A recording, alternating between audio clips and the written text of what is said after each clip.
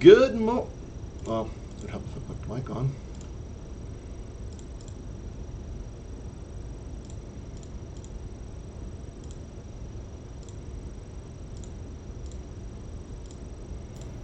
Good morning, Star Wars fans. Coming to you live today on the special Sidious. Today we have our special event, the Skirmish for Sidious.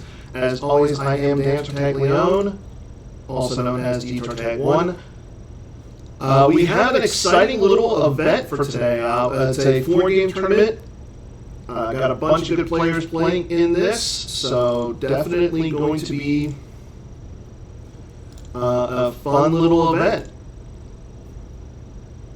I have the pairings already set for this game, so posting the pairings right now. And then we're going to go ahead and get into it. I will, if you are following along, we have another player who's going to be streaming, Garrett Larson. He's going to be streaming. You can actually see his Twitch account on the bottom on the scroll. I believe it's Dead Body 5578 or something like that. Don't put me up. And just going ahead and posting the pairings right now, and then we can go ahead and get into it. But definitely going to be a very fun event. I'm excited to play it, or to watch it, and it looks like we have some of our players posting, so let's go ahead and bring that up. And then we're going to go ahead and get started.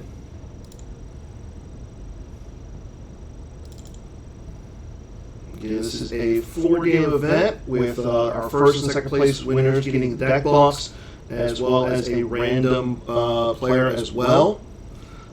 So I'll make sure that all the pairings are put into it, and I'll be putting the pairings onto the forums as well.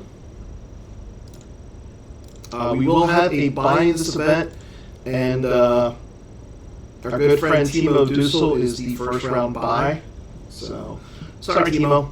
So our first game is going to be AJ Hatum versus Chris. So we have some exciting games for our first game. We have Wayne Cullen versus David Dredge, AJ Hatum versus Chris Kelly, Pat Johnson versus Garrett Larson, Adam Raddick versus Bill Kafert, and Logan Petit versus Ed Sheehan. Like I said, I'm going to be bouncing around today. It's going to be fun. On top of that, Garrett is going to be streaming as well. So make sure you guys check him out on that. But let's go ahead and pull up our game. Our first game is going to be AJ playing Thrawn versus Chris Kelly playing Hitco.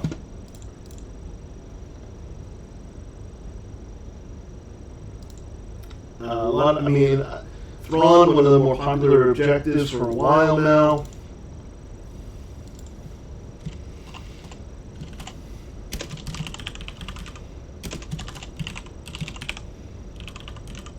Versus Chris Kelly playing the objective that he probably knows the best.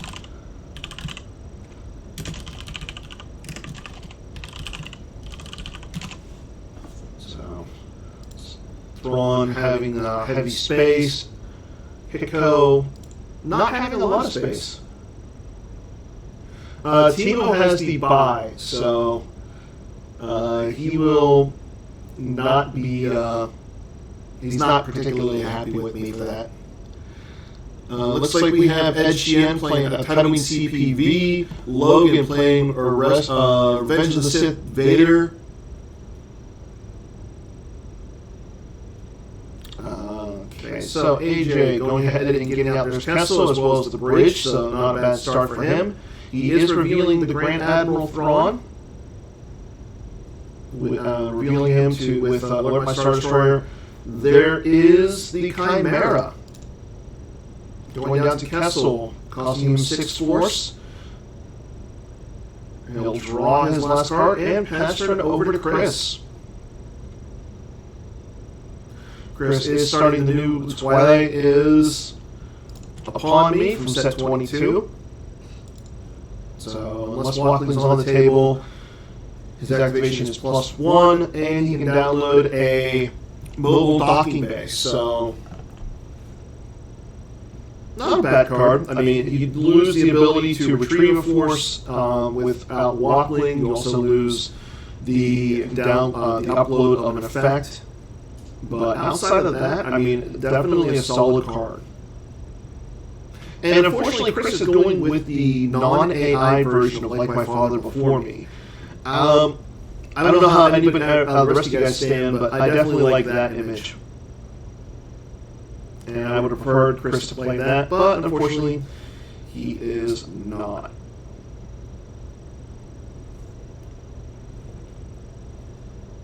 Okay, there's the Home 1 docking bay going down. Okay, looks like we have a lot of hit code today already. Adam is playing ISB versus Taco Bill playing Hitco, and then Garrett playing Hitco versus Pat Strawn. So we have essentially kind of the same matchup in that game as well. But like I said, I'll be bouncing around. I got a lot of games going on. I have the ability to tick in some of the other games. I want to check out this Tatooine CPD game really quick. Let's see.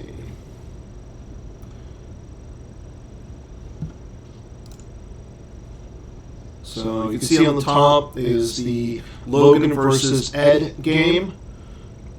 Again, Ed going with a Tatooine CPV, where he starts the Tatooine system with launching the assault, Walkling, Cytor Cal Fast. He has the Skywalker Hut as well. Looks like it's a kind of a force choke deck. In our main game, all Chris is doing is he just drew some cards after getting out one docking bay. So Chris experiencing the classic get throne roomed effect of the light side mains deck. So he hasn't gotten out his Yoda's Hut yet. He hasn't gotten out his Death Star 2 sights. So not the start that Chris wanted.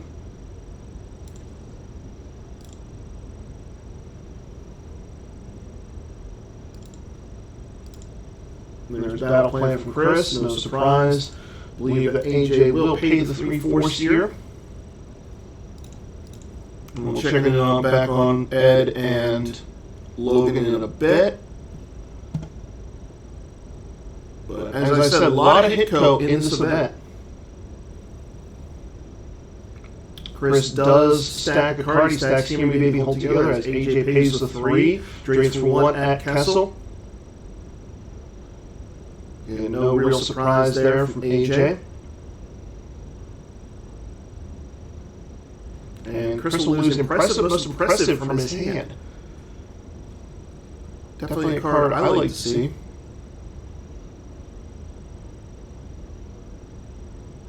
Yeah, AJ has been playing this Hitco for Saran for a while. We all know that Chris loves Hitco, so no surprises from him there.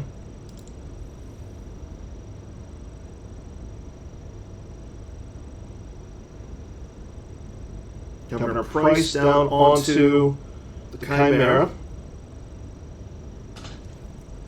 And as well as getting out Kashyyyk. So I like to start from AJ. The fact that he's got Governor Price, once he's stacking cards onto the Thrawn art effect, he'll get any card that does not have ability from his reserve deck that he wants. You can get Imperial Commands, you can get Blizzard 1 is a really good one. And he does move the Chimera over and pass as he draws cards, he'll pass turn into Chris.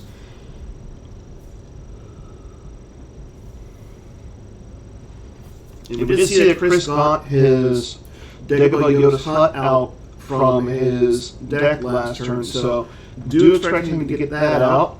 Looks like he's going to go out and get another docking bay as well.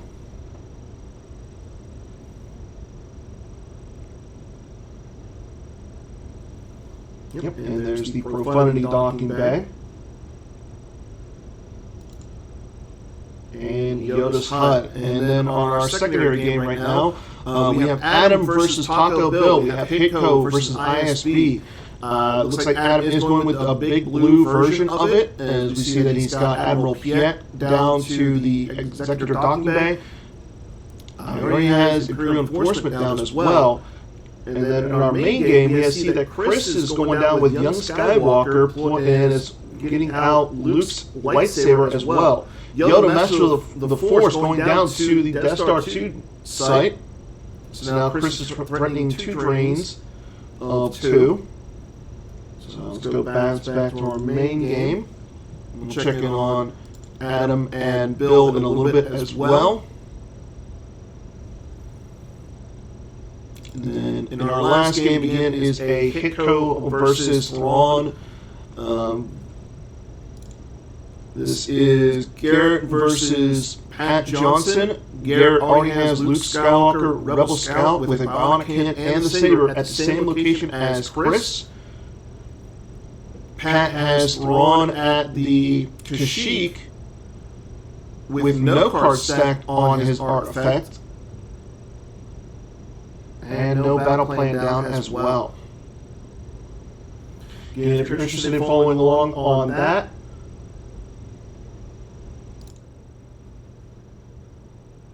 if you're interested in following along on that game, Garrett is streaming it on his channel, so make sure you guys go ahead and follow him. Give him a like and follow as well. Just notified that we're echoing pretty badly here. Hopefully that takes care of it.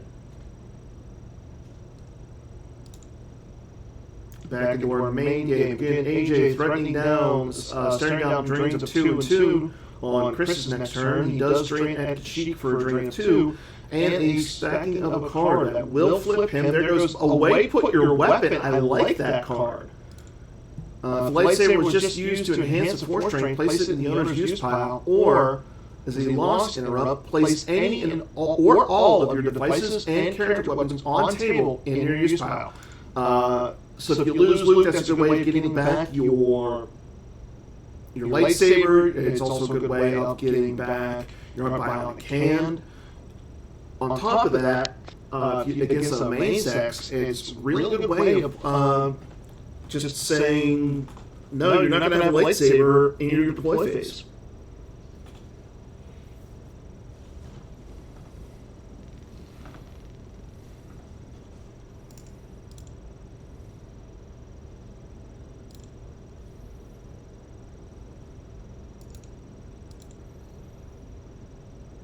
AJ does drain. Governor Price is grabbing a card for him. Thinking about what he wants to take here. And he will take Blizzard 1. Chris loses Ahsoka Tano and Our Only Hope off the top of his deck.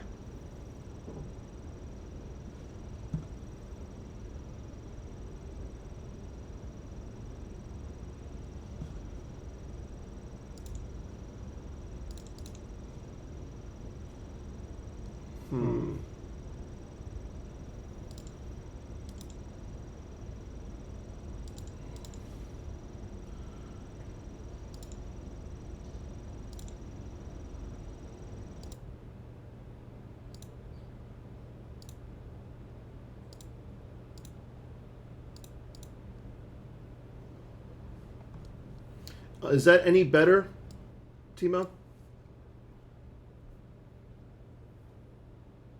And AJ throws down U-3PO down to block that drain in front of Luke. So instead of taking 4 next turn, looks like he's only going to be taking a drain of 2, which is much more manageable.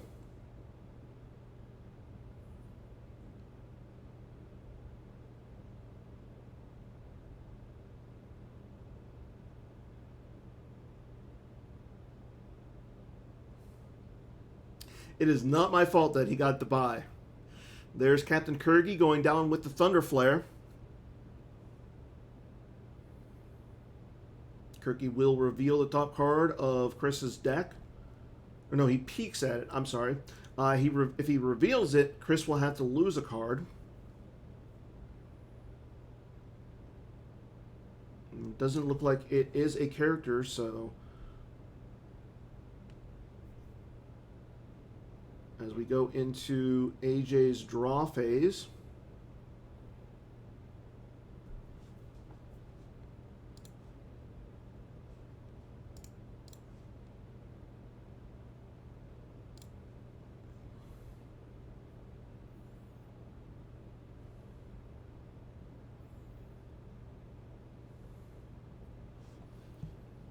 Checking in our Adam versus Taco Bill game really quick. Adam has gotten out the Executor with Piet and Commander Majeric, whereas Bill has Yoda Master of the Force down to the Endor Ewok village with the Prophecy of the Force already there, as we just saw him use Our Only Hope to move it this turn. But again, once Adam is flipped, he can start retrieving his ISB agents really easy. And in our main game, we see that AJ he just got down with a drain of 2 and 2 at the Death Star Chasm Walkway. He loses Admiral Mahdi as well as a Blizzard Scout 1. Adam loses Dark Collaboration and Tarkin, both from his reserve deck. Not necessarily that you want to lose those Dark Collaborations, as we see Luke Skywalker Jedi Knight going down. Bill going with the Luke Skywalker Jedi Knights over Young Skywalker and Luke Rebel Scout. So we've seen 3 different Lukes in 3 different Hitcos so far today.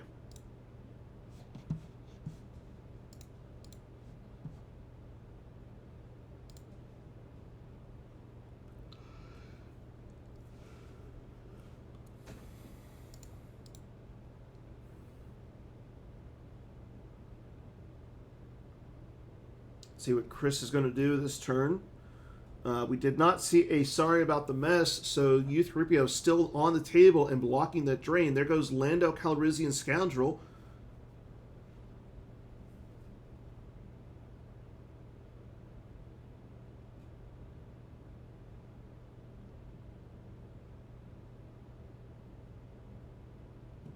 Joining Luke at the Advanced Project Laboratory. And there's quite a mercenary to break U-3PO's cover. So the droid's cover is broken. He's no longer an Imperial agent. He is now an ally of the rebellion.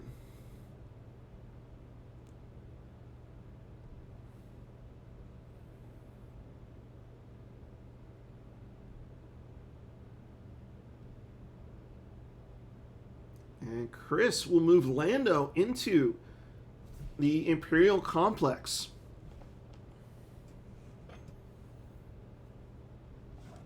And Ketwall, I do apologize for giving Timo the bye. It just happened that way. So, Chris putting a little bit of pressure onto AJ this turn.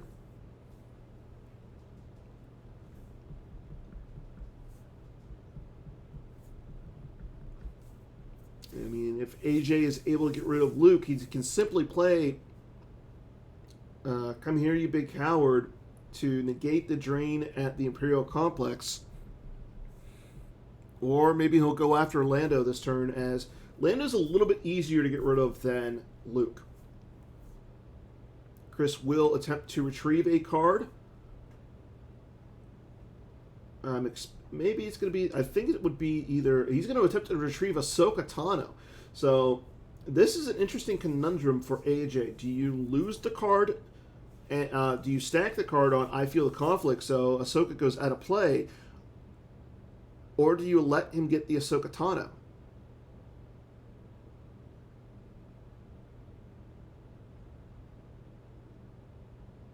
And I think that's what AJ is thinking about right now.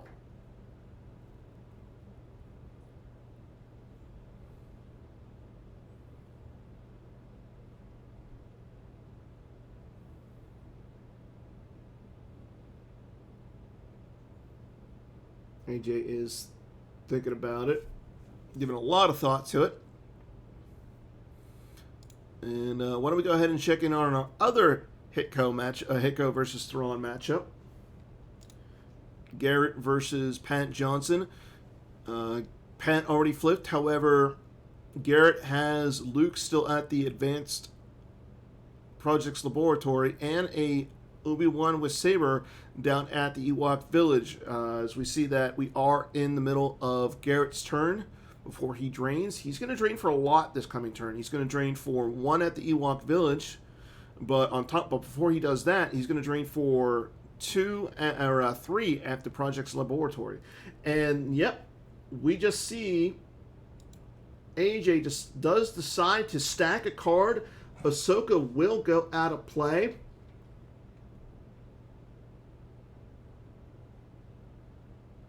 And he stacks Lost in Space. So no Ahsoka Tano for Chris Kelly this game.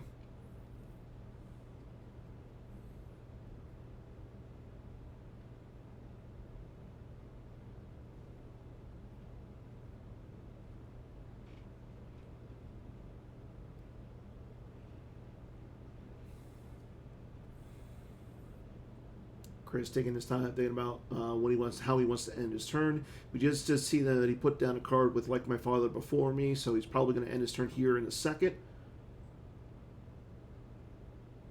I mean, he's got a 15 card hand, but AJ can't get rid of anything with the drop defensive shield, as he only has 1 card in his force pile. Chris will keep Lando around by paying the force at the end of his turn and pass control over to AJ.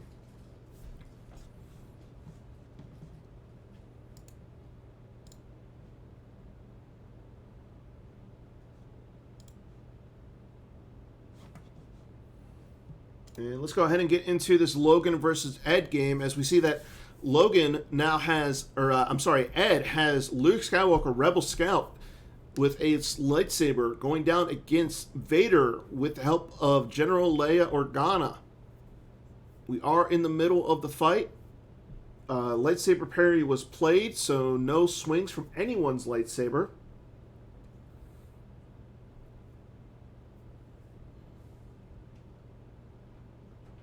We also see that Ed has Rey, all of the Jedi, on Leia's Resistance transport at the Tatooine system. Logan plays Vader's Anger to get 3 to his total battle destiny.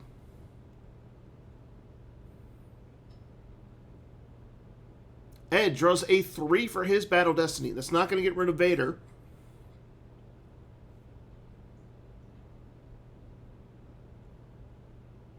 And he takes Captain Hera Syndulla into his hand.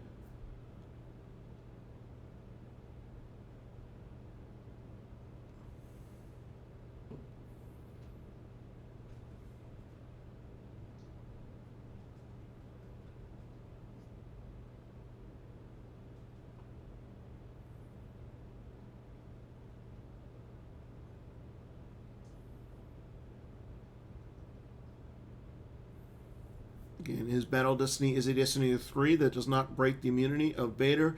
And Logan draws a 3 for battle destiny as well. It will become a 6 with Vader's Anger.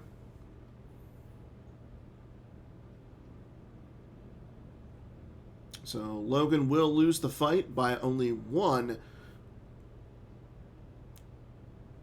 And Ed will have to lose either Luke or Leia.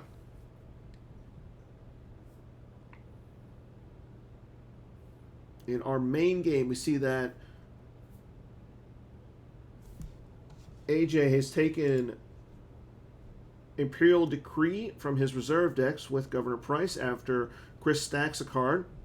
He will then lose Luke Skywalker Jedi Knight and Anakin Skywalker V, and Blizzard Scout 1 going down to the Lothal capital city. I'm not necessarily liking this because AJ could have easily attempted to get rid of Luke here, and he could have played Coward to turn off the drain at the Imperial Complex. Like, I know he's taking a little bit of a safer route, but this just seems bad. Now, he's only going to be... So, looking at this,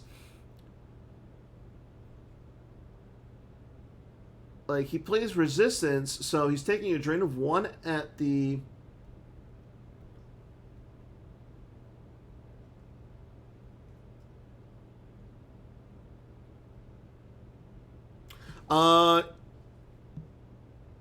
Yes.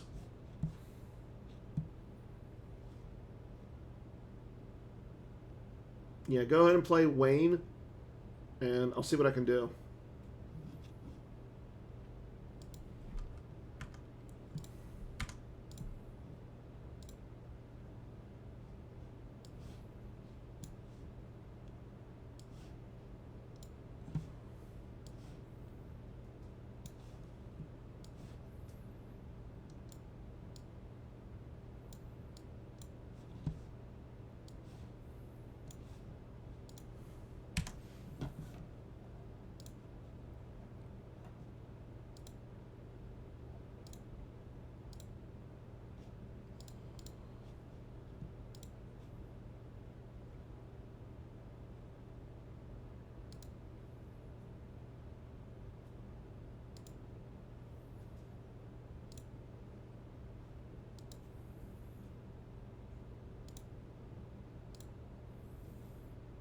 Wayne's going to be dark versus Teemo's light.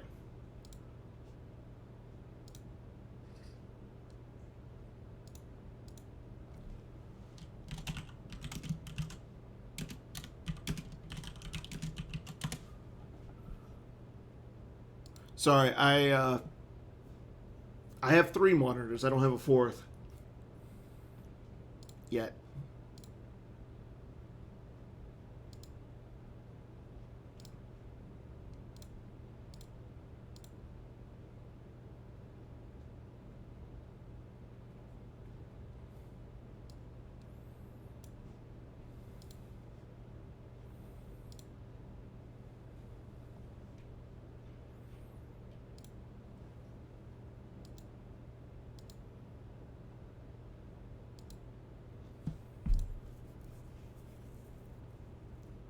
So Chris does not drain. Interesting. However, he does stack some he gets out grappling hook as well as Luke's bionic hand.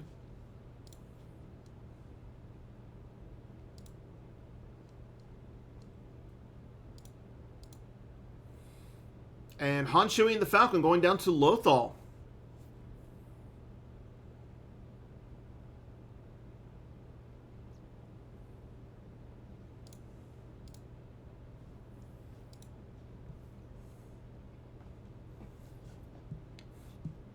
So, and as we just found out that we're going to have Wayne versus Teemo, let me go ahead and...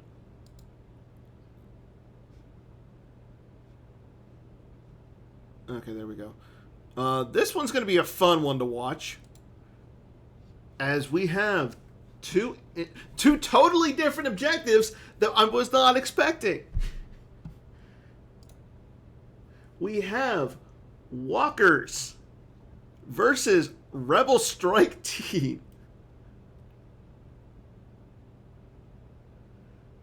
So, definitely excited to see this one, as we see that Chris is going down with Captain Harris Andola in front of the Blizzard Scout 1 and Blizzard 1, as with joining her is Leia Organa. This could be good for Chris.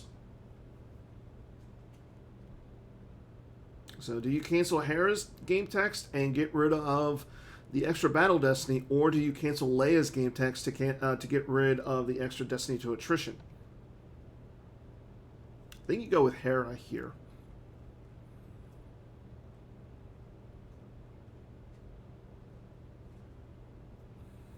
So we'll check in on Teemo and Wayne in a little bit, but now we have a fight between Chris and AJ. Chris initiates. There's Run, Luke, Run! Luke joining the fun.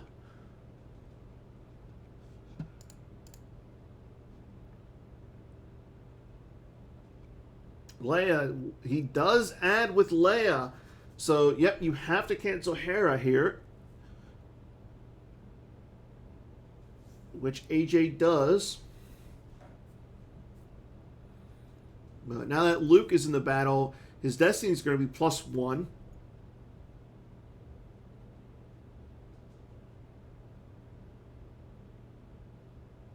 And he's going to cancel General Veers' game text.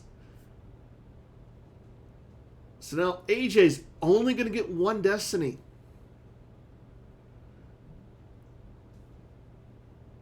Chris flexing his rebellious might.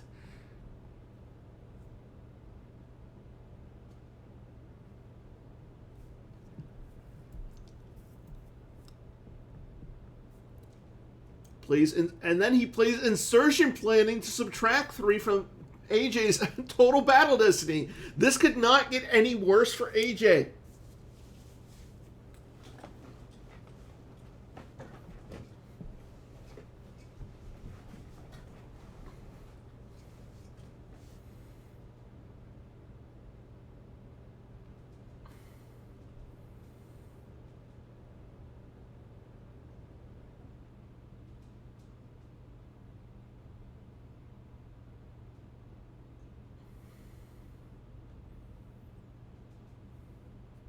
Chris and AJ thinking about AJ clearly thinking about what he can do here. Chris sitting really good in this fight.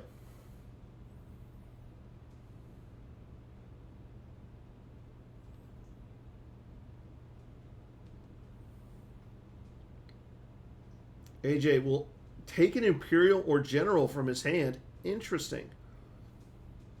Chris does grab that, as he has 2 grabbers on the table. He'll take another General Veers. So, with General... And AJ plays Skywalkers to add 2 destiny.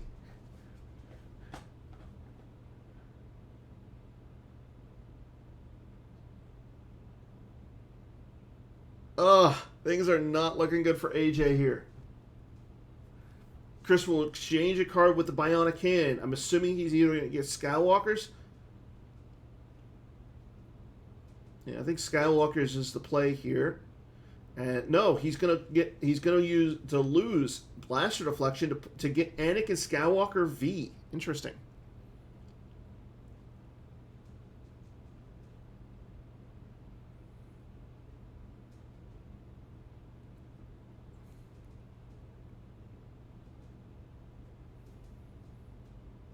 As Chris places a card down with his Like My Father Before Me. Again, no Battle Destiny yet from either of our players. Again, I'm not sure what AJ can do here, but it looks like he's going to lose Blizzard Scout 1, Blizzard 1, and General Veers. Chris draws his first Destiny. It's going to be a 6. Draws his second one, and it's a 4.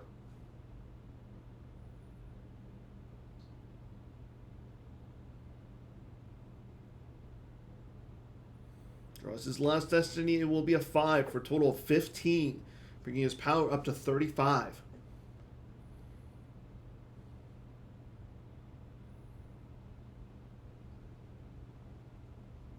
AJ draws a 4, bringing his total up to 18. But again, with Insertion Planet, it's reduced down to 1, so he's only got 15. There's the Destiny to Attrition, it is a 4. AJ has 19 into attrition here, as he has to stack a card on I Feel the Conflict. That could not have gone any worse for AJ.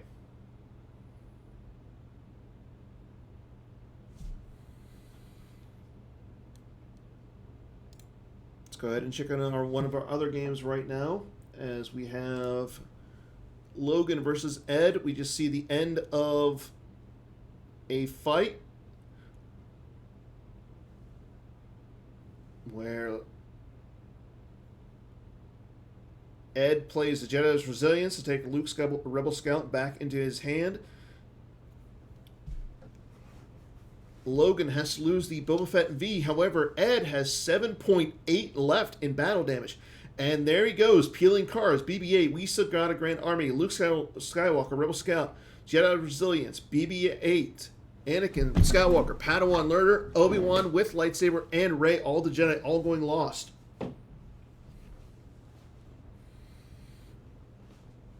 Nice little beat down from Logan. And back into our main game, we see that Chris has to lose 1 as AJ just stacked a Admiral Ozzel. He loses Captain Hera Syndulla. There goes General Veers.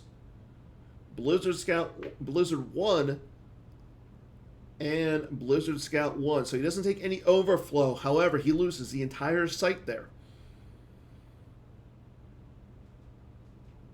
So that was not a good turn for AJ. Let's see how he can recoup.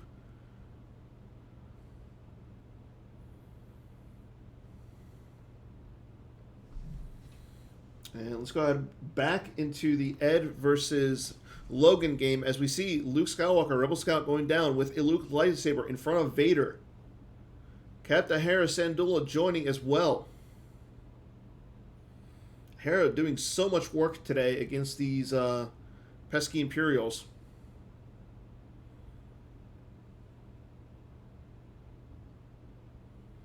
So we're going to see a fight here in a second in our secondary game.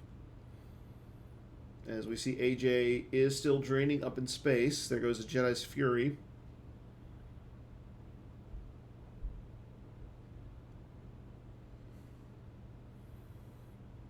And if you're Logan here, I'm assuming that you would... Yep, here's a fight from Ed. Vader will attempt to take lightsaber parry, a physical choke, or Vader's anger in hand. He's going to take Vader's anger. So he will get a +3, I believe, to his battle destiny here, if he plays it that way.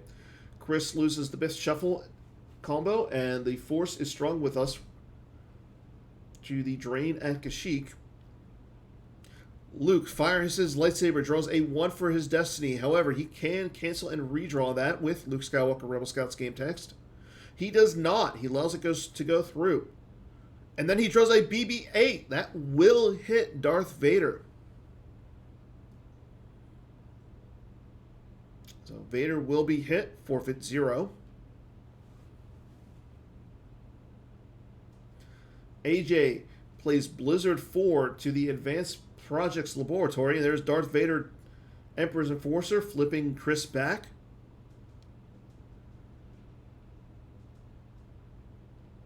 Logan thinking about who he wants to target with his lightsaber. Do you go after Luke and run the risk of the blaster deflection, or do you go for Hera, almost guaranteeing the hit? No swing. That's right, because he has no force saved. Ed draws a 4 and BB-8 for destiny.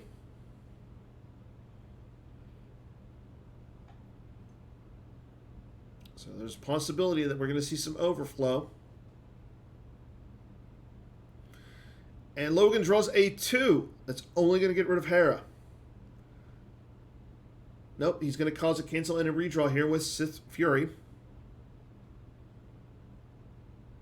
And he draws a 5. Again, that's still only going to get rid of Hera. But it does increase his battle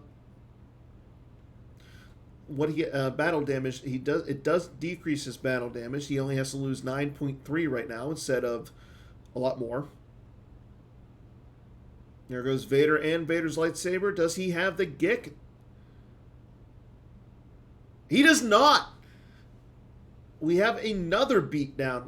We must accelerate our plans. Fifth brother, Sith Fury, all going lost. So it's 6.3 to lose. It's almost set like you're saying 7 cards.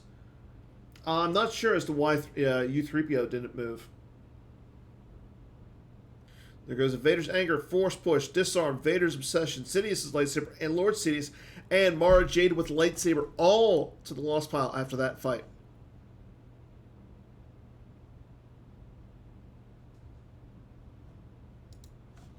We'll check back into that game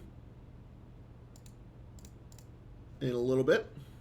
Let's go ahead and check in on Taco Bill and Adam. ISB versus Hitco. And we see we are in the middle of Taco's turn. And Adam has a doom stack of sorts down at the Endor docking bay, the dark side Endor docking bay. Luke Skywalker is sitting there at the funeral pyre. Yoda at the Ewok village. Ahsoka Tano sitting at the spaceport docking bay on Coruscant. And Han, Hera, and Saw Gerrera all sitting at the Home 1 docking bay. Chris drains for a lot this turn. Again, it is going to be limited to 2 with resistance on the table. AJ did move the Chimera over to block the drains at Lothal. As we see that we are into Adam's turn. So he saves a bunch of force, getting ready for a potential beatdown on Shirut with the potential for a Luke Skywalker run, Luke, run. But again, Adam is flipped. Actually, both players are flipped, with Taco only having 1 card in his lost pile. But he does have a lot of cards on the table, so we'll see what Adam's going to do this turn. With his nice little doom stack. Chris throwing down Kanan Jarrus.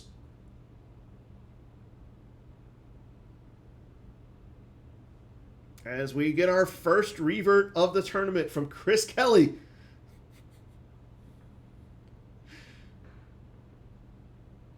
Chris, not one of these students under the Kendall Holman no reverts theory. And again, we're sticking with our Adam versus Taco Bill game right now, as well as our main game, only because Adam again has a nice doom stack in front of Shirut. And has a lot of potential for a lot of damage this turn. Chris will land the Han chewing the Falcon. Interesting.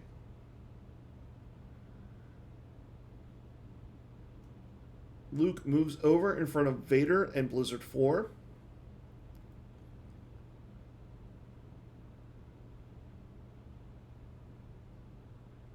Lando joins Han and Leia.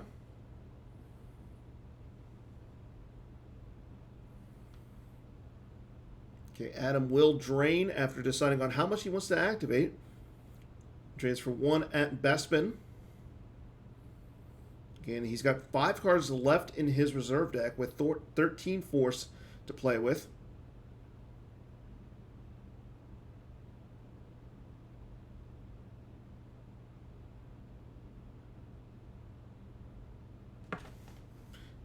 And he's got 8 cards in hand, so he could have anything in his hand here.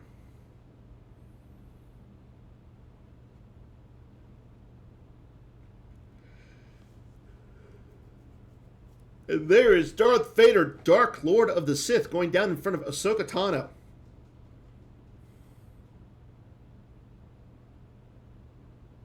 Kir Kanos going down with the Doom Stack.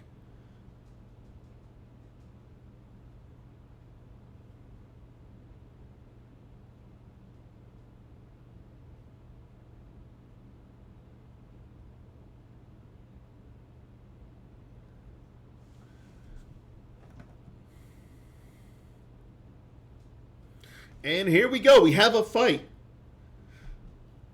An Imperial ISB squad against Shirut. Shirut looks at the top card of Adam's deck. And will move that card to the Force pile. You have to think that there is going to be a Run Luke run here.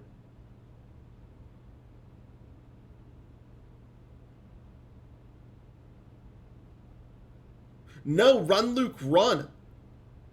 Shirut's game text is canceled. Again, but he will be made to be immune to attrition. But being down that Taco is down by 19 in power, that might not come to play.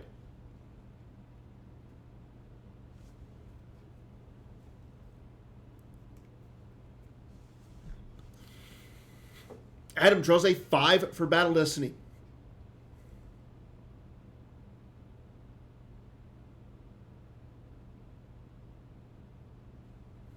Bill draws a 2, but it's going to be canceled with Tarkin. So Bill is down 29-5. If he doesn't have the Hojiks here, this could be game. Bill does have the Hojiks, so he will live to fight another day. And Adam will grab the Hojiks.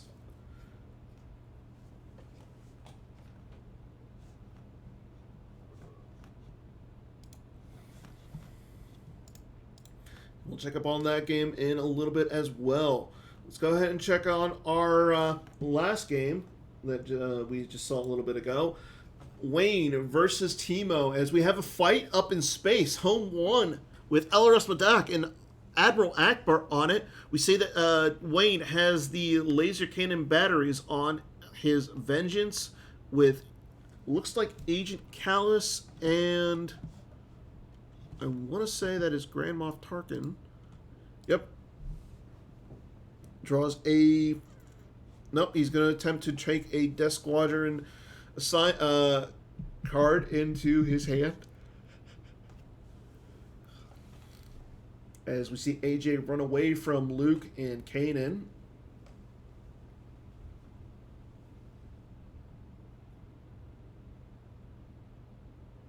Wayne's taking Death Squadron, or he takes a Blizzard 8 into his hand. Timo draws a 5 for Battle Destiny.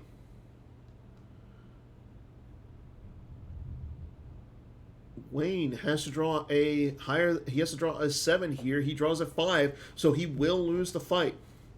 Now again, Timo is fully immune, while Wayne is not.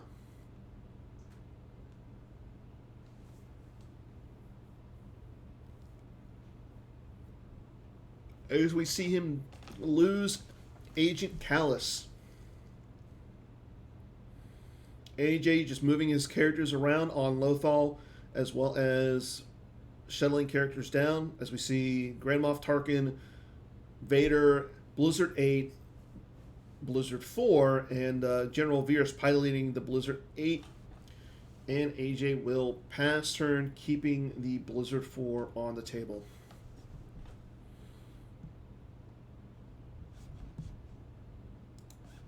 Again, we'll check up on Timo and Wayne in a little bit. Looks like we have one of our games done. Logan versus Ed.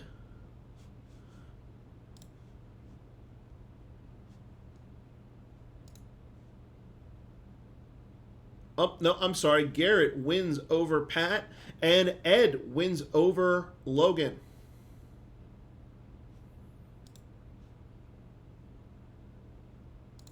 So Garrett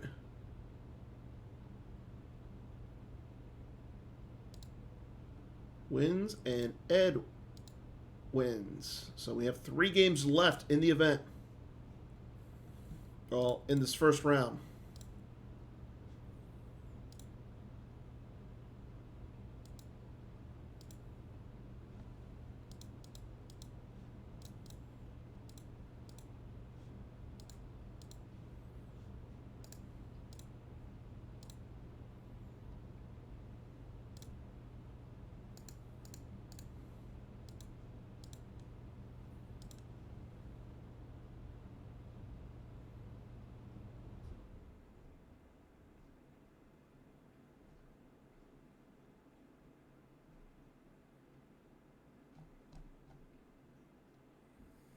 And back into our main game, we see that Chris is in his control phase, draining for 2 at the Chasm Walkway, as well as the Advanced Projects Laboratory.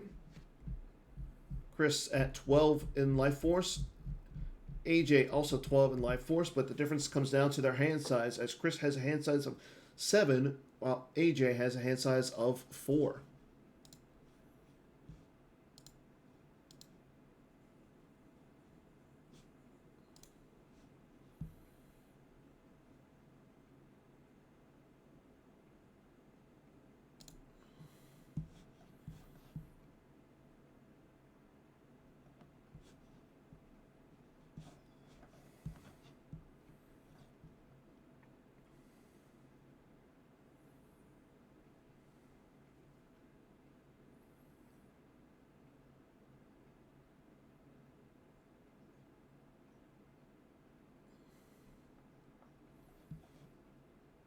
Going back to our Bill versus Adam game.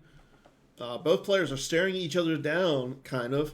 We see that Corporal Vandelay, Min Canoe, and Vader are in front of Saw Gerrera and Ahsoka Tano, whereas Adam has Tarkin, Sergeant Taro, Moff Gideon, Colonel Vanden Willard, Admiral Ozzel, and Kir Kanos in front of Luke, Han with Blaster, and a Captain Hera Syndulla.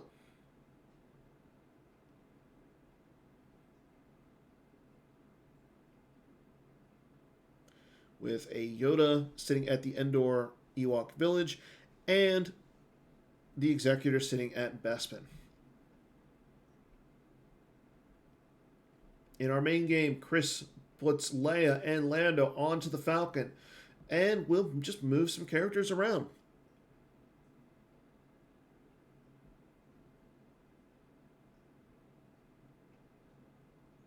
Adam puts down Deputy Director Haris Izan, Officer Evax going down to Coruscant.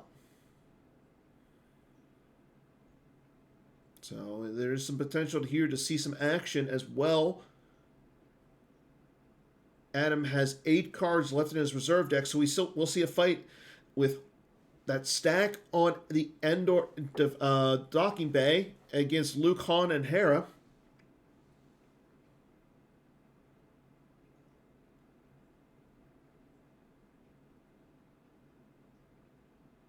Not necessarily sure I like the fight here.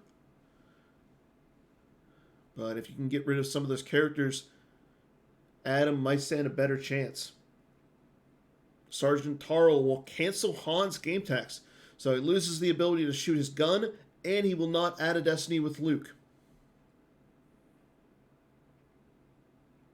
Luke, however, will swing at Tarkin. Draws a 3 for the first destiny. This is going to get fun here. If you draw, he could potentially cancel the second one to keep Tarkin around.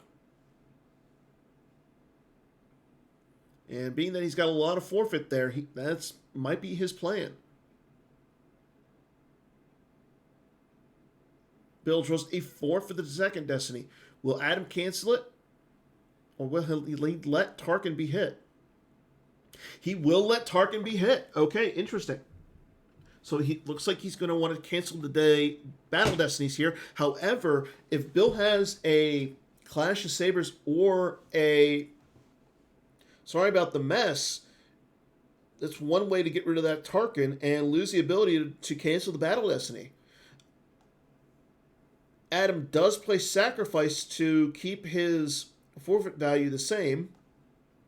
So he still retains his forfeit value. There's the Dark Collaboration to add 2 Battle Destiny.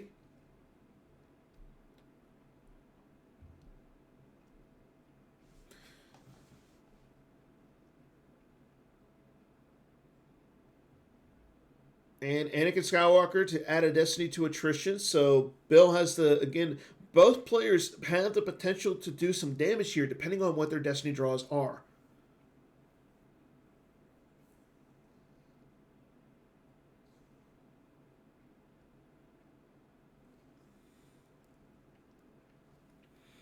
In our main game, we are seeing AJ just drained at Kessel and peeked at the top card of Chris's reserve deck with Captain Kurgi. Bill putting a card, he loses under attack to get back Anakin Skywalker V. Mara Jade with lightsaber going down in front of Luke, U-3PO, and Kanan Jarrus. And here we go into Battle Destiny. Lieutenant Deirdre is drawn for Adam's first destiny. He has Imperial Enforcement on the table, so he could potentially redraw that. He's going to redraw that with Corporal Vandelay. Draws a 5 for his first destiny. And we have a fight with AJ versus Chris. Lots of action going on right now. Adam with another 5. Hear Me Baby Hold Together is placed from the effect onto the lost pile, so AJ will get extra 3 power in the battle. And Agent Kalos is drawn for the second destiny again, but Adam will use Imperial Enforcement to cancel that and redraw it. as he draws another 5. 3 big destinies right in a row. In our main game, AJ takes a swing at Kanan Jarrus, draws a 4 for the first destiny. Bill draws Ezra Bridger for his first destiny, which is a 3. And draws a 5 for his second destiny. Kanan is hit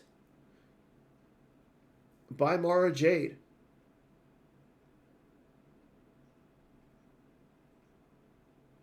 Now it is Luke's turn to swing. He will swing Grand Moff Tarkin. Bill has a total battle destiny of 8. He draws Luke Skywalker for destiny to attrition. He draws Luke Skywalker Rebel Scout, for his destiny to attrition, which I believe he can still cancel and redraw that. He is thinking about it. No. Tarkin cancels that. There goes Tarkin to the lost pile. Bill has 15 into attrition here.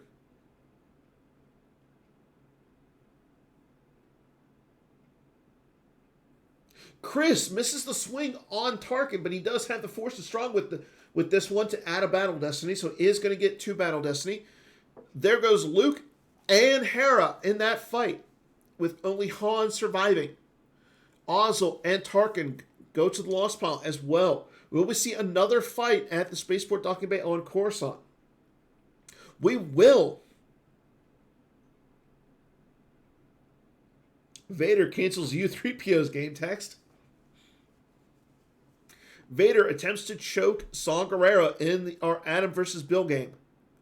Draws a 4. There goes Saw to the lost pile. However, no, Bill has, they're tracking us to subtract 1. Saw Gerrera will stick around. They're tracking us will go out of play, and Saw Gerrera will live.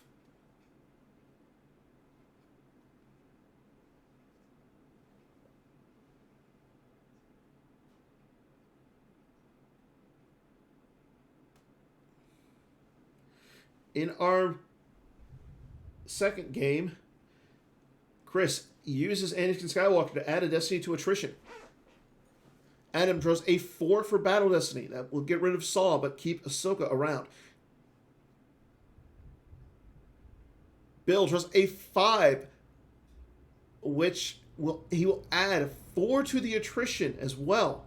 So Adam will have 9 into attrition here, whereas Bill only has 4.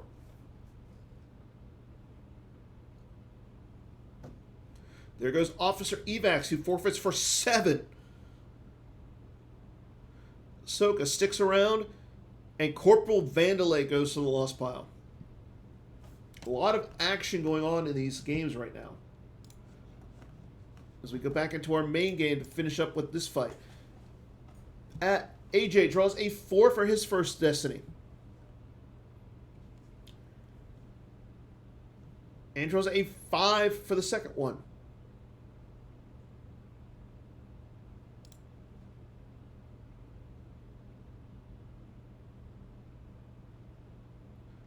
Chris draws a 4 for his first destiny. It becomes a 5, again with Like My Father Before Me. And a 6. That is big. Chris definitely enjoying drawing that 6 at that moment. However, he does draw a 1 for his destiny to attrition. Chris is down by 19 in power. And Chris does not have the Hojix, so he will concede.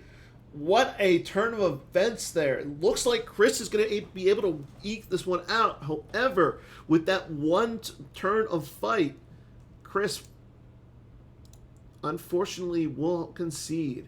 So let's go ahead and go back into... Let's go ahead and get out of that game. Let's go back and check in on Adam and Taco. As we see Luke Skywalker, Jedi Knight going down with Ahsoka Tano. Really quick, checking up on our last game of Timo versus Wayne. Both players are flipped. However, Timo does not have the home one on the table anymore as the Vengeance has taken over Endor. But, however, Timo is still looking like he's in a good spot here, as he has 25 in his life force, with Wayne only having 13. Bill getting out grappling hook.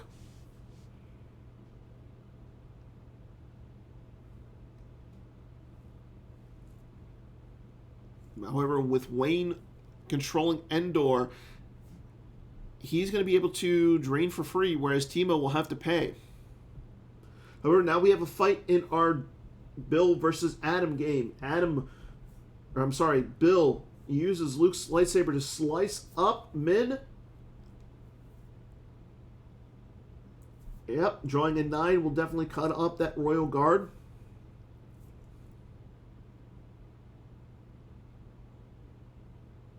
Adam thinking about what he can do here. Bill draws a 4 for Battle Destiny. That will not get rid of Vader. However, he is still down by 9 in power before he draws a 1. That becomes a 0. That is big. However, Adam, again, has the Imperial Enforcement, so he can cancel that draw and take Harkin into hand. He draws a 3. That becomes a 2. Again, still not enough, but he's only down by 7 now instead of 9.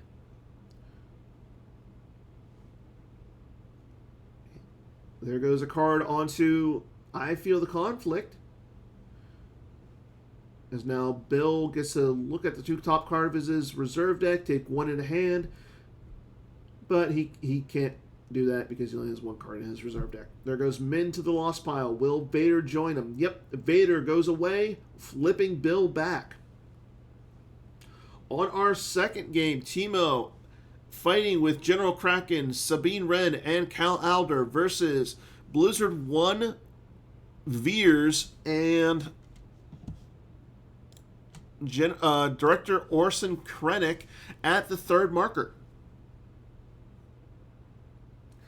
And Bill puts advantage onto Luke. That's going to cause some force damage. Luke teleports over to the Ewok village, also moving Han away from the Doomstack at the docking bay. Timo plays insertion planning. Ahsoka moves away from the docking bay as well. Timo subtracting 3 from Wayne's total battle destiny. Wayne attempts to shoot at Sabine Wren, but Timo has too close for comfort to make him use 2, which he will.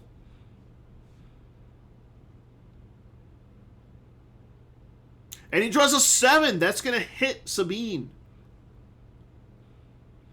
Mandalorian armor is good. However, it's not good enough against AT-AT guns. Her forfeit value is reduced to 0 now.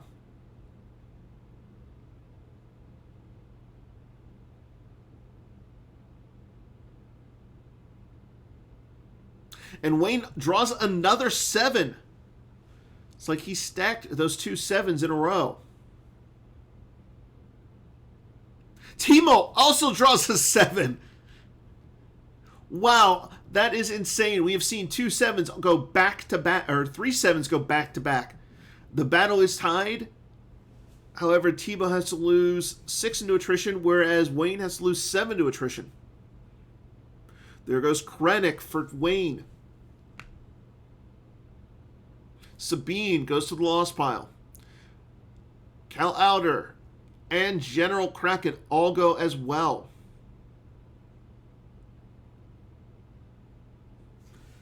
And checking up on our other game, our current main game.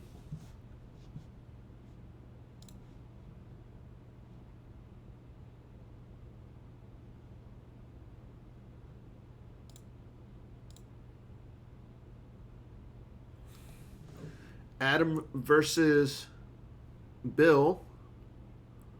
Drains for 2 at the docking bay and drains for 1 up in space. Bill 18 cards in his life force, with Adam having 15.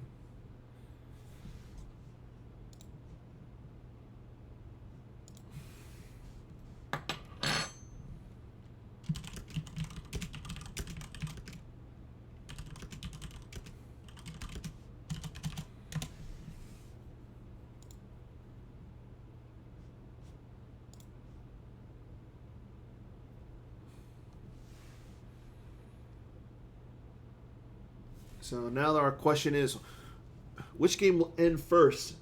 Timo versus Wayne, who started later, or Adam versus Bill?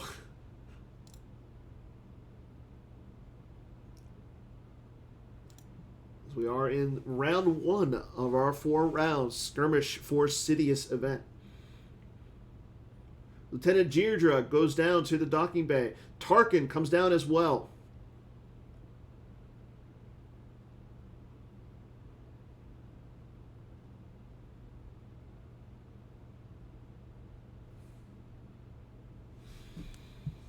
And Agent Callus. Looks like Adam wants to fight again. Let's go ahead and check in on Timo and Wayne. As we see General Leia go down in front of Blizzard 4. Major Bren Derlin going down at the 3rd marker.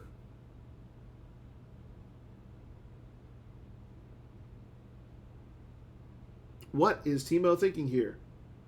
Adam will use No Escape to take Darth Vader back into his hand.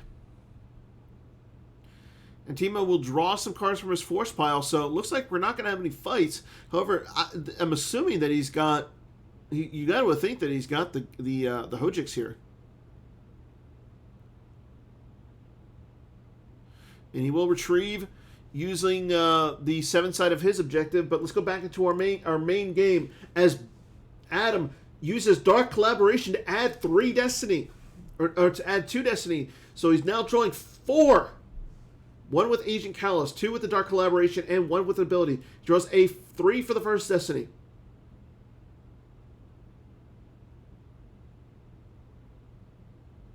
There's a 4 for the second Destiny. This is definitely going to get rid of Ahsoka. Draws a 1.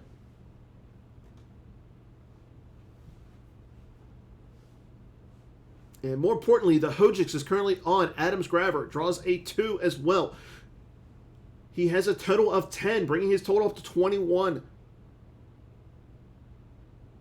Bill will get his Destiny, but it's going to be canceled because of Tarkin.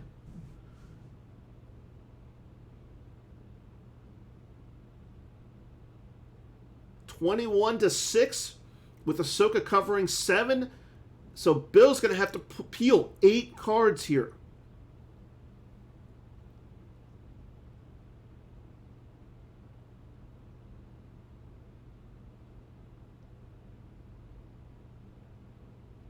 There goes Yoda, Master of the Force, Luke Skywalker, Rebel Scout, Anakin Skywalker, V, Our Only Hope, Obi-Wan with lightsaber, Blaster Deflection, Luke's Bionic Hand.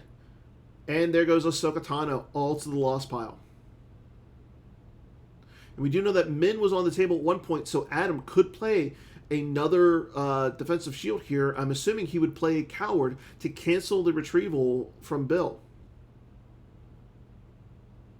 However, Adam does have to lose 2 because of the advantage. There goes Major Partagaz and Agent Callus.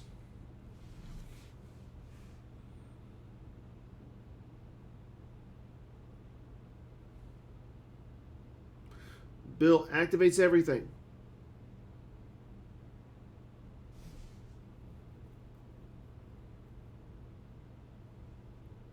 Drains at the Ewok village. It's going to be a drain of 3.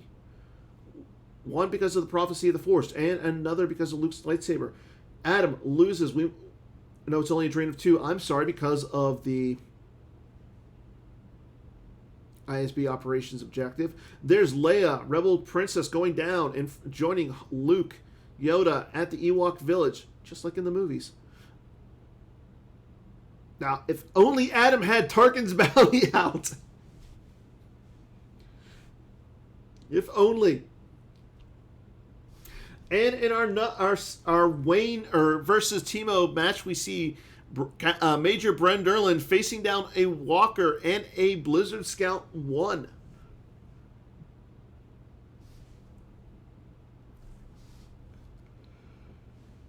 Wayne has only 1 card left in his reserve deck, so it's going to be a Destiny to Power.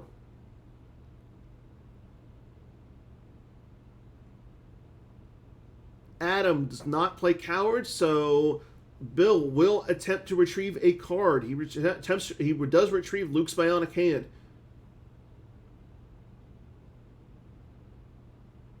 Nope. Instead of getting a Destiny to power, he shoots Major Brenderlin, who now has no forfeit value. So it's going to be 13-2, down by 11.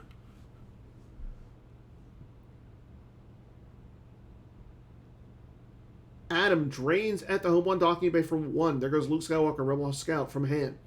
Drains for 1 at Bespin. There goes Captain Cassian Andor as well. And no surprise to anyone, Teemo has the Hojiks. Leia, Rebel Princess will cancel the drain at the docking bay. Again, where's the Tarkin's bounty? Just saying.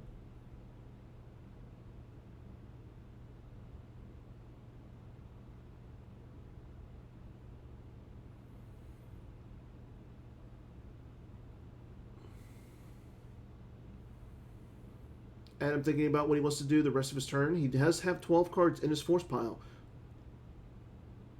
Potentially going to see Agent Callus, Tarkin, and Lieutenant Deirdre move to the spaceport docking bay.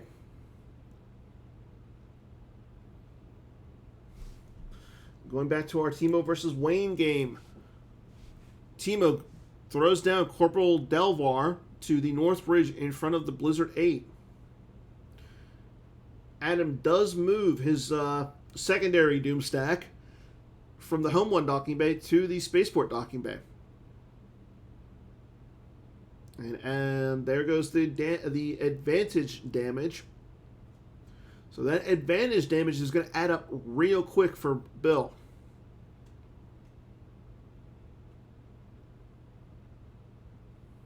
As he loses masterful move, and I can't shake him to the essentially ping damage. Wayne reacts over with the Blizzard Scout 1. Leia adds a Destiny with Rebel Leadership.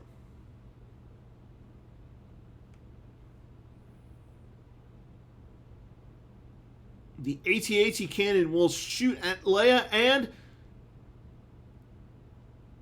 I believe that's going to hit because of the third marker. So Leia now forfeit 0.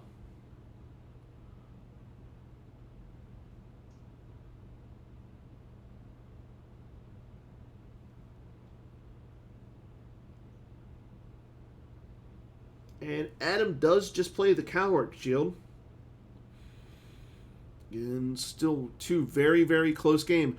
Blue Scout 1 will cancel Corporal Delvar's game text.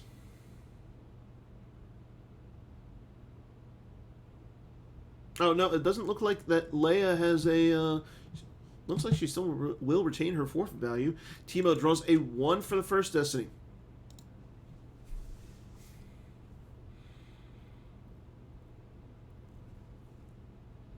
And draws a 7 for the second one.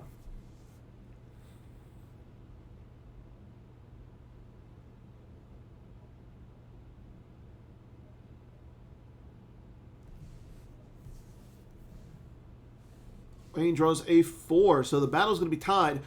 However, Wayne has a lot of attrition here. There goes Leia to the lost pile.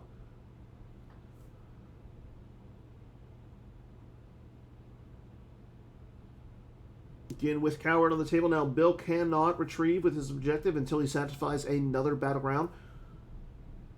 First things first, he does drain at the Ewok village, and he also will peek at the top card of his reserve deck. So after all that action, only Corporal Delvar remains at the Hoth site. Wayne does have 2 cards in his hand. So we'll check up on that game in a little bit as well. As we see Han with heavy blaster pistol comes down, joining Lando at the Endor docking bay.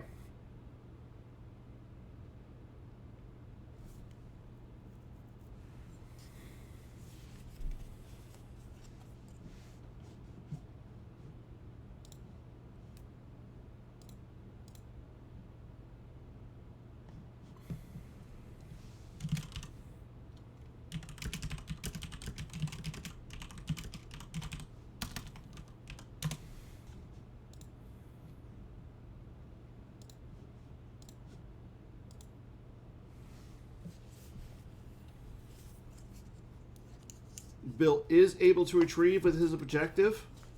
He's attempting to retrieve under attack.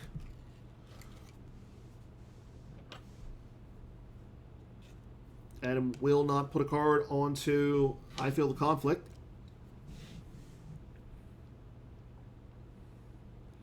And he will keep Lando sticking around for a little bit.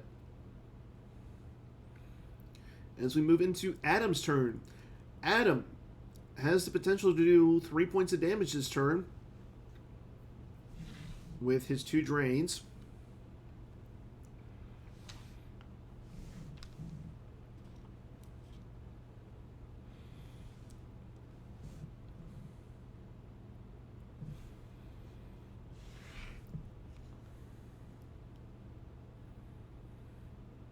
Adam activates 4. We are into his control phase. As things are going to get pretty interesting over in our Wayne versus Teemo game. As Wayne drops down Blizzard 4 in front of Corporal Delvar.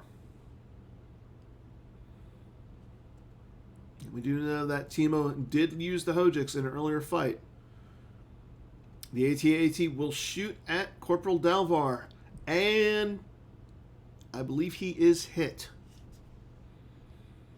After drawing a destiny of 6, with Corporal Delvar's forfeit or defense value as a 2. However, he will restore him to normal. There's insertion planning to reduce the total battle destiny by 3. Quite a mercenary to put a card back. And there's Vader going down in front of Han and Lando. This could be very bad for Bill.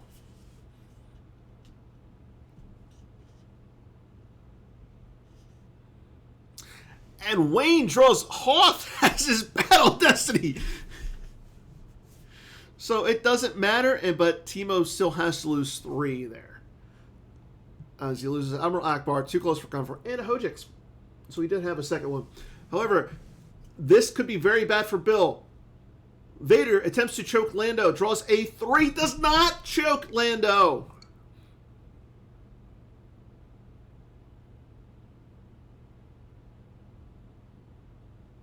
He will cancel it. And force push will choke Lando, but now he's not going to get Destiny.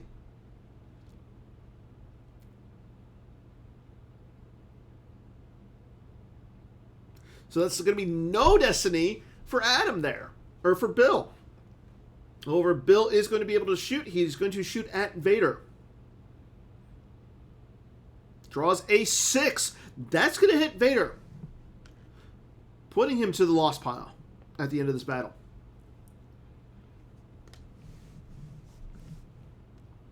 However, Bill is down by 15. With Han covering 6. So he's going to lose 9 here. And he currently only has 14 left in his life force at hand.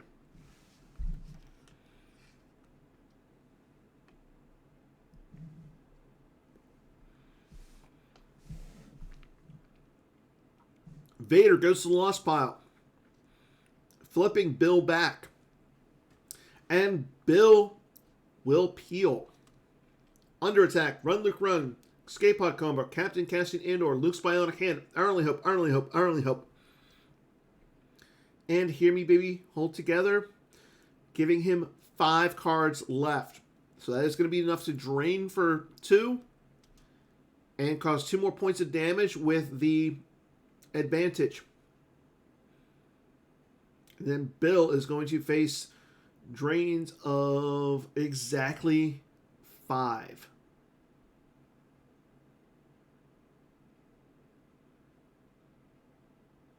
So that should end our Bill versus Adam game.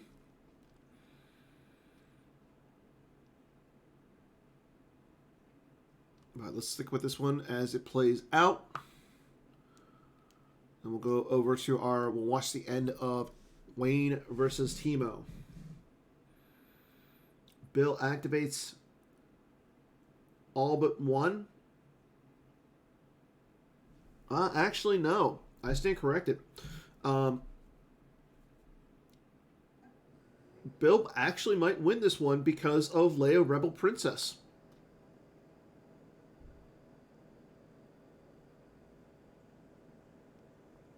As he drains for 2.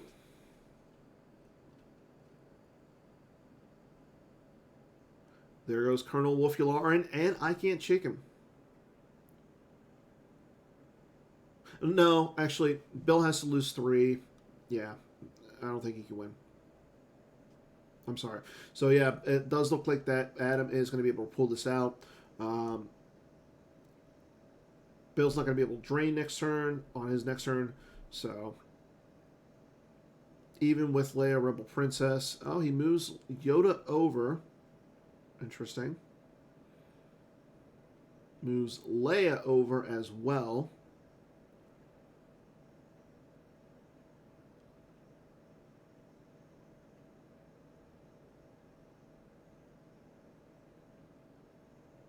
And it looks like Timo concedes to Wayne. So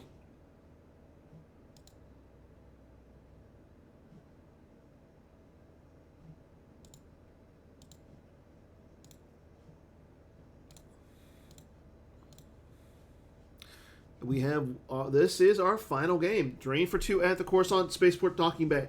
There goes the Jedi's Fury, as well as Luke's Bionic Hand. 3 cards left for Bill. Drains for 1 at Bespin.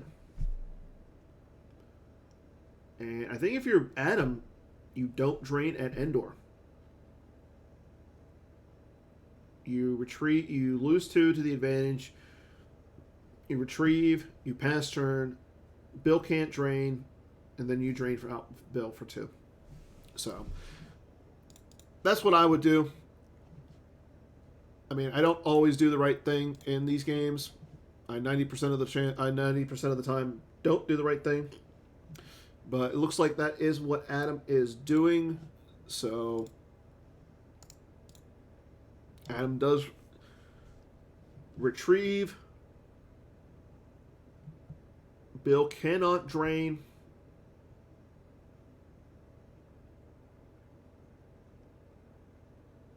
And so this game is pretty much over. So once this game is complete, we'll go ahead and I'll get the tournament software up and running.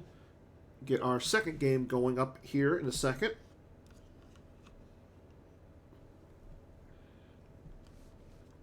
And we'll continue with all the action. Bill activates, moves Yoda over to block the drain at Endor.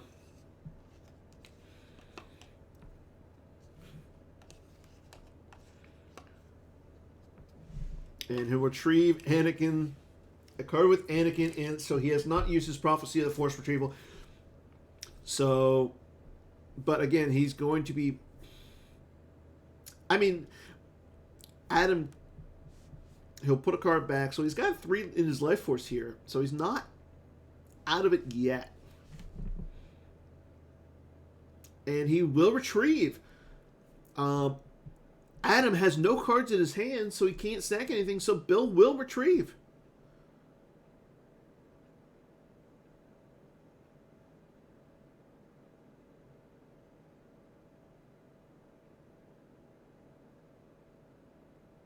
Okay. So now we do move into Adam's turn. He will be able to drain for 3 this turn. Yep, there he goes, draining for 3. But what also, like, then he's going to be losing 2 to advantage. And Bill will be down to 1 with Adam at 2.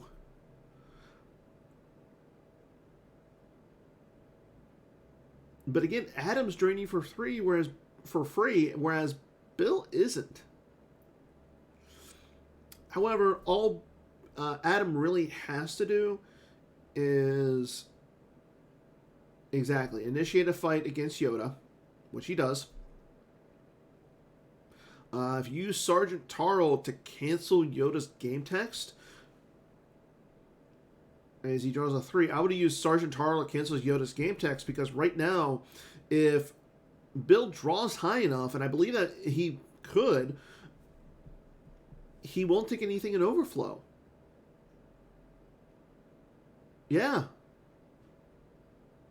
There's some potential here that Bill won't take anything in overflow.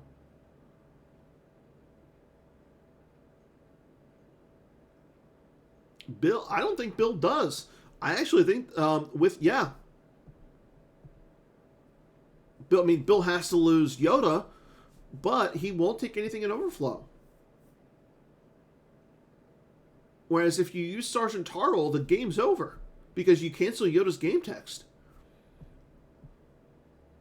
So he will not get that +3 to power.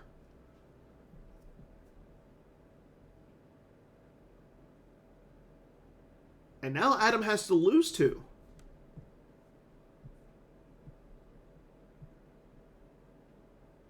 As he loses from his hand as well as his use pile. He can now he's going to be able to retrieve 1 with his objective, obviously.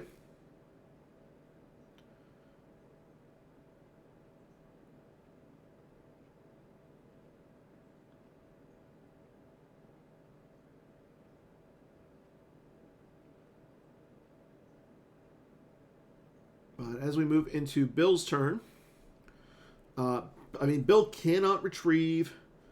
He's going to look at the top card of his deck. I believe he has to take it into hand. He does. And that will be our game. So Adam will take our game over Bill Kafer.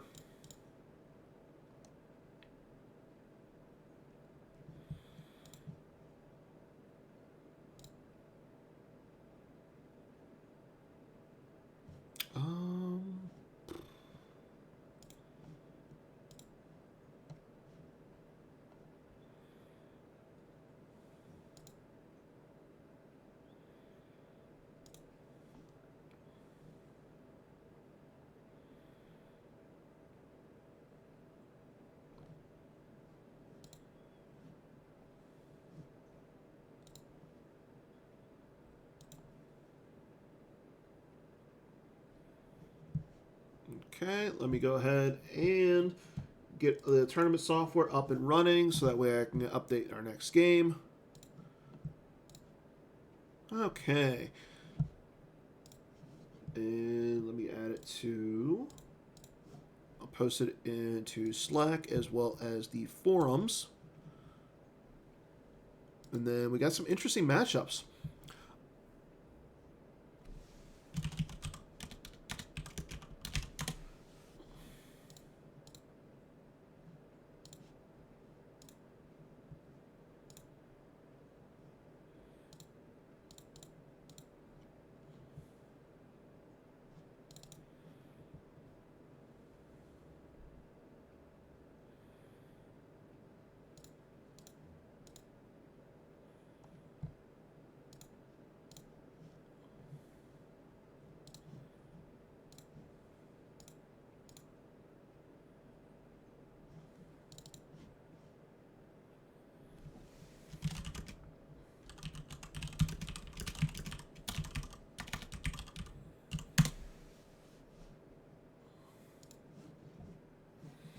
Okay, so our matches for this round are Garrett Larson playing Darkside versus AJ Hatum playing Lightside.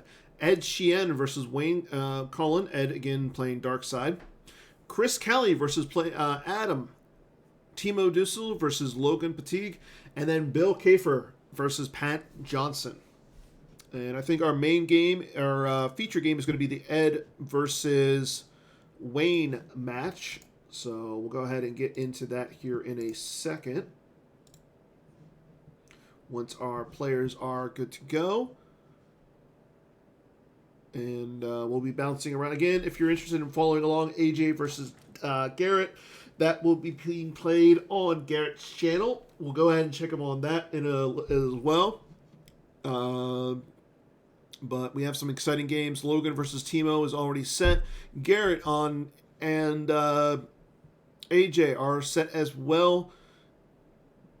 Pat and Bill are playing Chris versus Adam, and we are still waiting on. We're going to be waiting on Wayne versus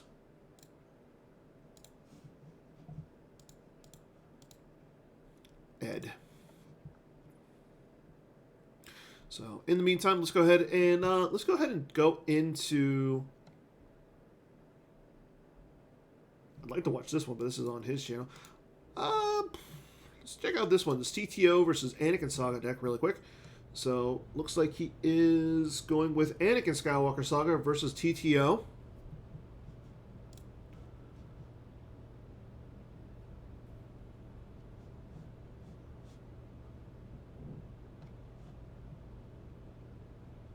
And some of the other games that are going on. ISB versus the Empire knows we're here. So ISB versus Walkers.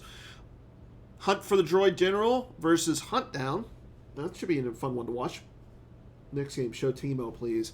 I will. You're watching Timo. You're watching Timo. And again, we are waiting on Ed and Wayne.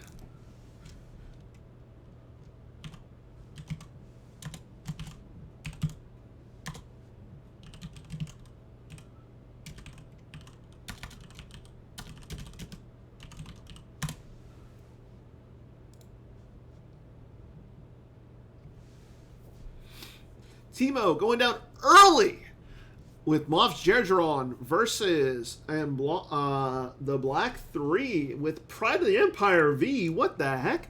If you just deployed a pilot aboard a Black Squadron TIE, deploy on that pilot.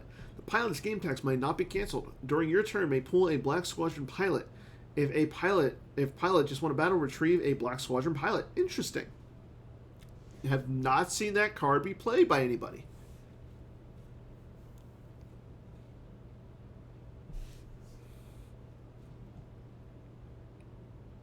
And then Bill versus Pat is Thrawn versus Watch Your Step. Ooh, that's going to be a fun one.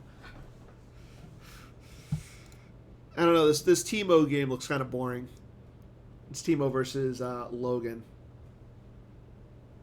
There is the Death Star 2. It is orbiting Endor.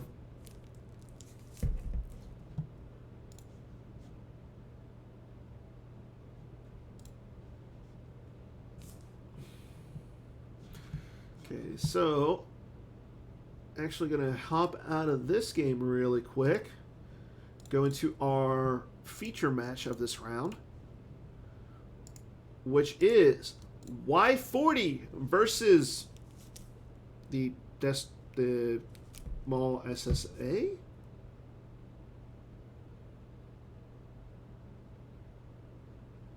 Yep, we have Maul SSA with an Ed twist. We have Bat 40 from Wayne. It is Bat 40 versus the Maul SSA.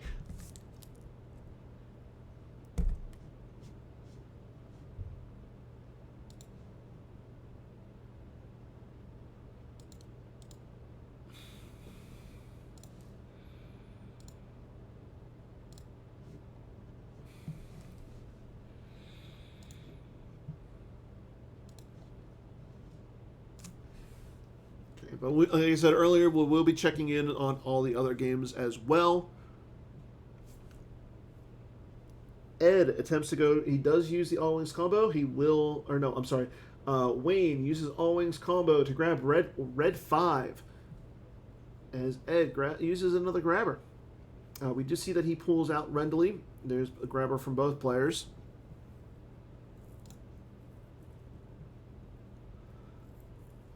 We have some action already in our Timo versus Logan game.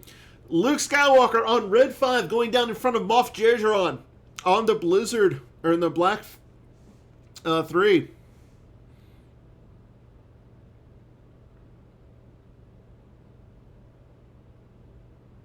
No, Timo, don't let it.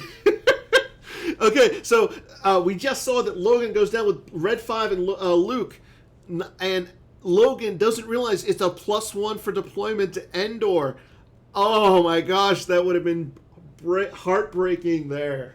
But Timo, being the nice gentleman that he is, allows the revert. Oh, we do see that Timo's in the chat saying that was a tricky revert, though. I do agree. I full-heartedly agree. You should have punished him, Timo. But you know what? In the spirit of the game, I do appreciate you doing that, Timo. Thank you. You are a gentleman and a scholar.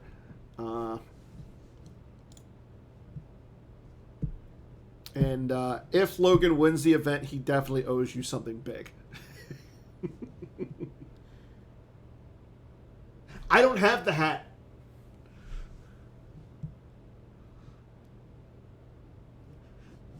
But let's go back, bounce into our main game of Bat 40 versus Mall SSA.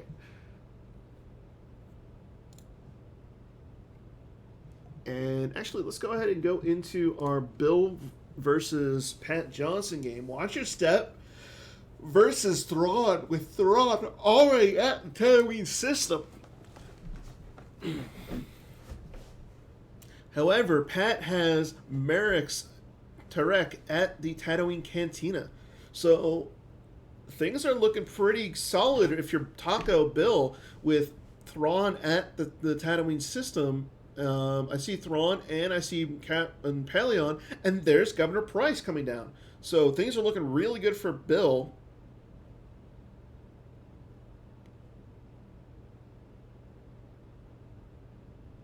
However, with Pat playing Watch Your Step, probably going to see him convert the Kessel.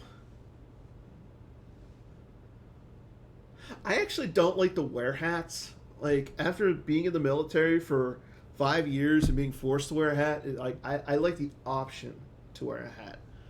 But I'm not a big hat guy anymore.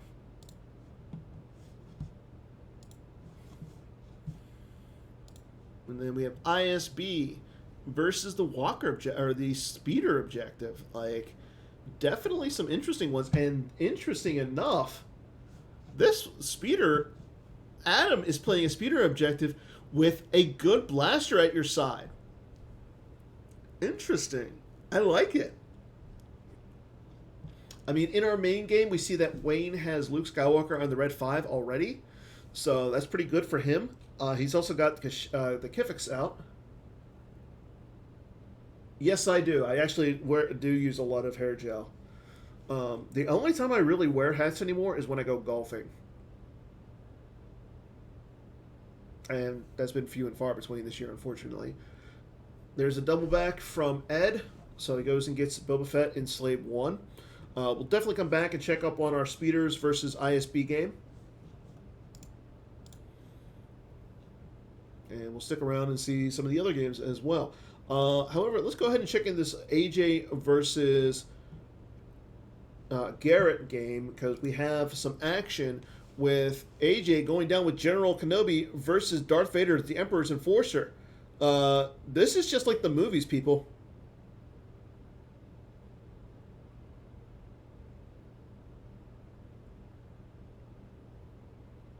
AJ pulling a clone or a lightsaber out. And then in our main game, Ed is going down with Boba Fett and Slave 1 with Zuckuss and Miss Hunter. Oh no. This could be very bad if you're Wayne.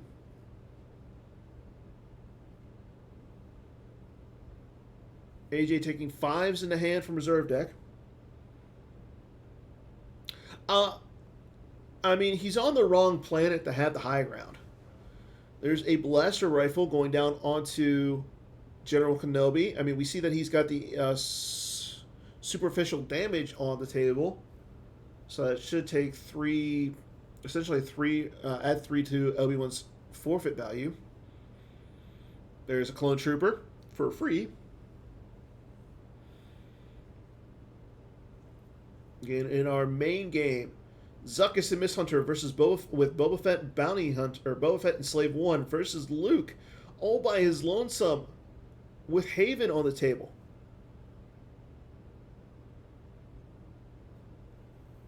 Obi-Wan swings at Vader. There's the force field from Garrett. AJ grabs that force field. Who will Vader swing at? See that there's both I Am Your Father and the Blast Door controls on the table.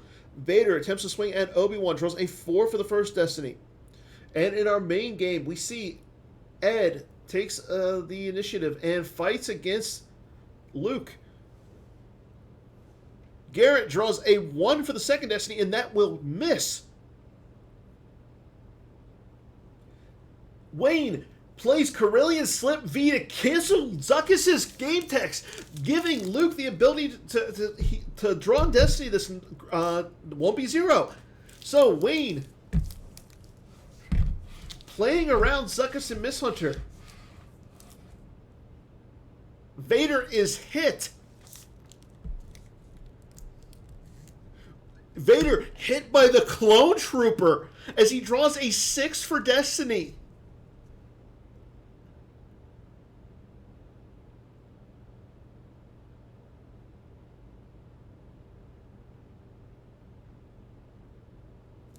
Garrett playing Secret Plans. But it doesn't matter. Vader is going to go to the lost pile here.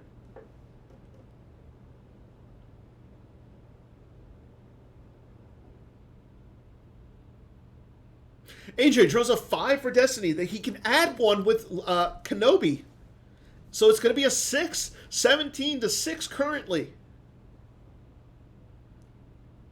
Garrett draws a 4. That's only going to get rid of the Clone Trooper and the Blaster Rifle.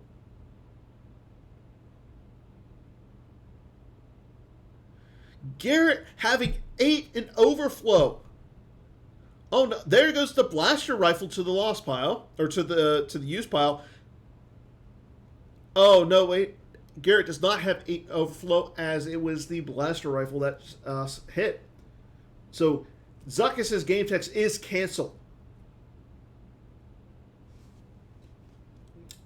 We'll come back to Garrett versus AJ in a bit. However, again, back in our main game, Zuckuss' game text is canceled. Wayne getting 2 Destiny here has the potential to take Ed out of space. What a turn of events. There's Secret Plans on the table for Ed.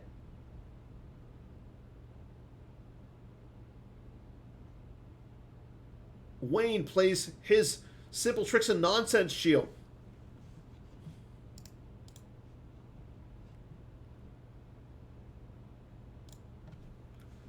Ed draws a 3 for Battle Destiny, but again, Luke is fully immune there. Currently, Wayne draws a 5 for the first Destiny, bringing up to 11 in power. Draws a 3 for the second Destiny. That's going to clear the system for Wayne.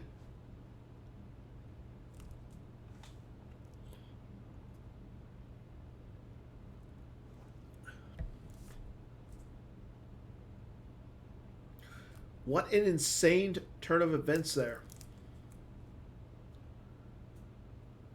And there's battle order. Let's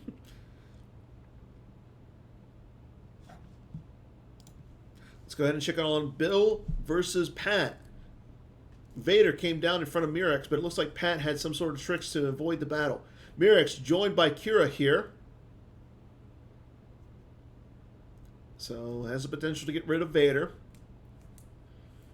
Han Solo coming down as well. Luke retrieving 1. Retrieving that insane play of the Corellian Slip, having the right card at the right time. There's a Han's heavy blaster pistol from onto Han Solo.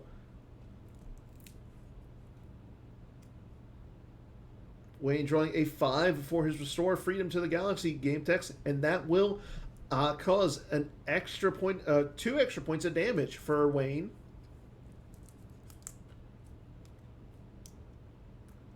So he's going to have to put a card underneath the system and then lose 2. Han attempts to fire at Vader. Needs a not high enough to hit. But he is getting 2 Destiny, and Kira can negate all battle damage, I believe. Yep, Vader will not be hit. Cancels Merrick's game text.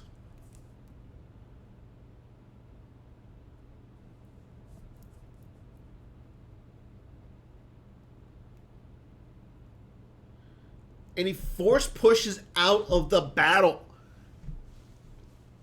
Wow.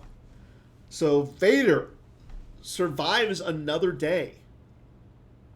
But on top of that, now Bill will be able to drain for free. To our main game, we see that Wayne, after that insane play, well, I wouldn't say it was insane, but it was a really back-breaking play, goes ahead and does retrieve the Corellian slip and gets out Camino.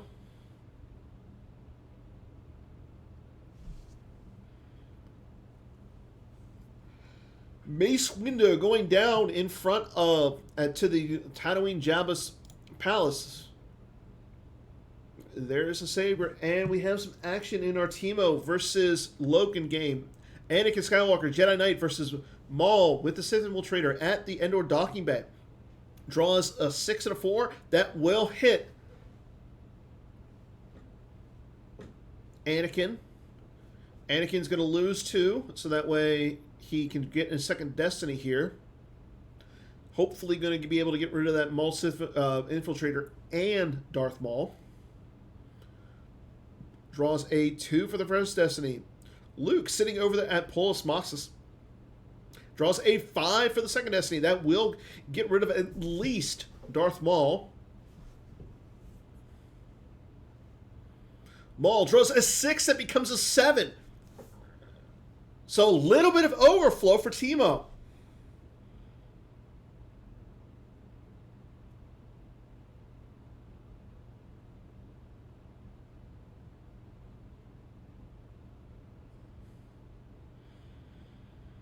Logan has the Jedi Resilience, so he will get Anakin back to his hand.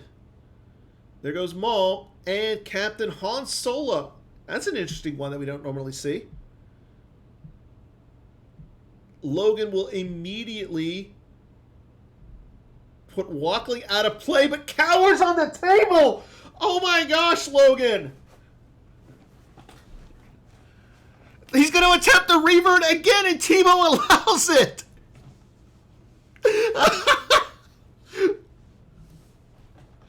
I love it.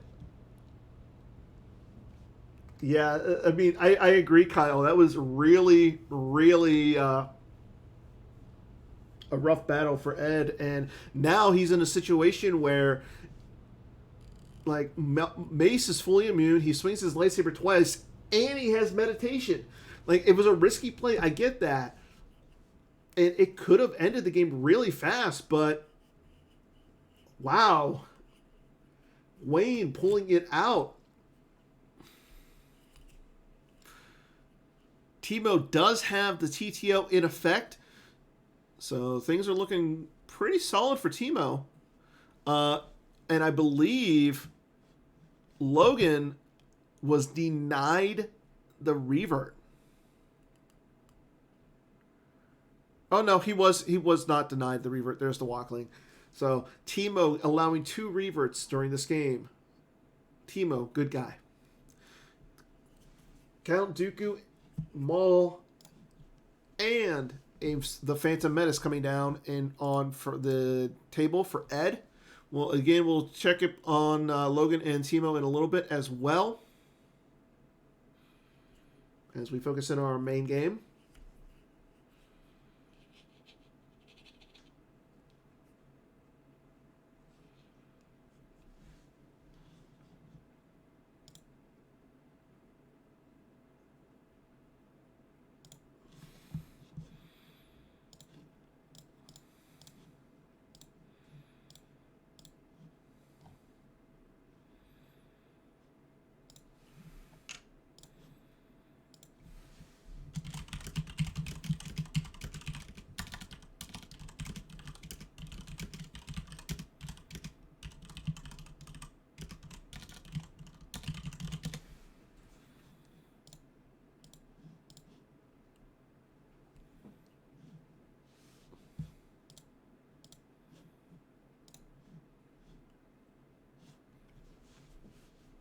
And Maul does move in front of Mace.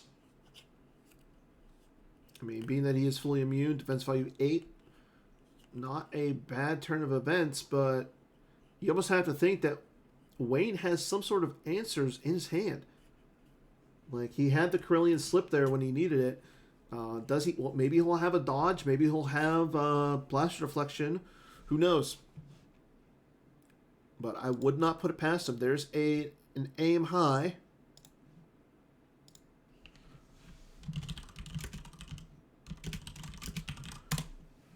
And good news for all of our viewers today.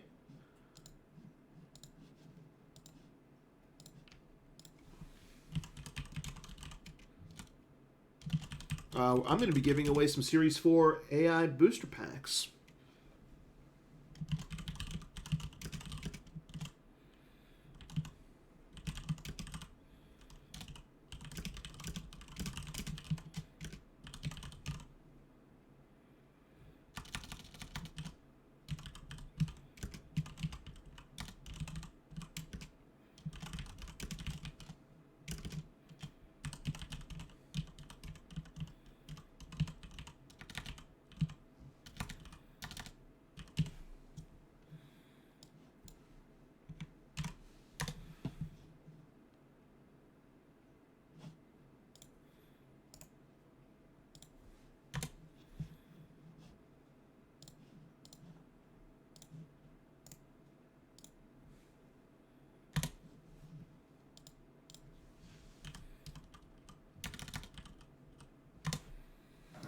And we move into Wayne's turn.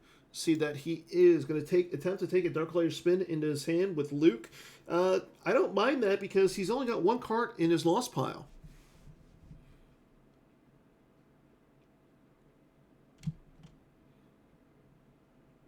And there was no Dark Layer spin there. So Ed does get a free verify. So let's see what Wayne is going to do this turn. There's a drain of 2 at Yavin.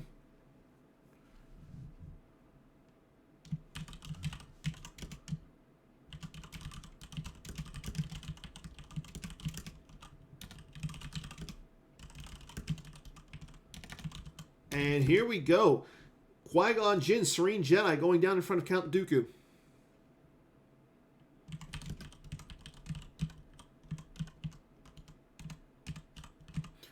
There's a barrier going down.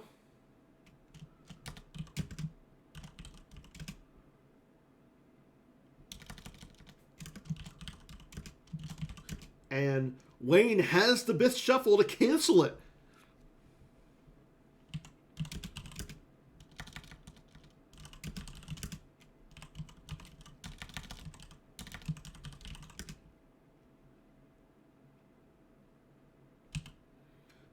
Ed will grab it.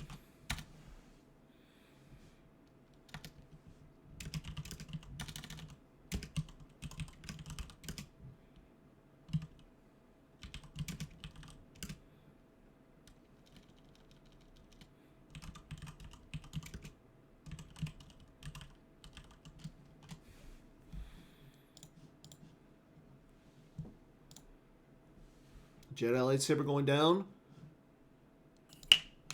Seems like Wayne has everything he needs in this game.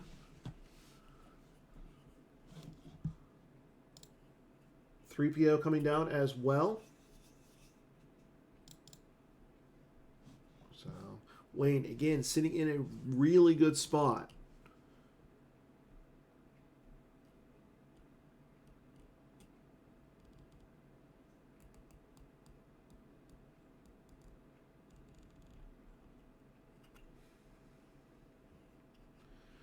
And he plays Projection of Skywalker onto Jabba's Palace. So that's only going to be a drain of 1 there now. So you got to assume he's going to move Mace either to the left or to the right of that site.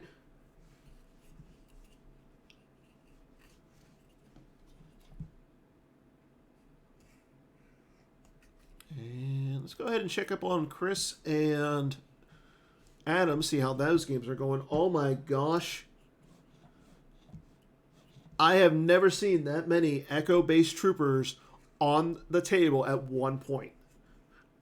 Qui-Gon does initiate against Count Dooku. However, look at that. 1, 2, 3, 4, 5, 6 Echo-based troopers on the table. Where's Adam? Because that's kind of cool. We do have a fight in our main game as we see, again, Qui-Gon versus Count Dooku. Master versus Apprentice. We are in Chris's turn. He has Vader, Callus, Colonel Wolf-Galaren, and Veers all down in front of Leia, Sergeant Hollis, and 2 Echo-based troopers.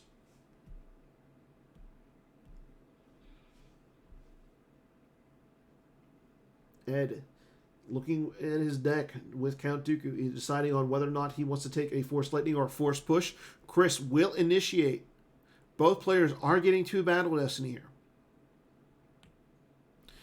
And let's see, on Leia, we have Reflection V and Leia of Alderaan. And wow, that's cool. Ed plays Sneak Attack to put a card from his hand onto the top of his reserve deck. You gotta think it's gonna be a 7. Adam plays Rebel Ambush to make all of his troopers' presence power +2 and immune to attrition. Chris grabs it with his something special planned for them. And he'll play Ceasefire. There's the force field. As we see, there's an Echo-based trooper on the table. An Echo-based trooper rifle. May target a character, creature, or vehicle at same or adjacent site using 2 force. 1 if fired by Echo-based trooper. Draw Destiny. Target hit if Destiny +1 is greater than defense value. There's the Force Lightning from Dooku. And he draws a 6. I don't think that does it. Oh no, that does do it because of the You Cannot Hide Forever mobilization point combo. Where's the shield, Wayne?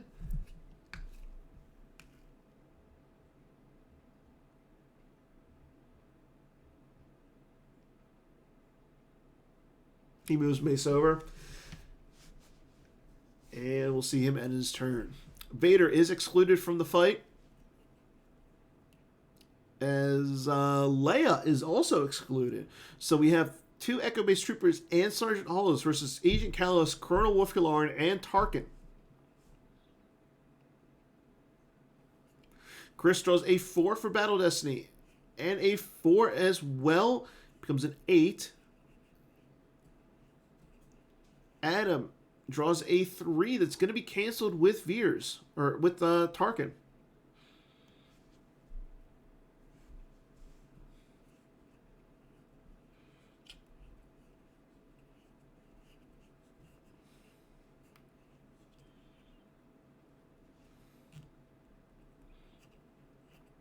Yeah, I think if Wayne plays the shield after Ed puts the card on top, I'm pretty sure Qui-Gon lives, and then he clears out Dooku, and this is an entirely different situation there.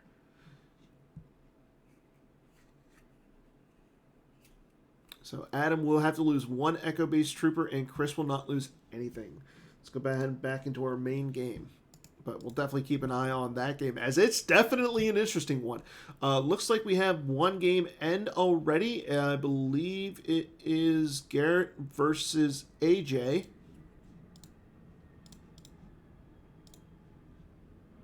And AJ is victorious over Garrett. Wow. Not what I was expecting.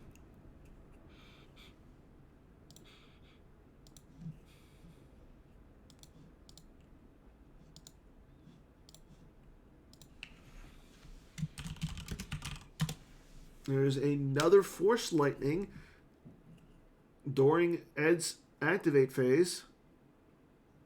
He draws a 6, and that's going to get rid of Mace now, too. Oh my gosh, Wayne.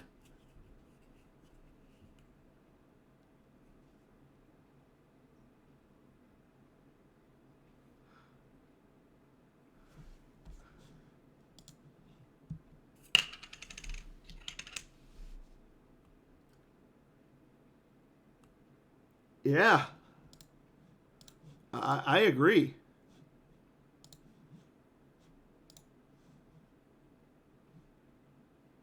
Let's check up on this Pat versus Bill game. Pat's in a sticky situation here.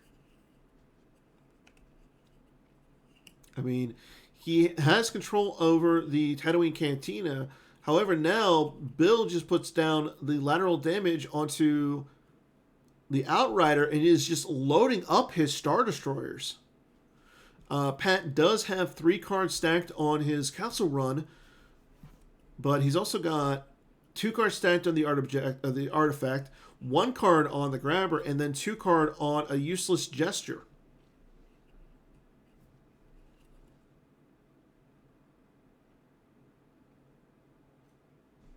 And Wayne does attempt to retrieve with Walkling, but cowards on the shield table.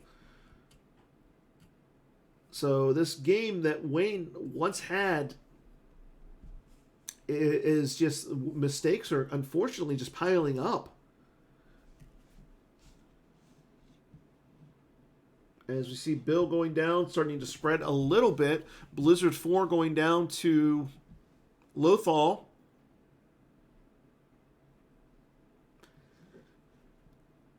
We'll definitely check up on this game in a little bit because I do figure that we might see some action up in space. Oh, no, there's no lateral damage on the table. Interesting. Where did it go? Oh, no, it is targeting the Outrider at Corellia. Okay. And he plays Resistance. So we'll definitely check up on that game as well.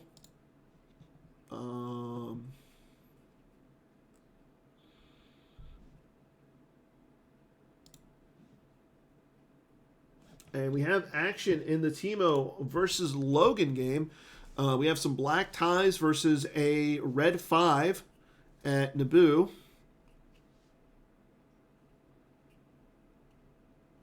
Yoda, Keeper of the Peace, and Rey are down at the Endor docking bay. Looks like Teemo's going to have to lose a few, but unfortunately for Logan, he's going to have to lose 5 in battle damage. And I'm wondering where the Death Star is currently orbiting. It is orbiting Naboo. So he is going to get some damage in with the TTO.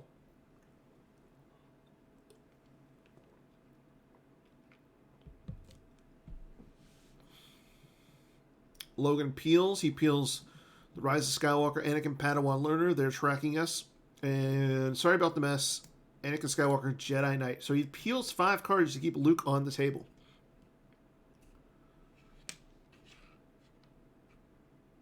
But again, right now, in our main game, things are a little topsy-turvy.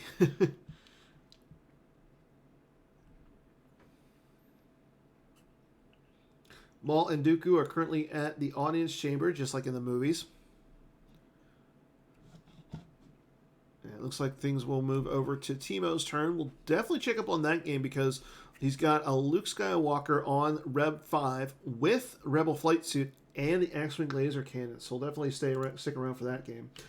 And I need to update our players because those are not Chris and AJ.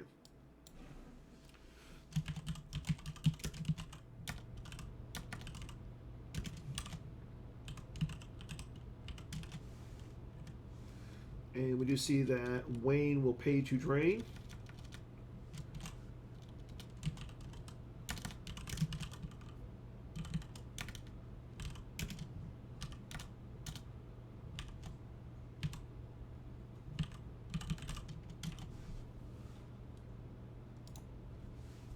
And he's going to attempt to take a Dark Later Spin into his hand, but there is none in his reserve deck. Wayne needing to either get a character to a site or occupy another battleground system.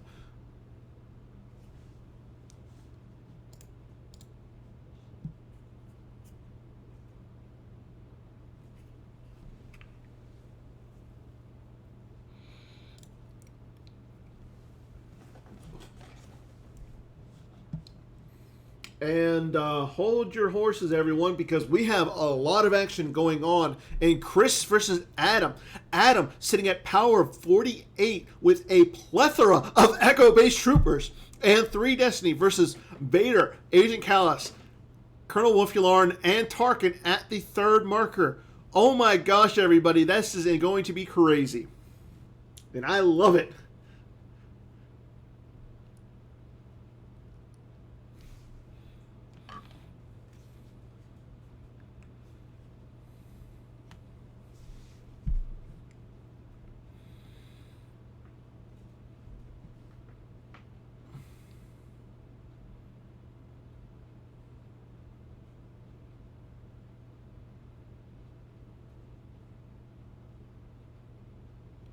Vader cancels the Rebel Trooper Recruits game text, and here we go on our main game, Rey with lightsaber versus Lord Maul with lightsaber and Count Dooku.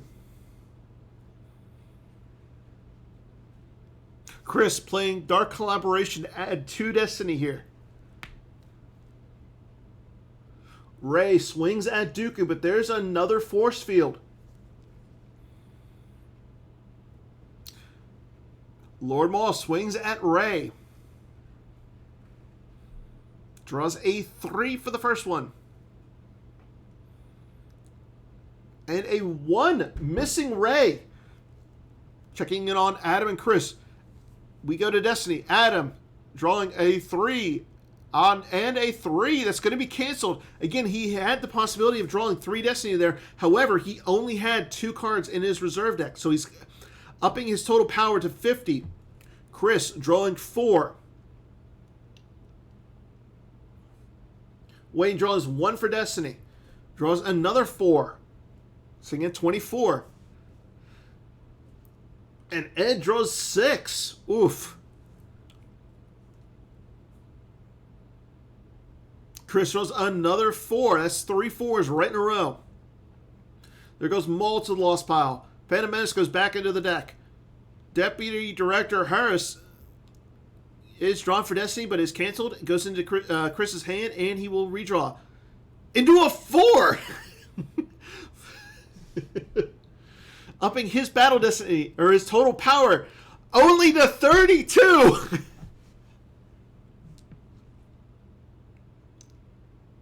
Chris down by 18 in power. However, Adam has to lose 16 into attrition.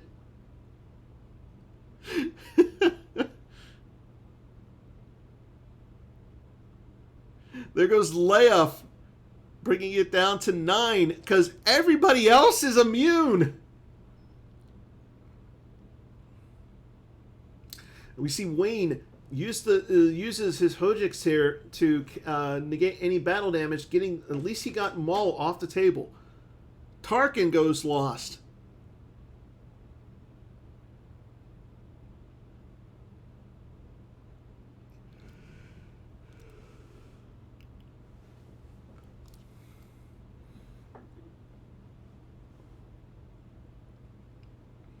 Colonel Wolfularin goes to the lost pile.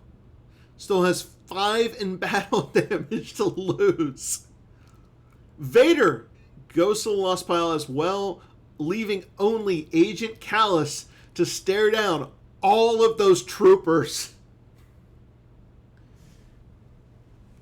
Oh, I'm definitely going to be keeping an eye on this game because we have 1, 2, 3, 4, 5, 6, 7, 8, 9 Echo-based troopers on the field.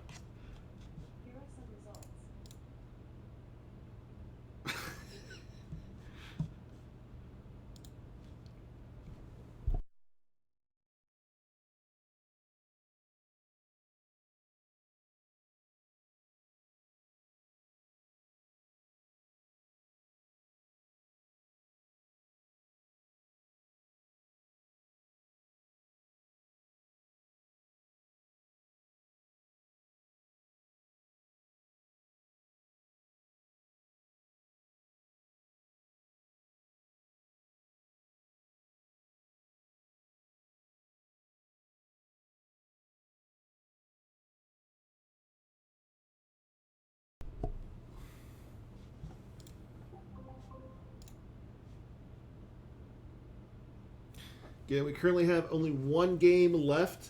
Actually, no, we only have one game finished. It looks like we had one game just end. It looks like it is Timo versus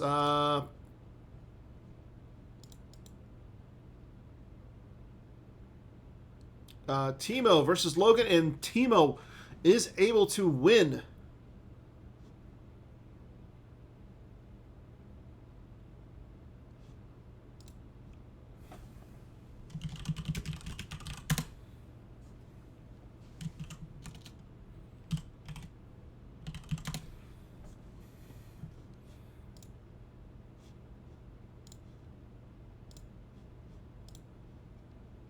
Oh. So Timo over Logan. And so far, AJ is our only 2-0. However, we have the potential to get two more 2-0s, as it depends on this game, whether or not Adam or Ed, or Wayne or Ed win. And then if Adam defeats Chris Kelly, he will also be 2-0. Checking up on Pat and Bill really quick. Again, Pat has completed his Kessel run. However, Bill is currently spreading out. Whereas Pat is doing damage, drains of 2 and 2, as well as 1 point of ping damage with Kira. And I believe that is R2 Brave Little Droid, so that is not Lebo. However, Bill is draining for 2, 4, 5, 6, 7, and doing a point of damage with the art card. So Pat has to do something here, or he's going to be taking a lot of damage. And we'll definitely check in on that game as well. As we go back into our main game, Ed spreading a little bit on the ground. He's got to think he's in a good position because he got rid of Mace and Qui-Gon, and back-to-back Force Lightnings. Again, if Wayne only had don't do that again on the table, Mace and Qui-Gon might have survived.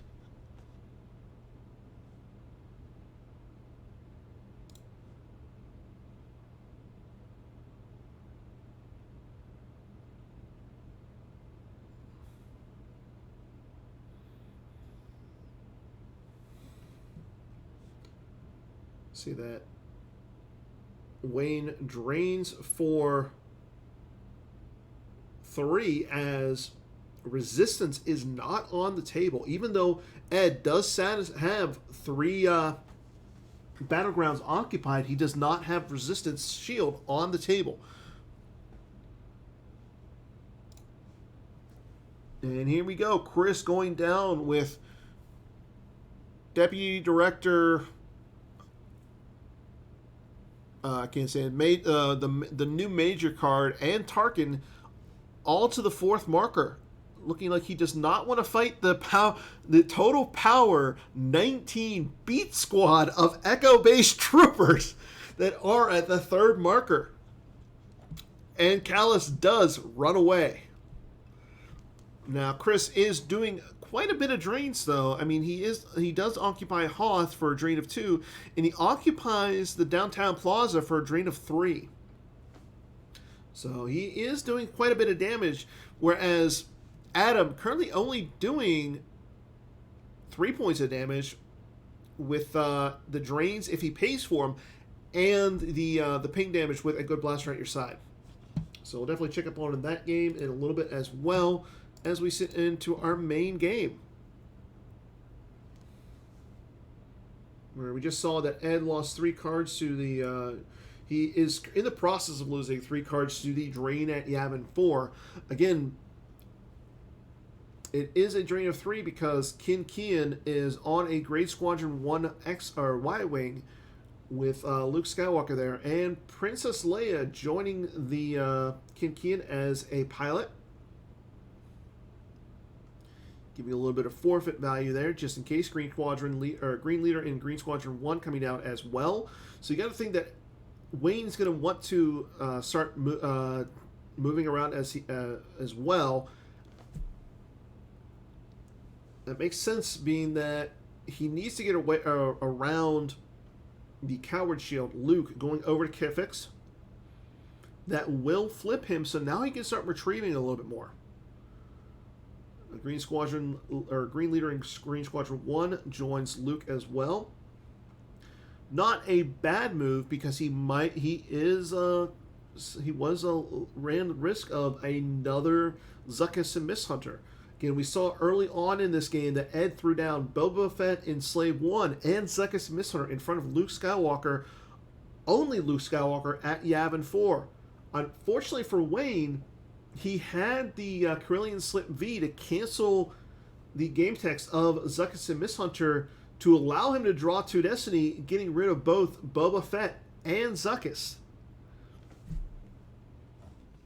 And while we are going into the start of Ed's turn, let's go ahead and give a slight trivia, really quick trivia question, and give away a JEMP AI Series 4 booster pack. Our trivia question is, well, if you watch, you know what? I like this one. How many episode 1 Dark Jedi are there? I'm asking for all the different variants. So, for example, say, like, if I asked how many episode 7 Dark Jedi are there, you would say there's 2. There's the Emperor, and there's I'm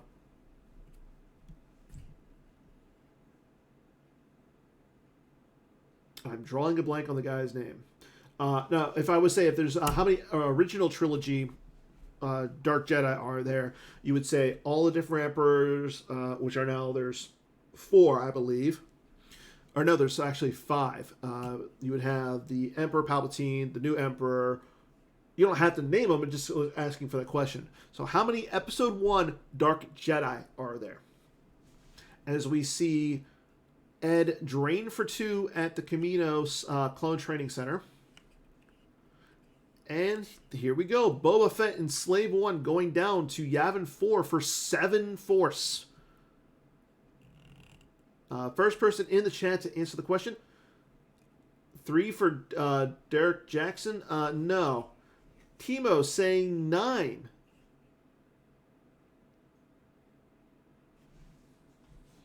I actually have to look this up because I don't remember the answer. Stand by. Set for stun to attempt to bounce Leia back to the hand. This now could get really spicy.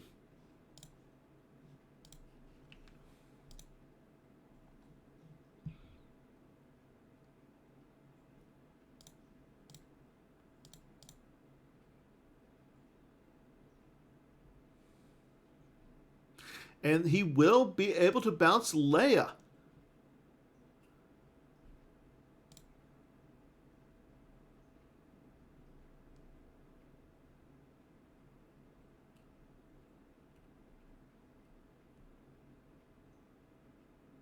I think it's either 9 or 10. I want to say it's 10 because there's 2 Dooku's, 10 Dooku's, 2 Sidiouses, 1, 2, 3, 4, 5, 6 Mauls. No, it's not 10.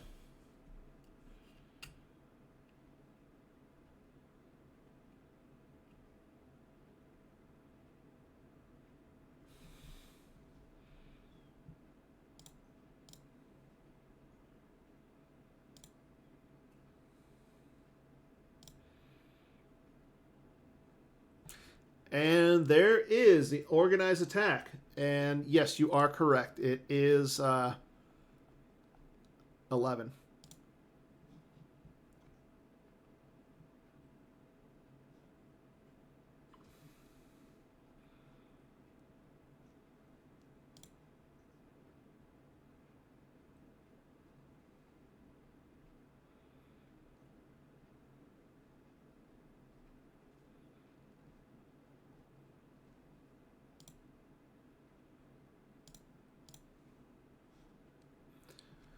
Okay, as we have Lord Maul, yeah, Reflections 3 Maul, Lord Maul, Darth Maul with lightsaber, Darth Maul Young Apprentice, Darth Maul, Darth Vader, Betrayer of the Jedi. So one, Darth Vader, Darth Maul, Lone Hunter, Count Dooku, Darth Tyrannus, Lord Sidious, Darth Sidious. So, Derek, you win the first one. Don't worry, we're going to have more to give away.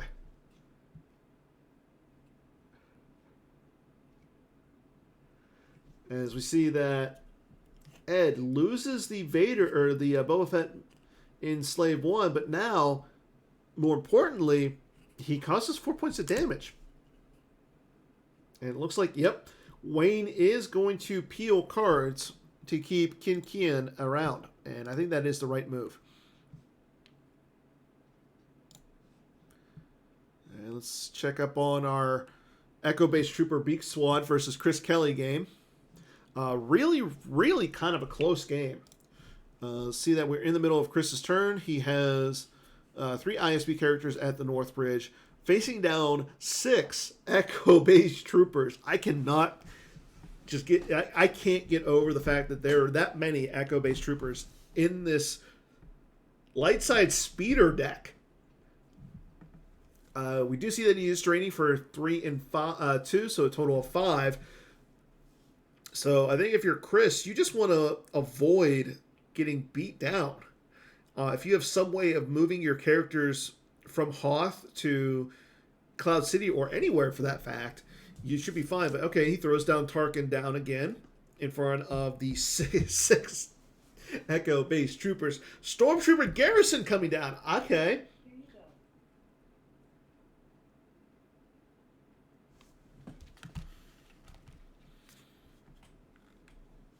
go. My Alexa likes me when I say the word Echo.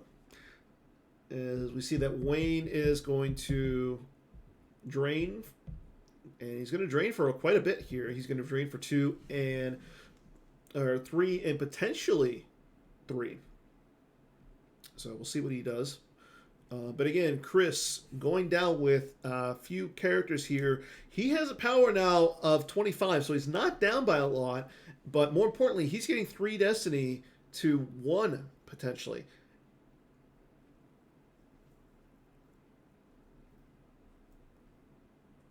All I gotta say is props to Adam with 1, 2, 3, 4, 5. Now he's up to 11 Echo-based troopers. Chris will go into his draw phase, retrieve 1 with his objective, and pass turn over to Adam.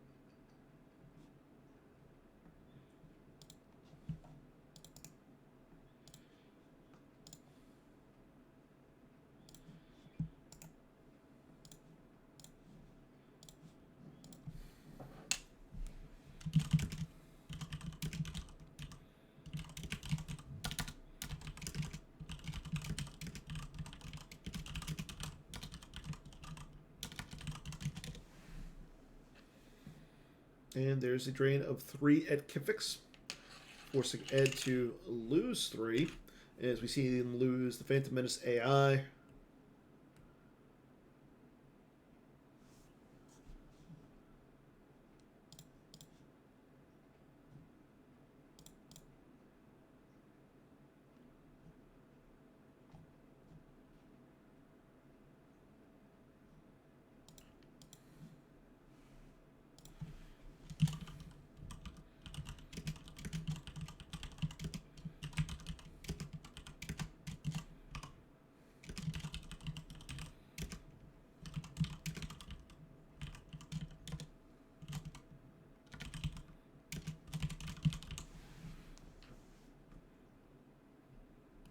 Yep, there he goes, losing all of the force for that drain. Still a fairly close game. Ed having 13 life force to Wayne's 6. And again, right now, as it stands, Wayne doing 6 points of damage, whereas Ed is doing 4. And Wayne is able to retrieve 4 a turn. So, and looks like Adam has conceded to Chris.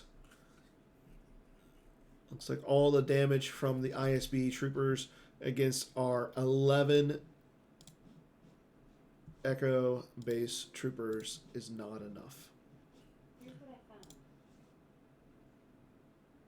So Chris will be moved to 1-1 with Adam also 1-1. Right now, AJ is our current only undefeated, whereas we are waiting for the results on this game. And we still have one game still being played, which is Bill versus Pat. Let's go ahead and check up on that game really quick. As we see the Outrider facing down the Chimera. The Outrider is not immune to attrition, so Pat's going to have to lose some cards here. However, actually both players are going to have to lose some cards because Bill only has he has attrition of 9. There goes Dash Render for the Lost Pile. There goes Captain Pelion. And I believe, yep, there goes Grand Admiral Thrawn as well.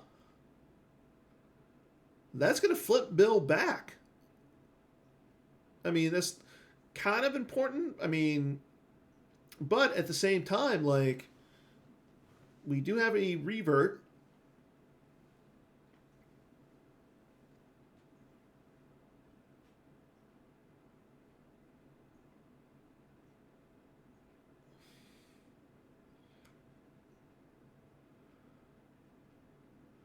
So we did have a revert where, again, apparently Pat thought he was fully immune, where he was not. So he did ask to cancel the Destiny with R2 Brave Little Droid. So revert's unbound. And here we go, Ed getting out Emperor's Shuttle with the Emperor.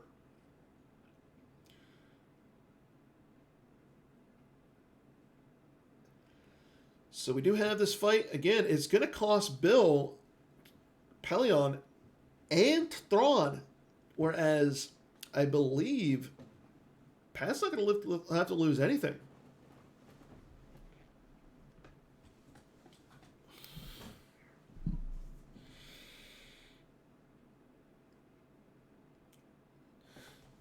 Let's see.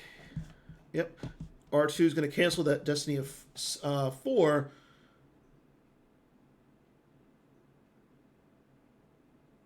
Yeah, Oh, okay. He got +1 there for some reason. I'm not seeing what, though.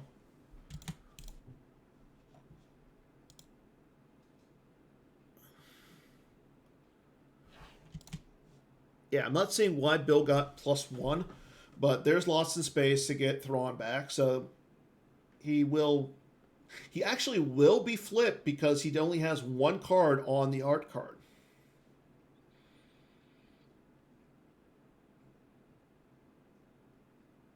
Wayne attempts to play Red Squadron 1 with Lieutenant Tarn Missin.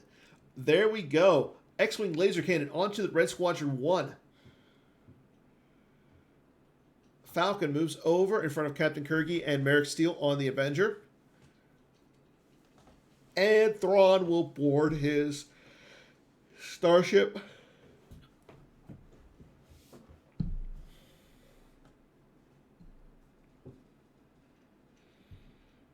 And in our main game, we saw that Lieutenant Tarn Missin and Red Squadron 1 were buried. And here we go. Gold Leader and Gold 1 going down in front of the Emperor. Now, what's interesting is Ed doesn't have any cards in his force pile. So even if he was to fight with the Gold Squadron, the Green Leader, or the Gold Leader in Gold 1, there wouldn't be any battle destiny for either player, but it would just be straight power. where the Emperor shuttle is only power 2. So I think if you're Wayne, why not fight? Get in some battle damage, you know?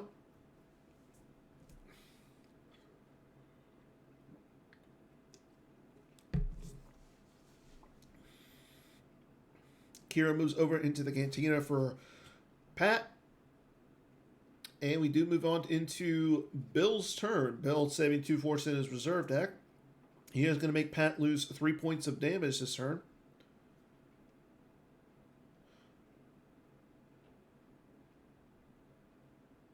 Ah, that's a good call, Timo. Thank you. And I want to say the shuttle can move to. It only can move to Yavin. So there's really. Ed's in a little bit of a sticky situation here.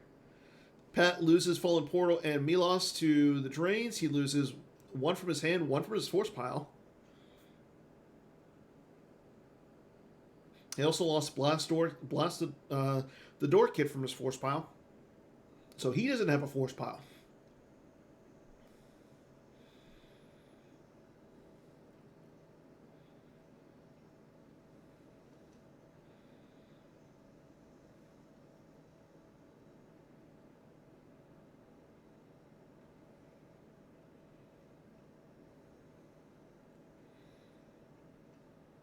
Ed thinking about what he wants to do in his turn. Again, now that he occupies a battleground system, he's gonna push through 4 points of damage that he doesn't have to pay for. Bill checking out what is in his reserve deck. Again, he is on the 0 side of his objective.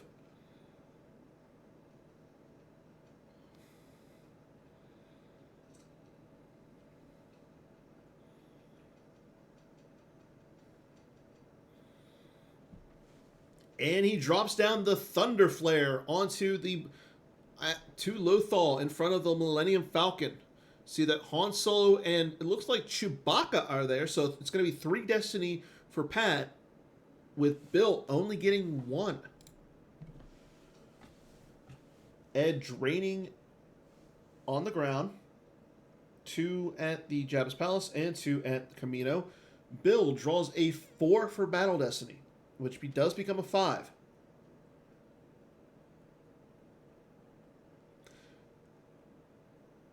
And Pat draws a 5 for the first Destiny. A 6 for the second one.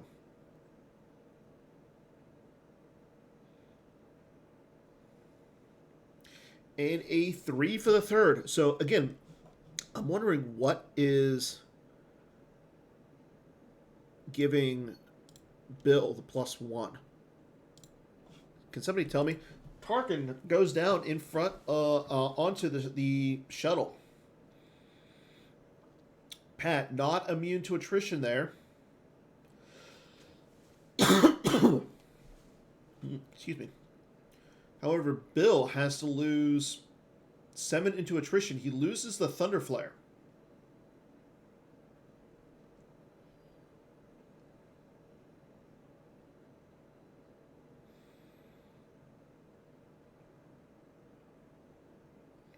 Pat thinking about what he wants to lose. I think Chewie is the right answer.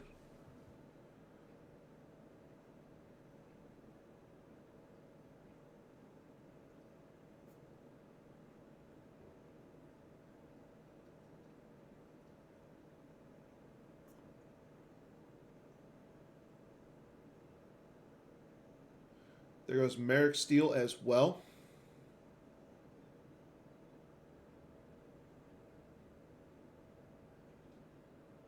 And we have a fight.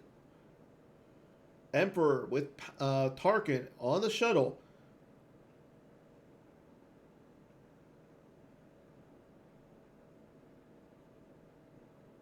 And we don't have...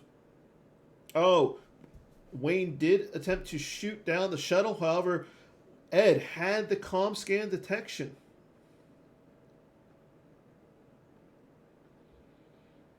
And he draws big Destiny here. Draws a 4 and a 7. bringing his total up to 11. Wayne earns a 1. Not the best time for a 1 at all. So he will have to forfeit the Gold Leader in Gold 1 and Tarmison and their Red Squadron 1.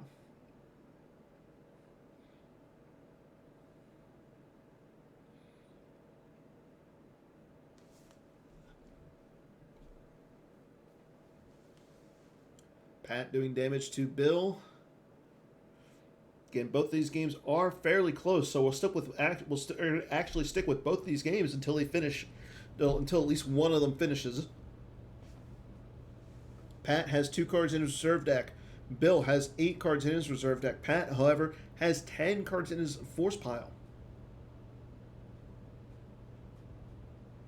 Only Captain Kirby is on the Avenger.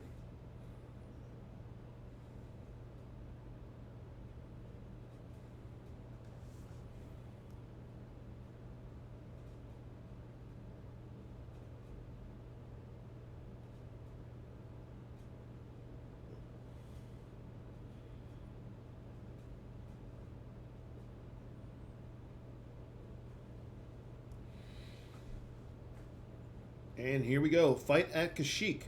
Both players will draw 2 Battle Destiny.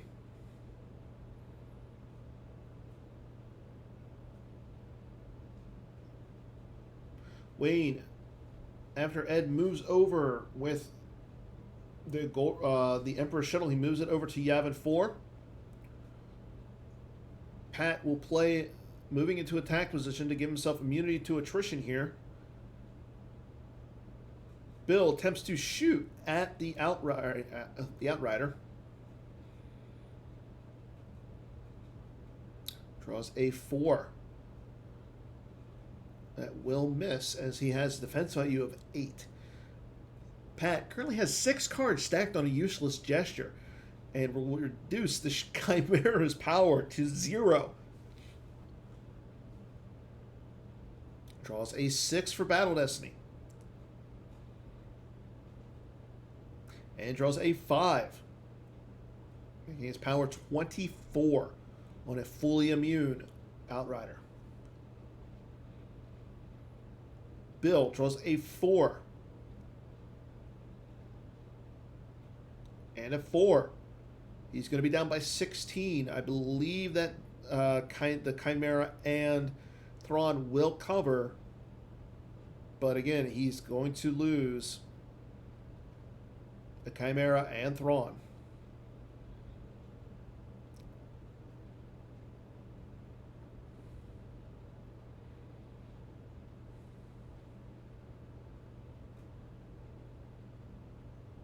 Pat currently has 12 in his life force. Bill currently sitting at 8. Wayne moving his starships around, bringing Luke and a Green Leader in Green Squadron 1 over to Yavin 4 in front of the Emperor's Shuttle. As he then retrieves one with his objective and passes turn over to Ed. Again, this game is really close as well. Wayne currently sitting at 11 in life force. Ed sitting at 11 in life force as well, with the difference being that 1 card in hand difference between Ed and Wayne. Said Chimera. Jeez, Timo, I know it's late over there, but how drunk are you? Bill activates. Okay, and he's going to be doing 4 points of damage this turn, but it's not looking pretty for him, unfortunately. As we see Ed drain. Again, he's doing 5 points of damage right now that he does not have to pay for, and things are looking good for Ed.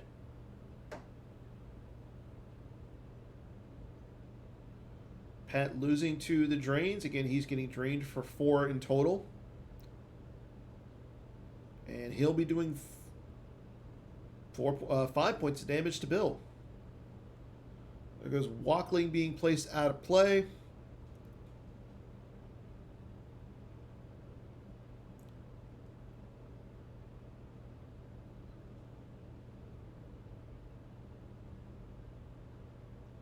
There's a Zuckus and Miss Hunter down to Kifix for Ed.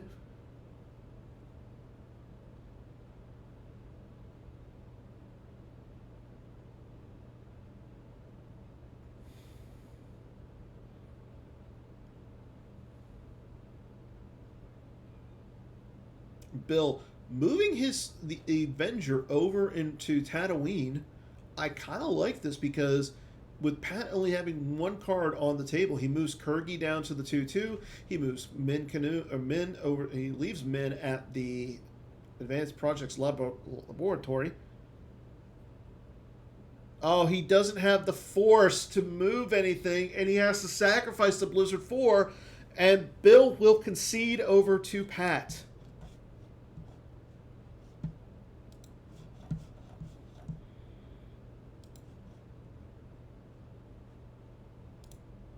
And as Pat moves to 1-1, Bill and Logan are 0-2s. And Wayne will concede over to Ed. And that's the, yeah. And that is game number 2. So let's go ahead and move on into our next.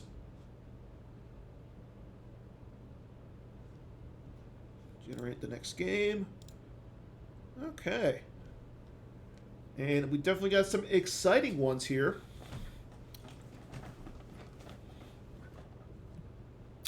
We did just see Ed, so we're not going to show Ed. See Chris. Yep, I think I got my feature match. Let me go ahead and post game number 3 of our 4-game event. And our feature match will be Timo Dussel versus Pat Johnson.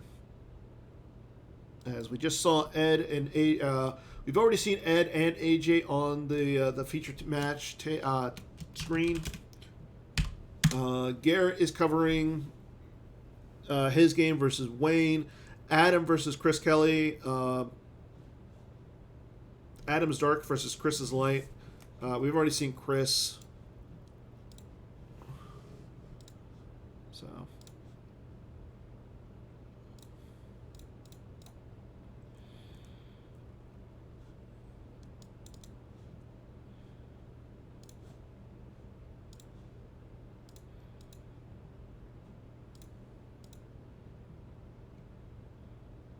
And we will stick around. We'll start game 3 here momentarily. As we are almost on hour 3 of our event. And it's still anybody's tournament. Okay, we have our some of our games already getting ready to play.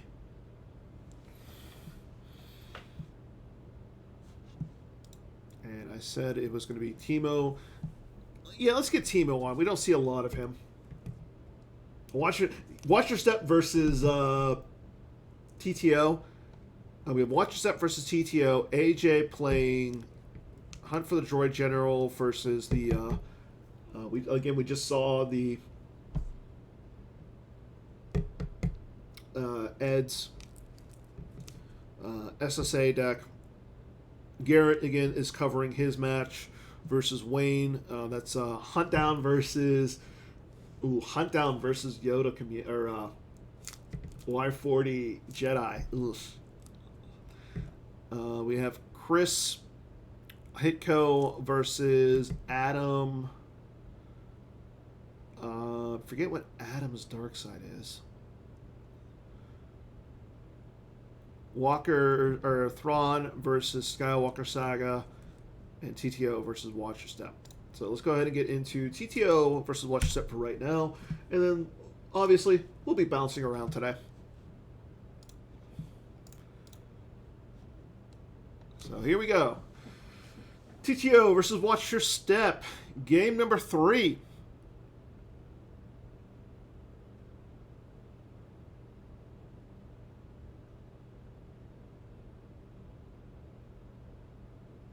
And I'm going to turn off my AC because it is starting to get chilly up here in Pittsburgh, Pennsylvania.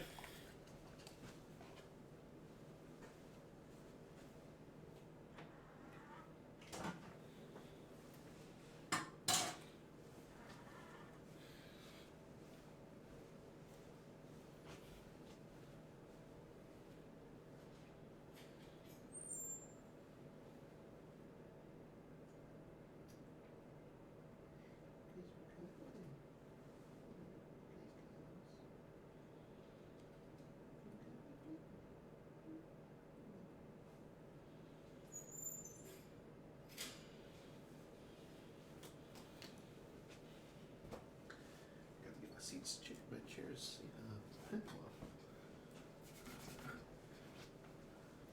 Okay. Normal setup for both players. ISB versus Hitco, that's right. Thrawn versus Skywalker Saga. Huntdown versus Y40. Desert Landing Site SSA versus Hunt for the Droid General. 5 games going. 5 exciting games. Again, who will win the skirmish for Sidious? Still have 2 more games to play before we announce our our final confrontation, 1 versus 2, with 1 picking the decks for our 1-game playoff. And here we go. Pat getting out the Pulsar Skate with his All-Wings combo. He also will get Lando Calrissian, Captain Lando Calrissian, with he's the best smuggler around, and Timo playing short range and watch your back to go ahead and get him a starship as well. So both players getting starships out early on their first, well, essentially on turn 0, or Timo's turn 1.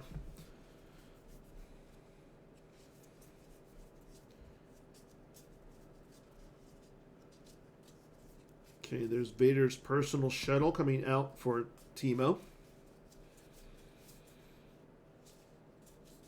I think Timo going to feel confident going down with Moff Jerjeron early to the... Nope, he's going to go to space with Moff Jerjeron. Interesting.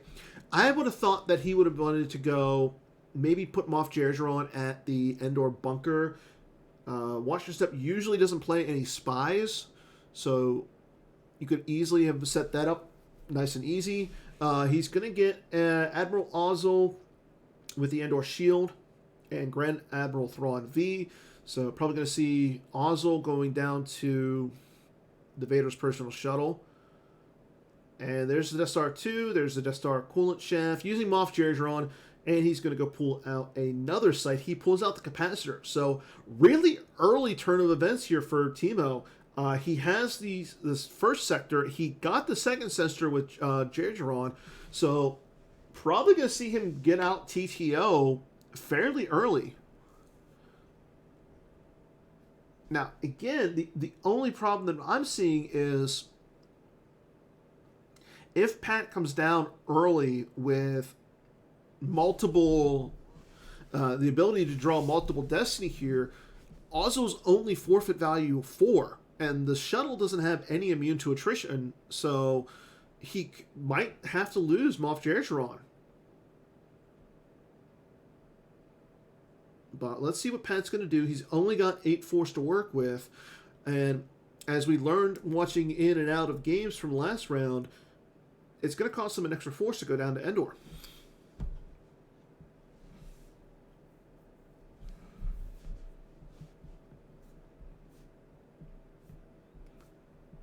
Okay, Pat going to get out Kessel V with his objective. No surprise. Pulsar Skate going down. Let's see where he's going to put it out. So he doesn't get out Pulsar Skate yet.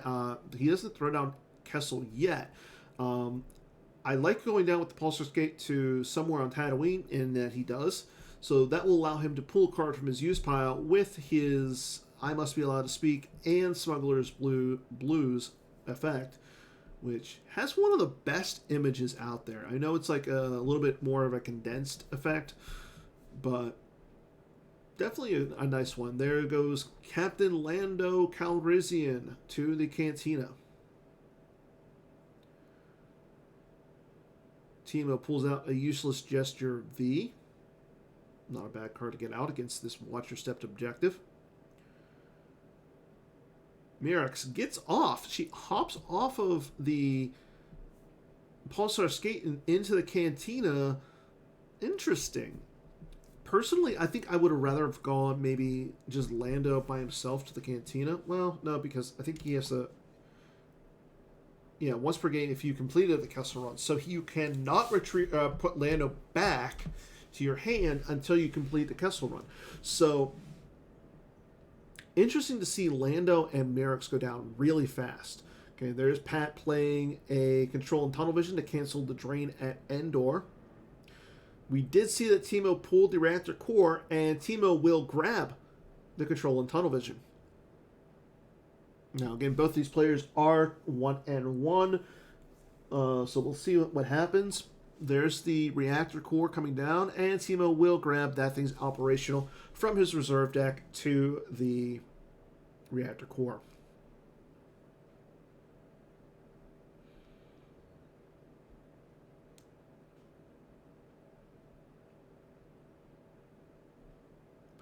There's Combat Response coming down as well.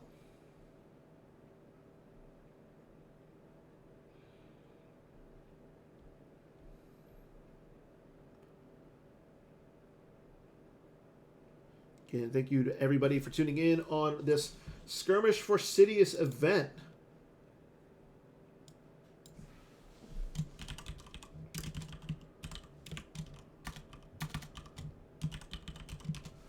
I believe this is event 4 out of the Gem thematic series, where we are trying to give away as many PC XL deck boxes as we can.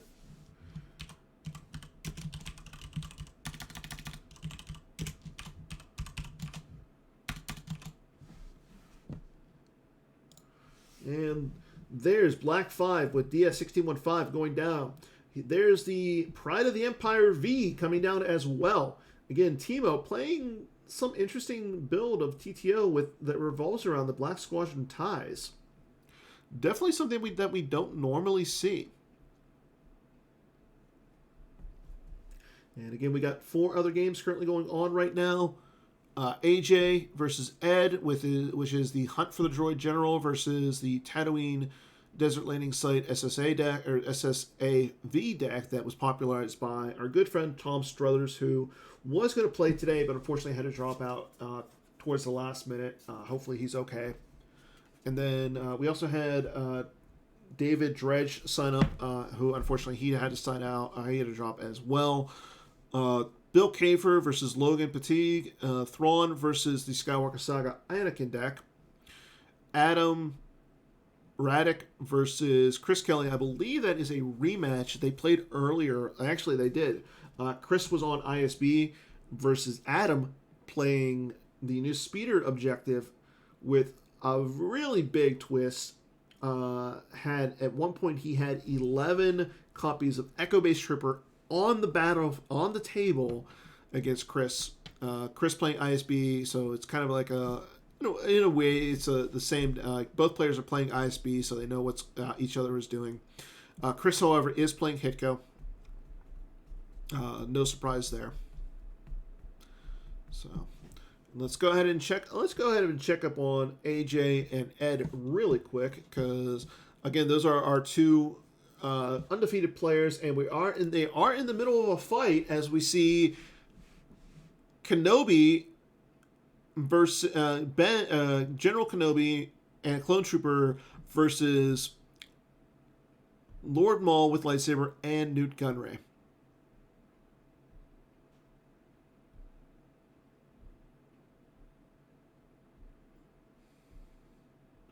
So AJ does hit the Newt Gunray with the blaster rifle. Newt Gunray adds another Battle Destiny. Let's see if AJ has the Rebel leadership. Nope, not yet. There's a swing with the lightsaber at Maul. However, he does have the force field to cancel the target. And it looks like the Clone Trooper is hit with Lord Maul's lightsaber. And he's going to force push out of the fight. Interesting. So the Clone Trooper is going to go lost, and the blaster rifle Well, actually, no. The fight still continues with Ed having 2 destiny to the clone troopers none. Wow, what a crazy and interesting play by Ed.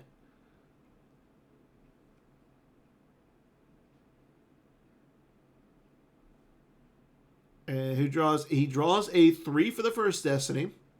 Draws a 7 for the second one. That's going to bring him up to 13-4, down by 9. The trooper has no forfeit value, so he can still lose the gun to satisfy 3 of the battle damage, but still, he's still going to have to lose 6 on top of that.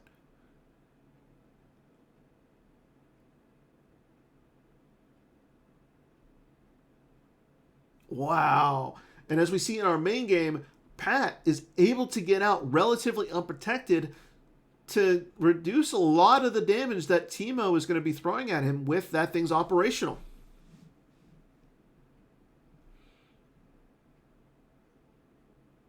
So we came right into the right time of this Ed versus AJ game.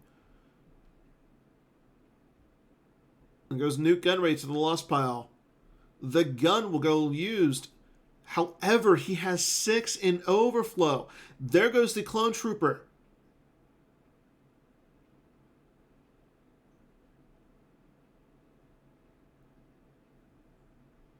And he is peeling. Jedi's concentration, Generation 1 armor always holds up. Anakin Skywalker, Padawan learner, Captain Rex, Generation 1 armor always holds up. And Tup all go to the lost pile in overflow. We'll definitely check back up onto that game as we see that Pat gets out Han Solo onto the Millennium Falcon to Corellia.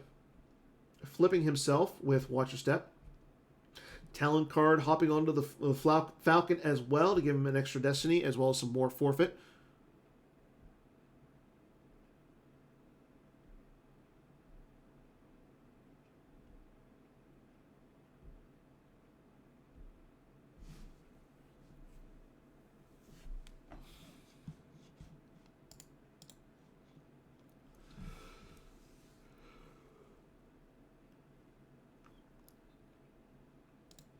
And let's go ahead and check up on Chris versus Adam as we see that Adam currently has 10 cards in his lost pile with Chris sitting there. He has Leia and Kanan Jarrus at the executive docking bay. So Chris going down early with a spy fighting against someone there. It looks like, I'm assuming it was, let's check it out. Admiral Piet,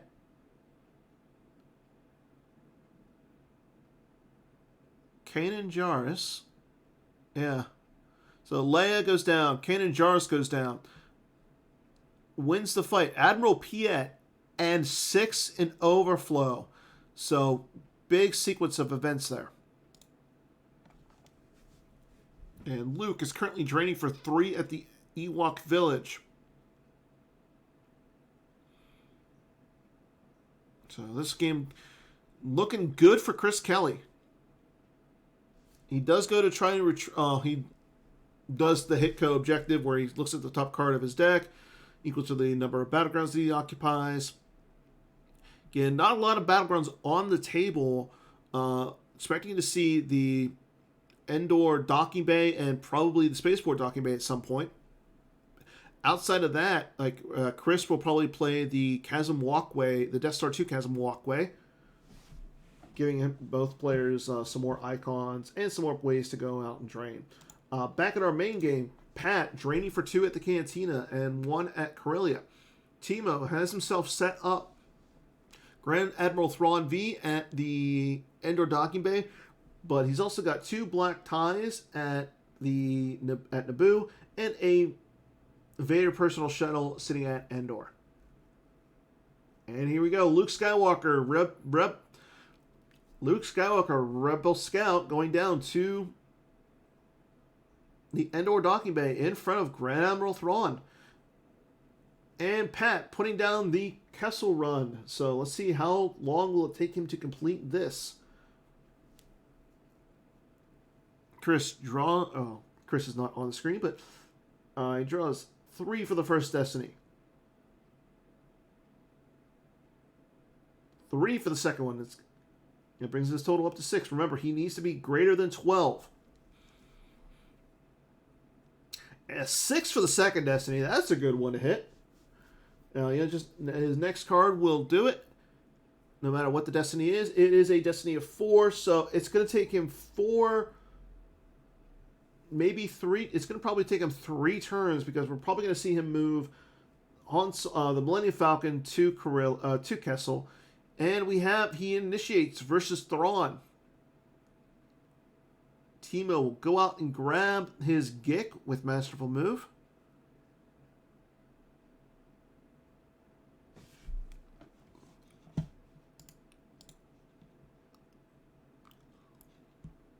Pat draws a 4 for Battle Destiny. No Imperial Command or anything from Thrawn, as Thrawn also draws a 4. So Thrawn will go to the lost pile. Luke will stick around.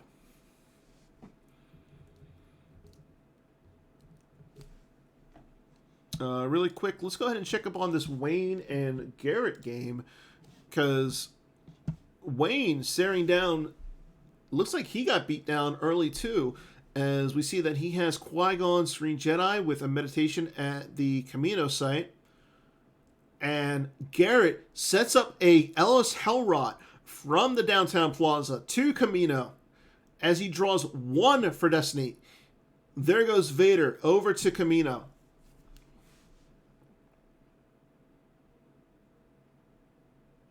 And Ellis Hellrot goes to the use pile.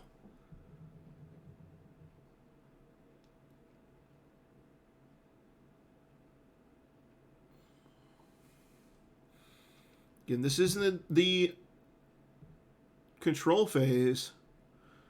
So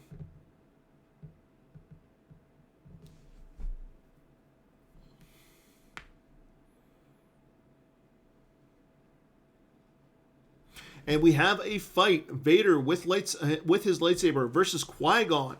No lightsaber, just meditation. Swings, draws a 6 for the first Destiny. Draws a 2 for the second Destiny. That will hit Qui-Gon. No, I am your father on the table, so no Force Loss. Now, what's interesting is, I believe, and he plays You Are Beaten to put Qui-Gon to the lost pile. No Destiny, nothing. Just go lost, Qui-Gon.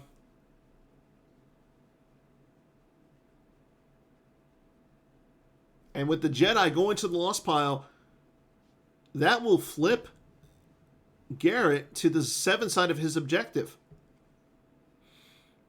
As we see that Come Here, You Big Coward is on the table. Now, what's interesting is we see that Maul is on the table as well. Not necessarily what you want to do if you're Garrett. You kind of want to make sure that you have some sort of space to keep your opponent honest, whether that is the Emperor's shuttle with the Emperor or Maul Sith Infiltrator. So we might... the fact that he has Maul on the table means that we're not going to see any cloaking or anything. Garrett drawing up some cards, has a lot of force saved. And what's more importantly is now Wayne is going to be the one who is going to be losing to visage damage, whereas Garrett will not be. However, being that Wayne does play the red 5, he will be able to drain at Yavin 4. So let's go ahead and back to our main game, checking up on that one. We have players moving around. We see that Moff Jadron and Admiral Ozzel both go down to Endor to block that drain. We have the Millennium Falcon sitting at Kessel with the Black 2.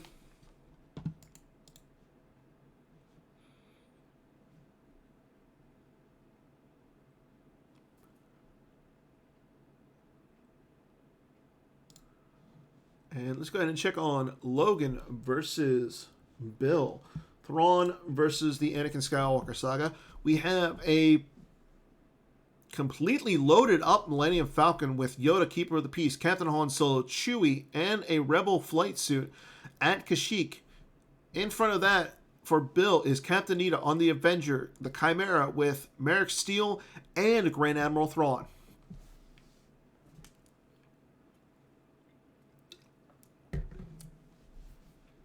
So both players will only have one Destiny there. And if you're Logan, you cannot play all wings report in to substitute. So Bill, up by 9 in power, will initiate. He will make, there goes the free ride combo to the lost pile. Increasing his power to 23, so 23 to 11.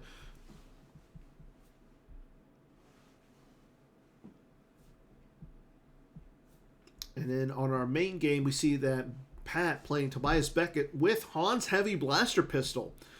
Bill only draws a 1 for Battle Destiny.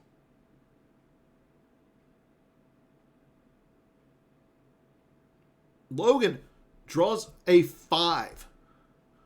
So that's going to cause one of the characters to go lost. However, Bill does make Logan stack a card on the art card. There goes Captain Nita, and Logan is down by 8 in battle damage. So he's going to either peel some cards or lose one of the characters on that Falcon. See, you just see that Tobias Beckett shoots down Admiral Ozzel.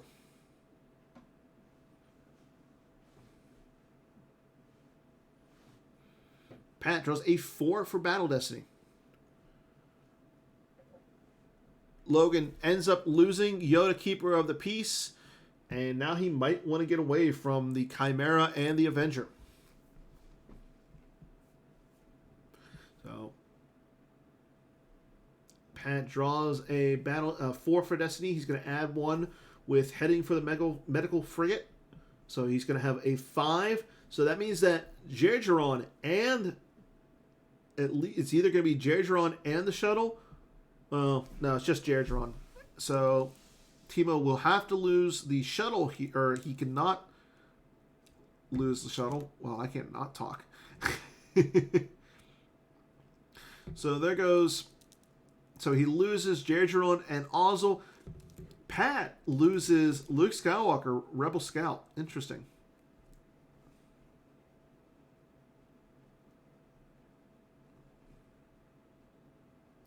As he is getting one step closer to completing his Kessel run. And he does complete it using Han Solo to take the last card. He will retrieve 4 Force. And now that he has completed the Kessel run, things are about to get fun. Because Lando can go return to his hand at any point. I want to say that we're probably going to see Mirex. No. Beckett would be the one to document transit over. But I'm assuming Pat's going to have some sort of trick. It's a trap or blast the doors, kid, something to cancel any fights that would go down in front of Beckett.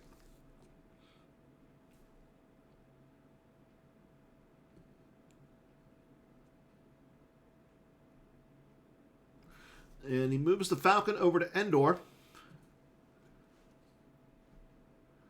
And passes turn.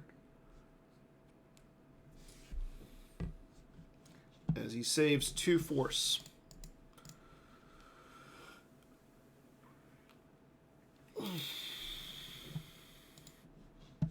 Really quick, let's go ahead and check on Wayne and Garrett.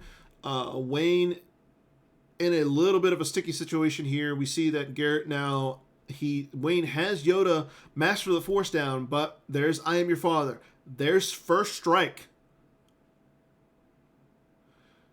And Aplek.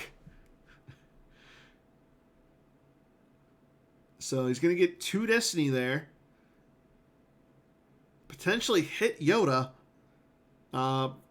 He has the potential to get 2 Destiny because Wayne has I Don't Like Sand on the table with, it looks like, Princess Leia and an X-Wing cannon. There goes. So he retrieves First Strike. Gray Squadron 1 goes away. Vader swings the lightsaber. Draws a 3. That's not going to cut it. Needs a 5 or higher. And he just misses Yoda.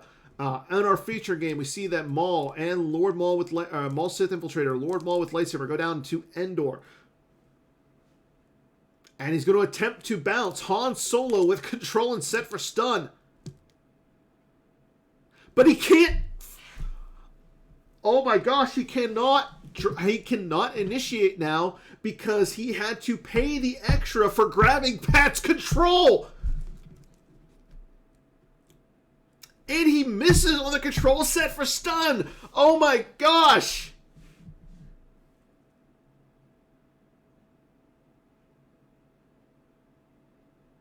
So we did see that Wayne took the card off the sand objective, or the sand effect. Aplak will not add his second destiny. However, now Wayne is currently down by 5 in battle damage, so he's either going to have to lose Yoda or peel 5 more cards. And he will lose Yoda, flipping Garrett back again.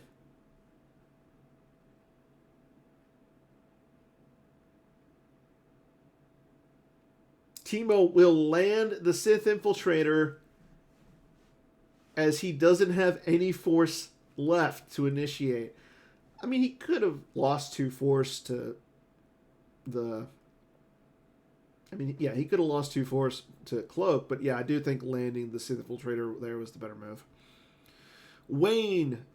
So as an update, Wayne will concede over to Garrett. Garrett moving to 2-1.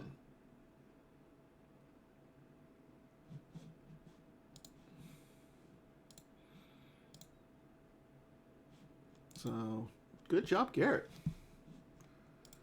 Let's go back to our main game. And then we'll check in on some of the other matches as well. Let's actually go check on Chris Kelly versus Adam, because looks like Chris is doing really well. We see that Jin is on the table. However, Adam does have Tarkin, Colonel Wolf Yularen, Agent Callus, and Sergeant Tarl all at the Endor docking bay. And Leia with Kanan and Jarrus are over at the Home 1 docking bay now. So Chris is threatening. So Chris has drains of 3, whereas with Luke and Adam also draining for 3 as well.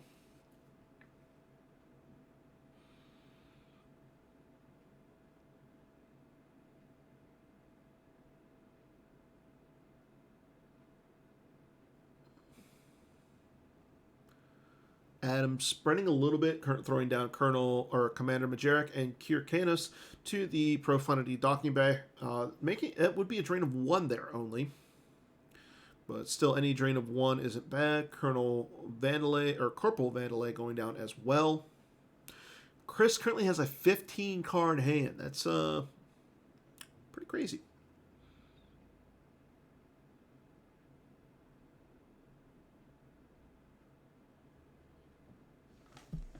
Okay, back into our main game. We're in Teemo's control phase. We see that he drained for 3 at Naboo. He also... Well, it was only a drain of 2, as we see that Pat has played Ultimatum. He's also drained for 1 at Kessel, and he's going to make Pat lose 1 to That Thing's Operational because of Relatively Unprotected. Such a good card. Black 4 with DS-614 going down to Endor.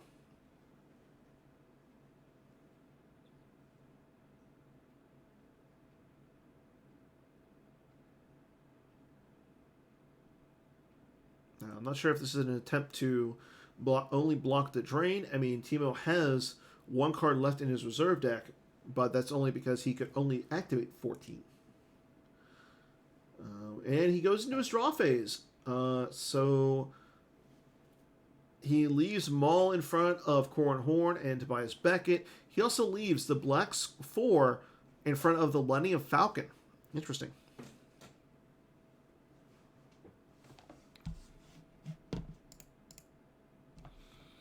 And it looks like we had another game end.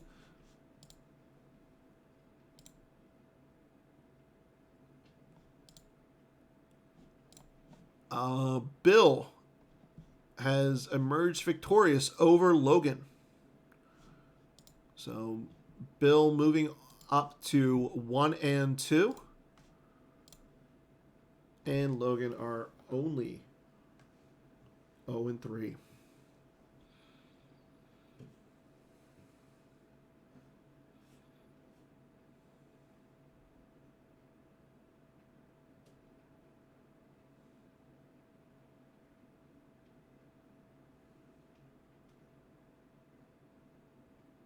Pat activating 12. Pat sitting at 15 cards in deck with 8 in hand. Timo, 12 cards in hand with 10 in Life Force. I believe Timo was asking if he could do an action during Pat's activate phase before he goes to control. Pat is like, yes.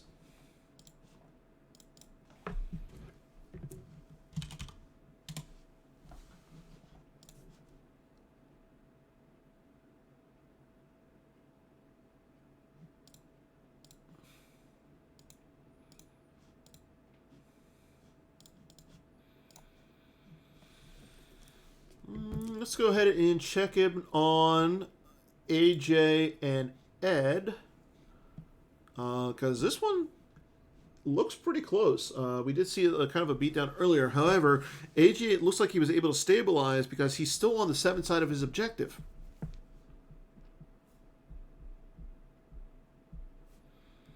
He's got Obi-Wan with an Obi-Wan's lightsaber, or no, Qui-Gon's lightsaber sitting at the Geonosis, one Geonosis site. He's got Fives with a blaster rifle.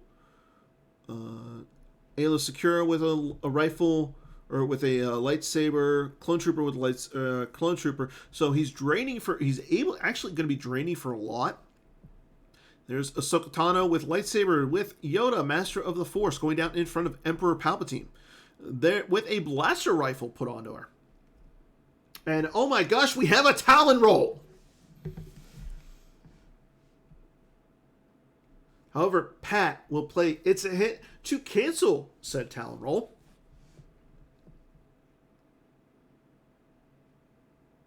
So on top of all of that, we see that there's a grappling hook as well as Battle of Geonosis. So now we have a fight, Ahsoka Tano with lightsaber against Yoda, and with Yoda, Master of the Force, against the Emperor at Jabba's Palace. Say it with me now, everybody. AJ will go to retrieve a card with his objective. And he'll retrieve Commander Cody. As secret play or first strike is on the field, so AJ's going to retrieve 2 this battle, and Ed's going to lose 1. There goes Force Lightning from his hand. As we see him play Sneak Attack.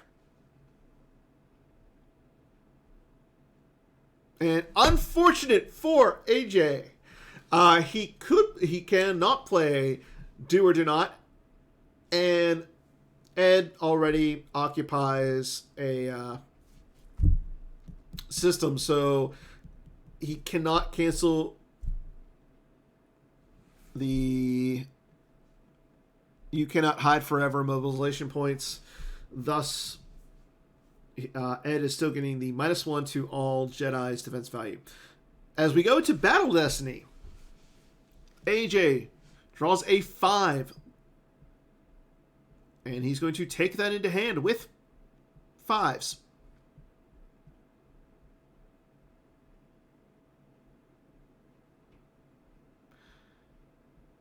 And Ed draws a 7. So he's only going to be down by 2. There goes the gun. And checking on our main game, we see that Pat has initiated with Corran Horn, Tobias Becker, and Luke Skywalker, Rebel Scout, versus Lord Maul with lightsaber, a landed Maul Sith Infiltrator, and a landed Vader's personal shuttle. Tobias Beckett attempts to shoot Lord Maul, but he does not connect. Lord Maul will swing his lightsaber at Tobias Beckett, Draws a 6 for the first swing. That's going to hit the Smuggler. There goes an Emperor's Personal Shuttle for Ed, and there goes a Sokatana with Lightsaber. There goes a Phantom Menace as well. Tobias Beckett is hit as he draws an 11 for battle or for Weapon Destiny. However, Pat is still getting 2 Battle Destiny here. Draws a 7 for the first one. Draws a 5 for the second one. That's going to be 12. I think that's going to be at least... Yeah. Maul is going to have to go to the loss pile there as he draws a 5 for Destiny. I believe that can get rid of Corran Horn here. So things are looking positive for Pat. Let's go ahead and get out of our Ed versus AJ game as we have a slight time out. We also are... Chris Kelly is still... Chris and Adam are still playing. And it looks like Chris is able to have Lando Calrissian Scoundrel with Han Chewie the Falcon in front of the Executor with Officer Evax and Admiral Ozzel.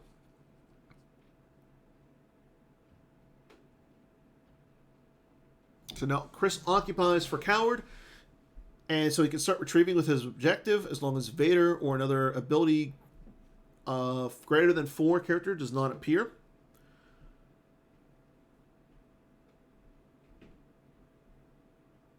And now with Lando on the Falcon, things are looking all Chris Kelly. Getting 2 Destiny there as long as no Imperial Command is played.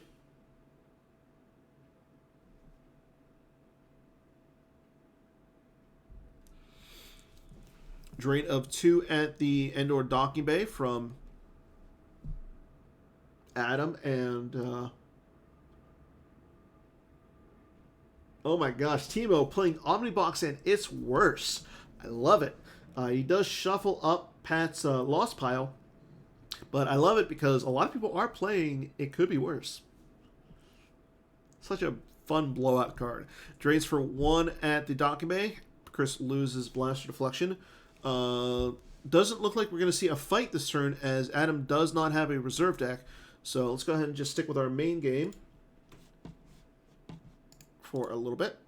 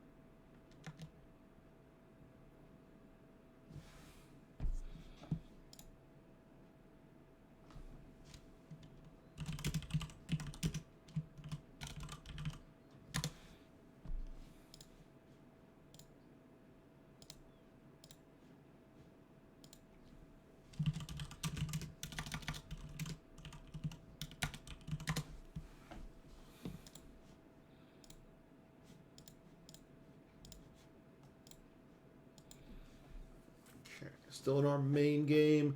Timo doing some damage, and we see that he's playing No Escape. This is going to allow him to get Maul back into his hand. Let's see where he goes with Maul. He's got a lot of options here. I think one of them, I think his best option being that he has no reserve deck, is going to go to the Cantina. This would, he potentially could clear out the Cantina here, but I think if you're Pat,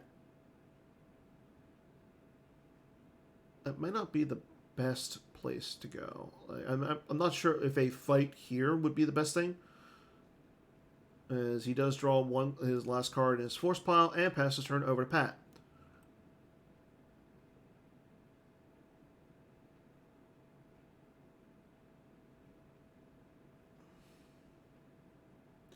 Who activates, saving 2.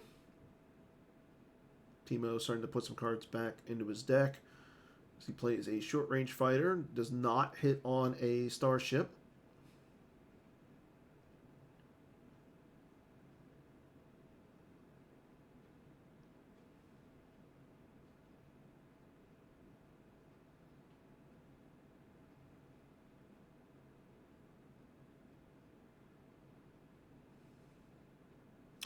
And let's go ahead and give away one of our Series 4 GIMP AI packs.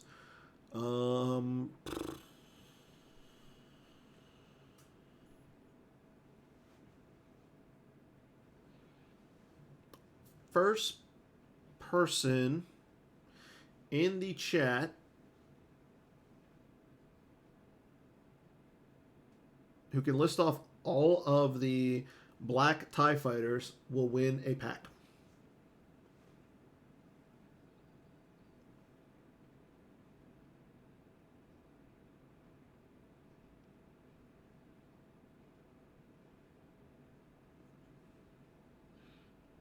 Black 1 through 27. No, I'm saying the ones in the game, Greg. Not made up TIE fighters. So here comes Rio Durant and Chewie going down to the Cantina. I was including set 20. Set 23 is not out. Black 11, Black 2, Black 3, Black 4, Black 5, Black 6. Congratulations. I don't know Twitch handles and... Yeah. Could you tell me who you are? And I'll let our team know so we can get you one of those packs.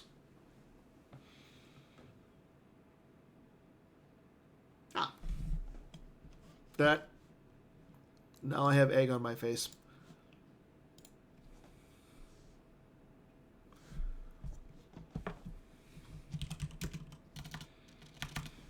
As we do have a fight. Maul swings at Chewie.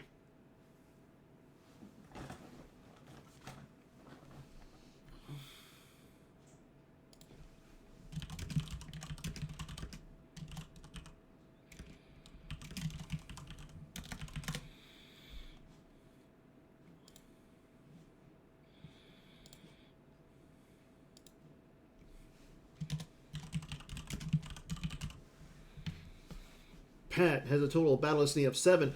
Timo also has 7. So definitely going to see a few characters go to the lost pile here. Pat does win. And now he can steal a starfighter with Rio Durant. And he steals Maul Sith Infiltrator. Chewie goes to the lost pile. Maul will go to the lost pile as well. Timo still has to lose 4. Mirax Tarek will cover the rest. And Timo will peel. All power to weapons.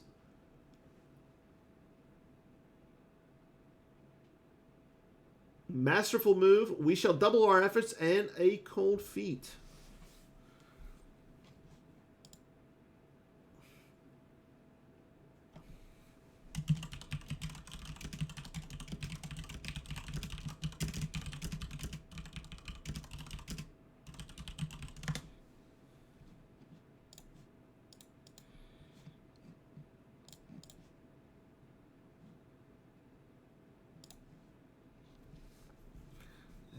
Okay, let's go ahead and check on Chris and Adam really quick.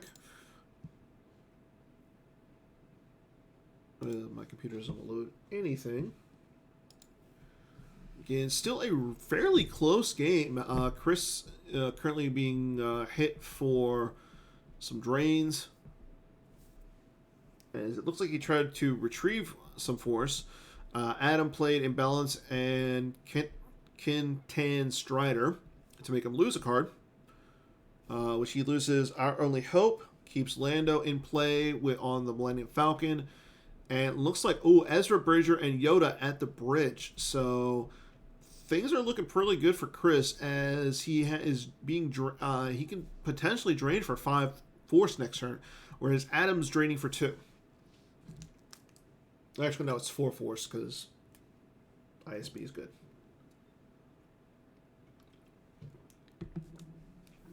And I don't think we're going to see a fight at the Coruscant Spaceport docking bay. Not while Leia and Obi-Wan Kenobi are there. As we do see that Adam does activate everything. So after he makes Chris lose 2 force, he's then going to be able to at least retrieve 1 force with his objective. So we'll stick with both of these games as they're both starting to wind down a little bit. See that Rio and Lando are all by themselves.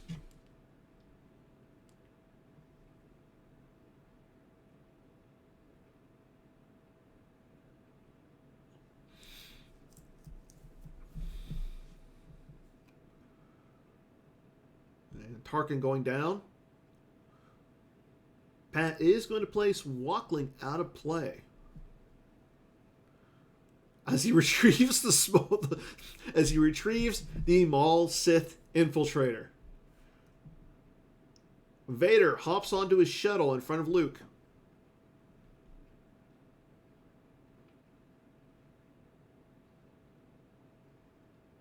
And Pat looking like he's going to be doing 2 points of damage to Teemo.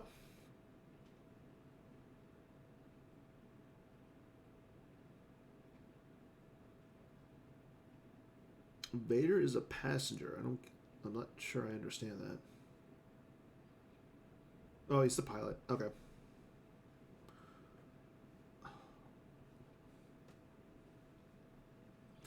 Chris retrieving with Prophecy of the Force in Adam's draw phase. Vader does hop off of the shuttle, and the black tie that was at Endor joins as well. Okay. So right now, Pat's only going to be doing 1 point of damage, or 2 points of damage this turn. Teemo's sitting at 7 in life force, 2 in hand. Pat sitting at 15 in life force, 3 in hand. And we do see that Adam will concede over to Chris. So Chris will become 2 in 1.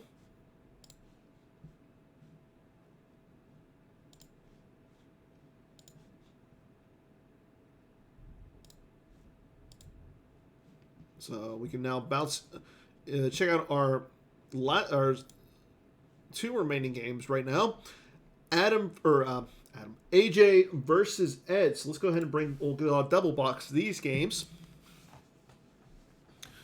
Right now, Ed's sitting at 16 in life force with 3 in hand. AJ 10 in life force, but 11 in hand. Interesting enough, though, Vader is sitting on Geonosis, while Boba Fett, Emperor, and Lord Maul with Lightsaber are all on Tatooine. And we are in the middle of an Ed drain here, or an Ed control phase. So he is currently draining for 4. As we see Pat throw down Captain Lando Calrissian and Melos in front of Grand Moff Tarkin.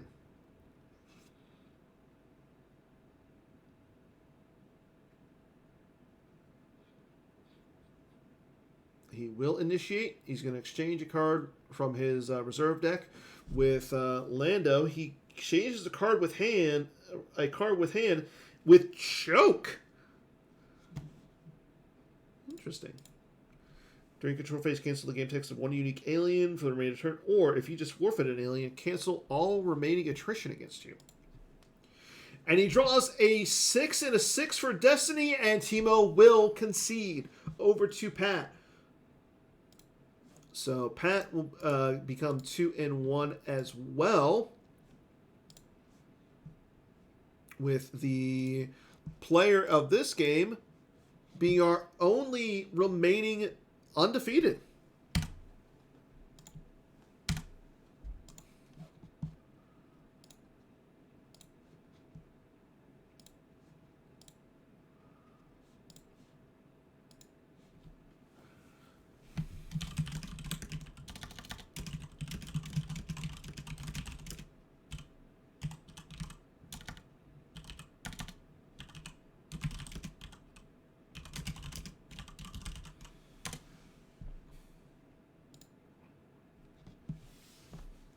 Okay, so we are in the middle of Ed's turn. We just saw him deploy Zuckuss and Miss Hunter, so he's got Zuckuss and Boba Fett both up in space. Mara and Darth Vader sitting there at the non-battleground.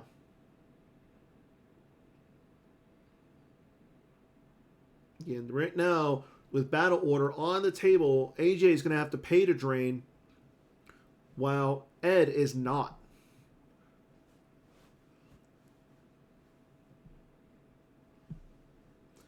AJ activates everything but one.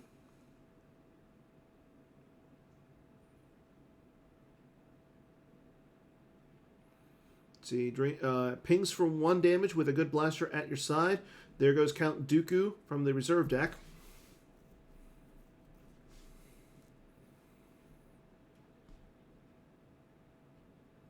And we have Mace Windu going down in front of Lord Maul with lightsaber. With a Jedi lightsaber. Interesting.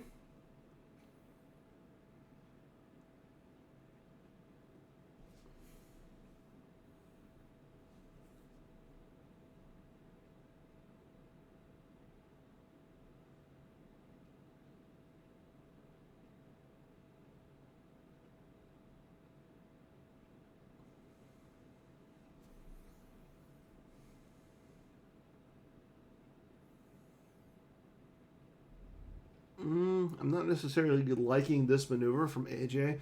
I know that you are causing a point of damage with the first strike. However, Mace's only defense value 7. You're not swinging at Maul. And I want to say his forfeit value or his immunity to attrition is only 8 or only 6. So, yeah. This, I mean, I do like that you're getting rid of Maul here, but okay, there's a blast reflection. That helps. Okay, as Ed will grab it with the tentacle.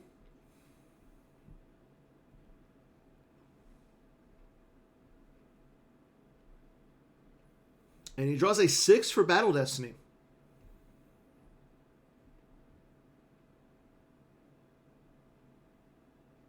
As Ed draws a 7.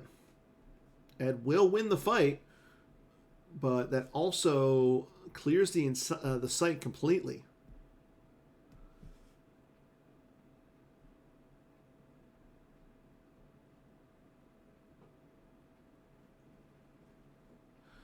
Yeah, I don't know if I like the fight, but I don't like the deploying of the lightsaber there. Like, I do think that if he would have kept the lightsaber, because I mean, if you have the resistance, why throw away the lightsaber? Because the lightsaber goes lost.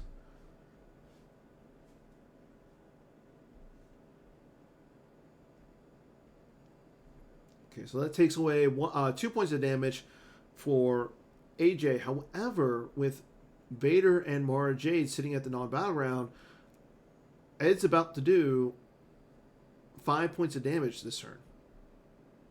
So, and things are AJ's running out of cards slowly.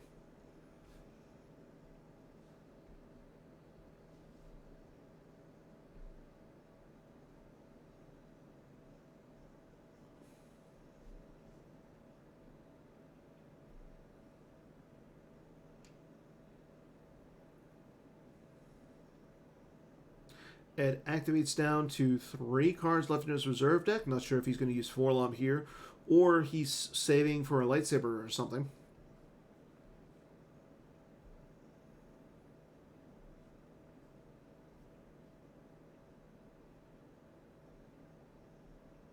Nope, he's going to activate all down to just 1.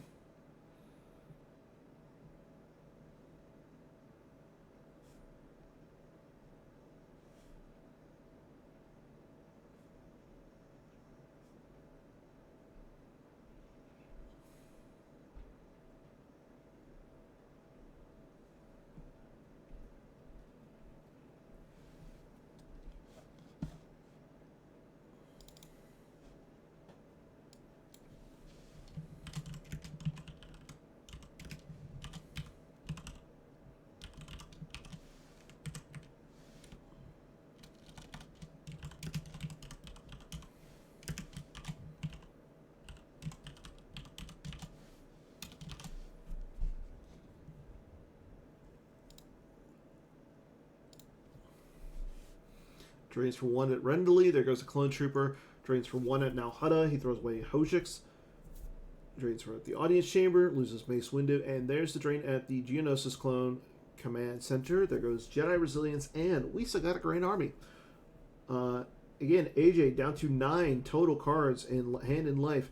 Whereas Ed sitting at 15 Hand in Life.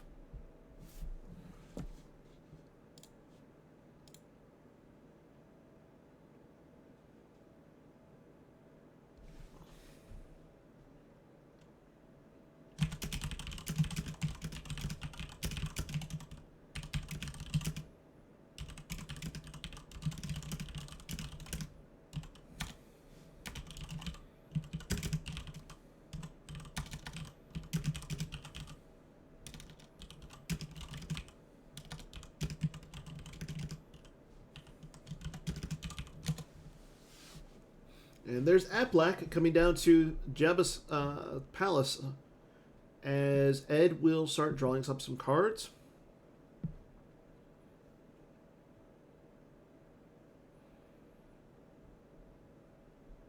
And he'll recirculate.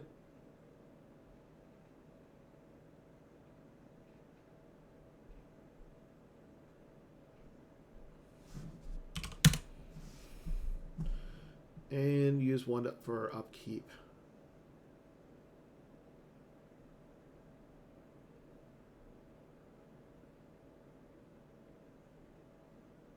We move into AJ's turn.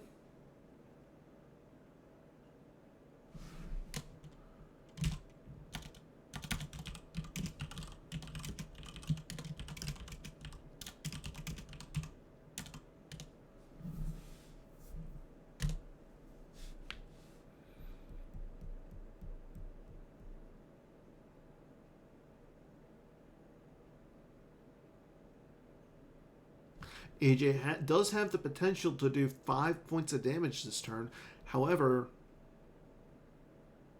he will have to pay it for it. And then on the rebound, he's throwing down 6 points of damage.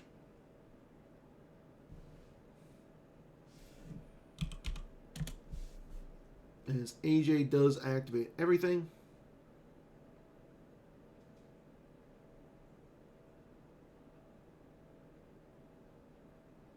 There's the damage from the Good Blaster at your side.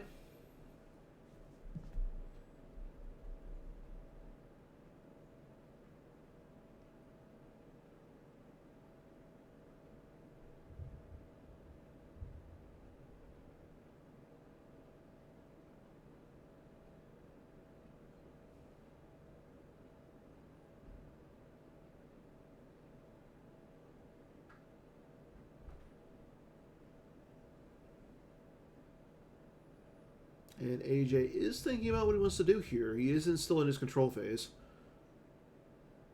Again, he could drain. He would be draining for 2 at both locations.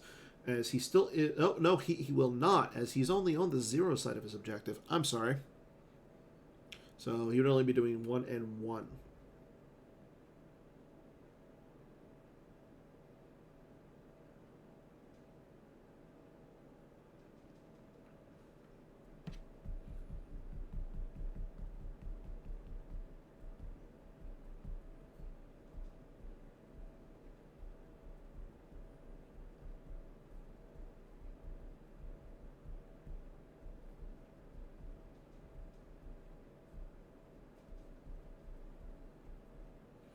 Okay, he does move into his deploy phase.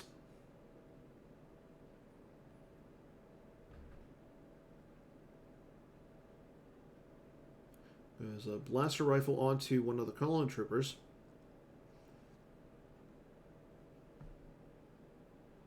It's in his right to do what he wants to do.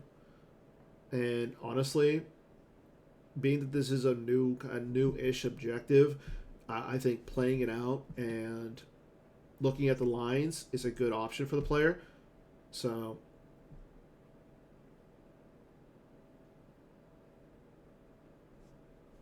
but like I said, he is in his right. If he wants to concede, that's fine.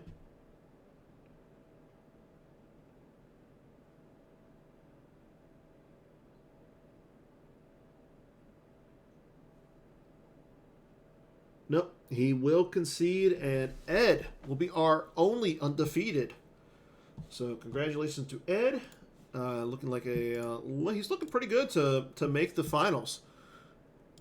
But again, we'll see what happens in our last round. So let's get into our last round, and we have some exciting pairs. We have a repeat. Ed versus AJ. Chris Kelly versus Garrett Larson. Pat Johnson versus Adam. Bill versus Wayne. And last but not least, Logan versus Timo Dussel.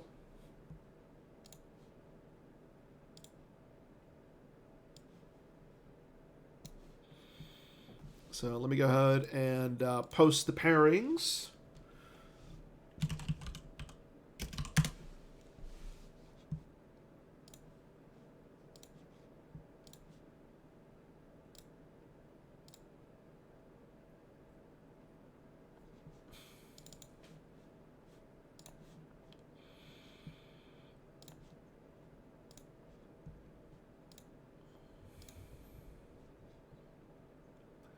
And then we can get our last game going.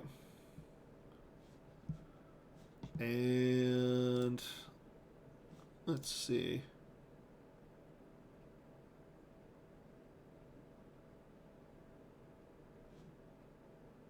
AJ's Dark. Thrawn versus Hitka. You know what? Let's go with an old school, very exciting match. And I know that Garrett is streaming it on his end. I want to watch Hitko versus Hunt Down. Oh, no, it's not Hitko versus Hunt Down. It's Hitko versus ISB. Oh, I'm sad.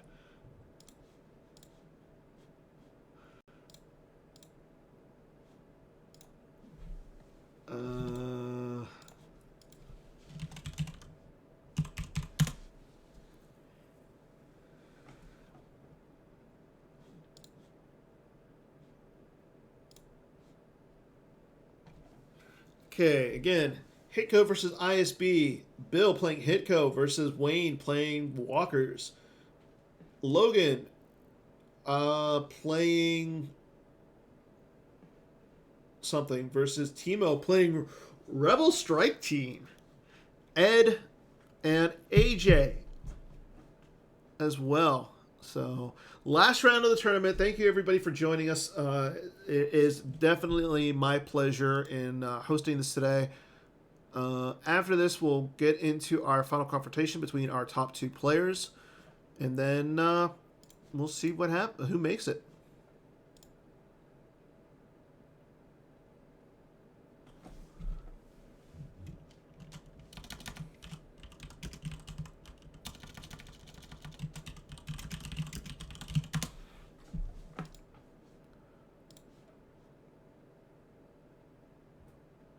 And it does look like Timo.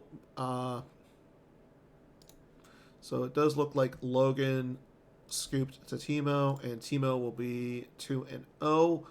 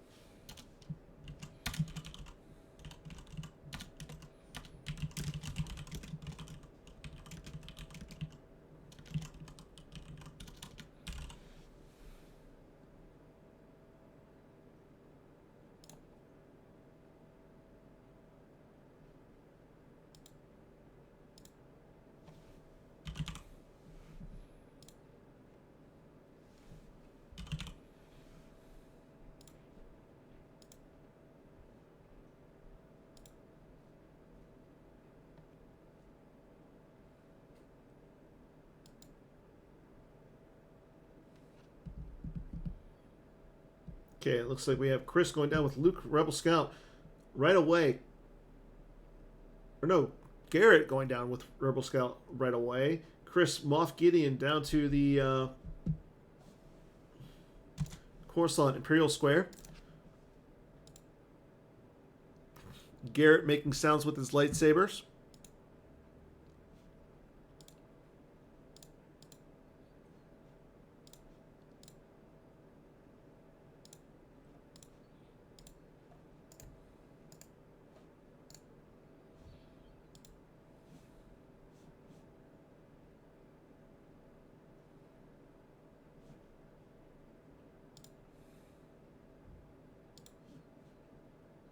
There's Tarkin's bounty onto Gideon, as Chris has activated 7.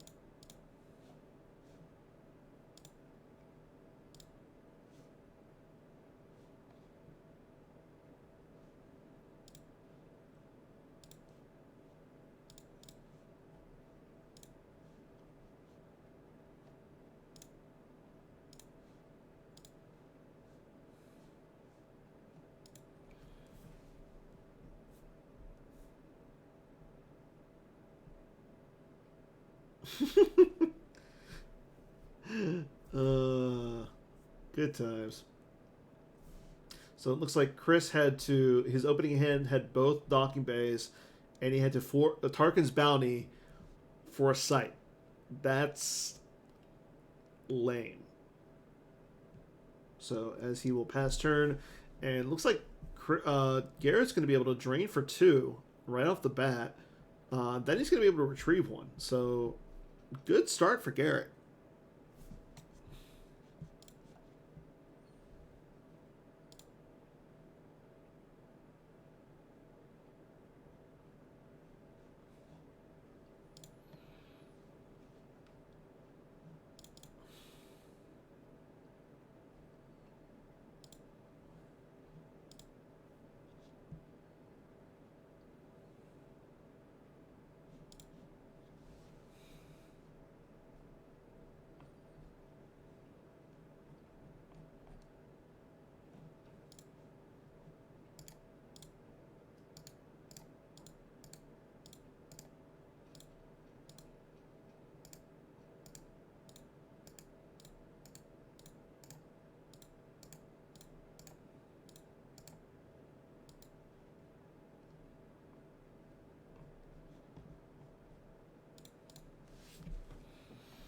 Yep, and he does drain. Chris will lose Son of Bombardment and Cold Feet.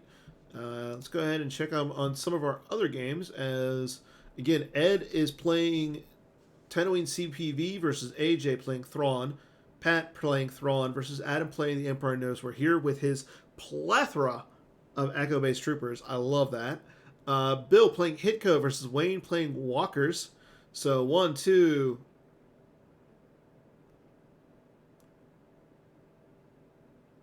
2 Hitcos, 2 Thrawns, and Walkers and Speeders, with the only difference being ISB and Tatooine CPV in our last round. So let's go ahead and check up on Pat and Adam. So it looks like Pat has the Stalker with Thrawn already at Hoth. So Adam is on the 7th side of his objective.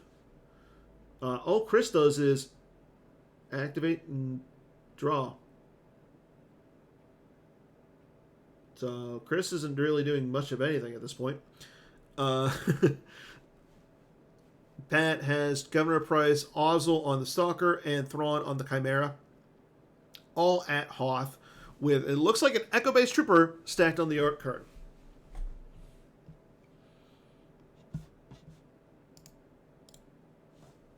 Then let's go ahead and check up on Bill versus Wayne. Believe both of these players have a chance to make the finals.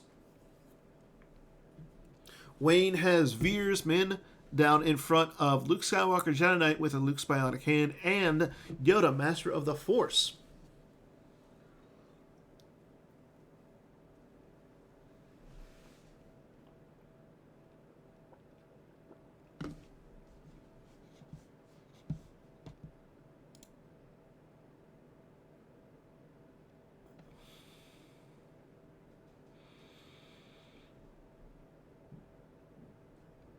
Looks like we saw a Gift of the Mentor being played. However, Wayne had the Imperial command to limit Bill.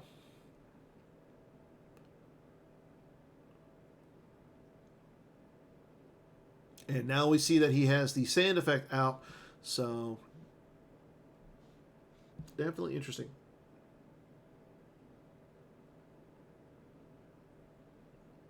Bill said, Chris in the chat saying that his playtesting partner Jared Konsker builds some good decks on paper, but then once you play them, they're not good.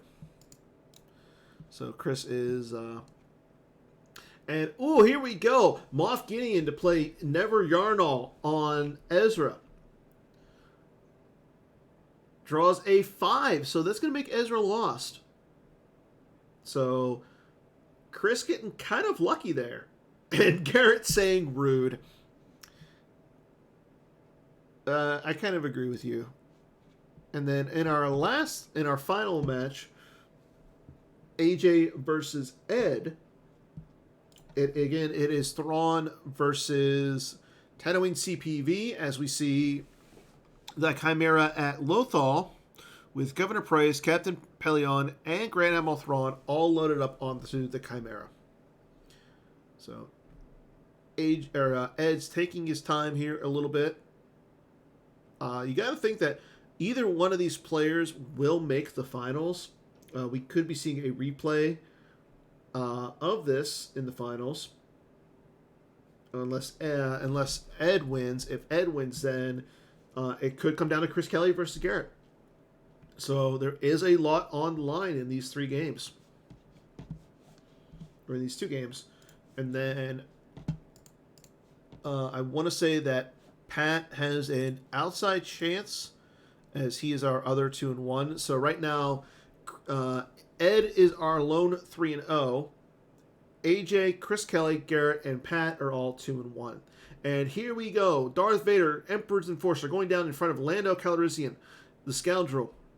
Stormtrooper Garrison coming down as well. This could get kind of spicy. However, with that being the turbo lift hallway, or the walkway, if Chris goes down with any other characters, he has to lose one. Lando's game text is canceled. Chris getting 2 destiny. Garrett getting no destiny. Again, things were looking all Garrett. Chris draws a 4 for his first destiny, bringing his total up to 18. Draws a 1 for his second destiny, bringing his total up to 19. However, he has Imperial Enforcement to cancel and redraw. He draws another 4, bringing his total up to 22. 22 to 8. Lando only covers 7, so that's 7 in overflow, unless Garrett has the Hojix. And he does not, as we see him lose Death Star 2 Chasm Walkway.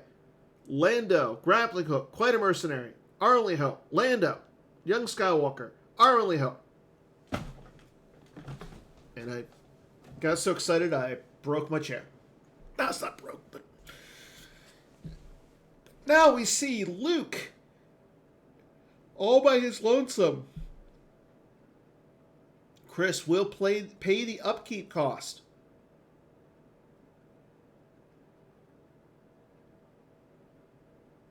And what's really bad is Garrett can only have one character at that site.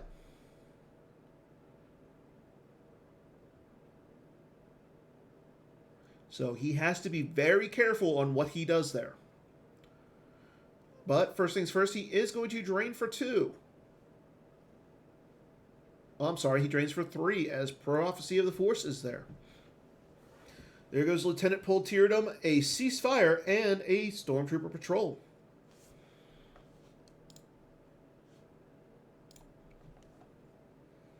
Princess Leia going down.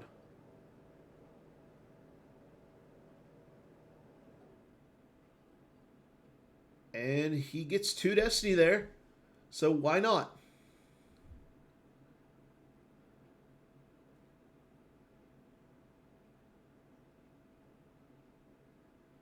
His first Destiny is going to be a 4. His second Destiny is a 4 as well. I believe that's going to at least get rid of the Vader.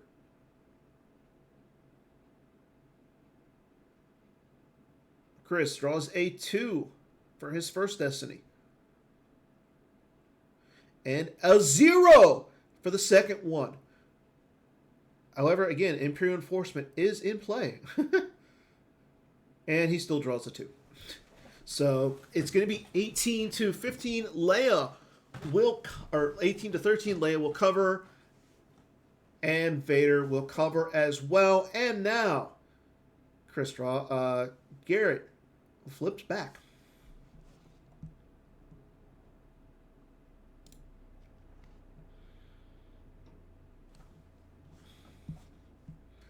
There is the Coward Shield from Chris. Checking up on Adam versus Pat. Adam has dropped down a 4, only 4 Echo-based troopers. Well, he still occupies the Hoth system, keeping Adam on the 7 side of his objective.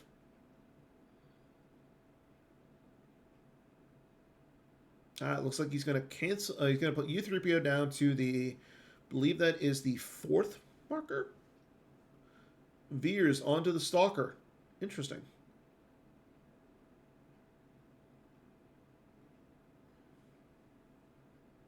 See, that is Chris Kelly's turn.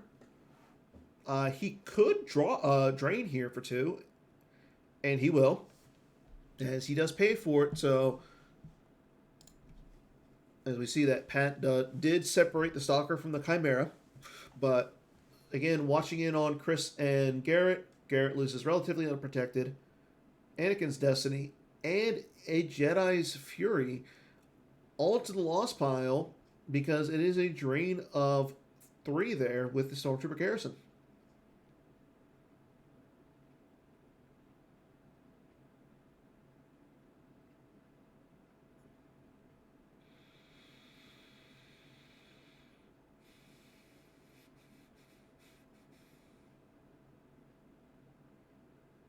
Chris has 9 Force to work with a 13 card hand. So let's see about what he wants to do this turn.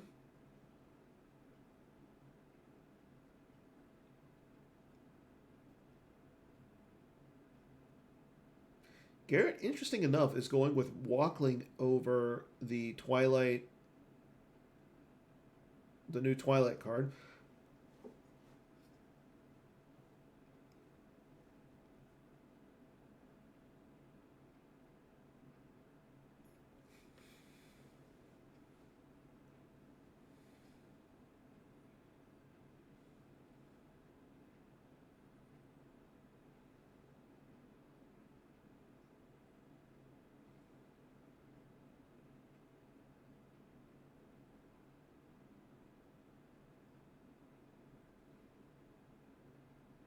Admiral also going down for free in front of Luke.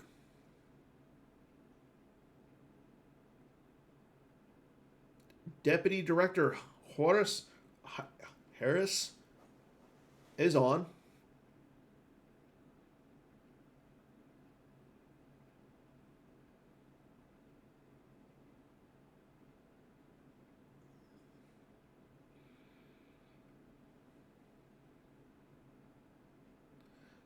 Tarkin going down as well, flipping Chris. He still has 4 force saved.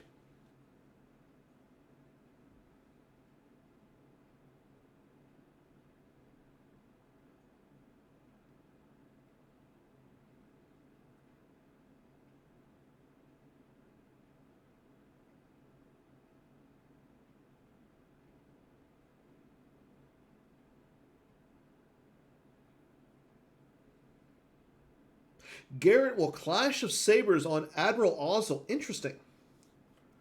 I'm not necessarily sure I like the Clash on Ozzel. Because Chris cannot play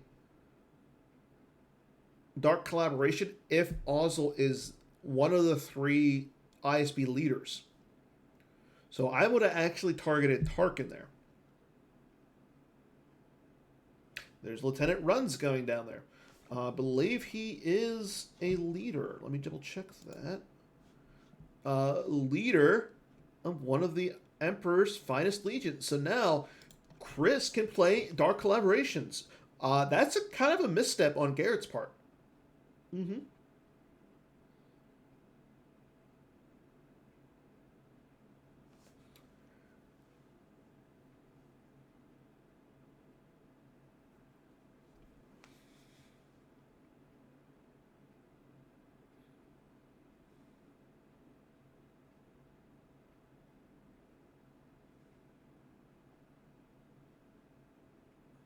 There's Corporal Obrek. Chris dropping down characters.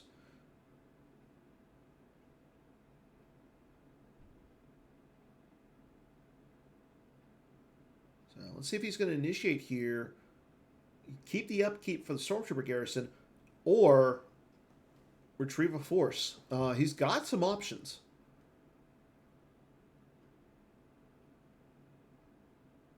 As he will initiate the fight. Chris currently up by 6 in power, and he has the ceasefire, so Luke is not going to be able to swing his lightsaber. He does have to lose 2 force here, as he loses the downtown plaza and a sonic bombardment.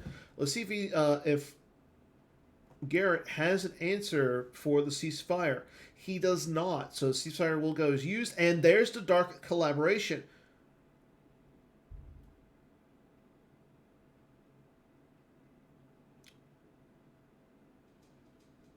Because I believe, yeah, Obrek is, as Chris draws a 4.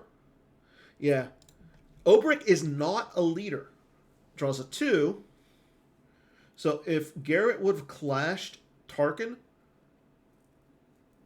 1, he would not have to worry about his destiny getting canceled, and 2, Dark Collaboration would not have been played. As he draws a 5 for destiny, that is now going to be canceled.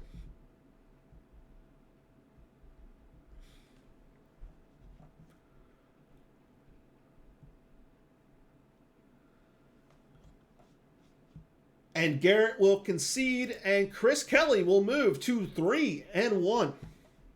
Let's go ahead and hop into Pat versus Adam really quick. And we'll keep an eye on Ed versus AJ.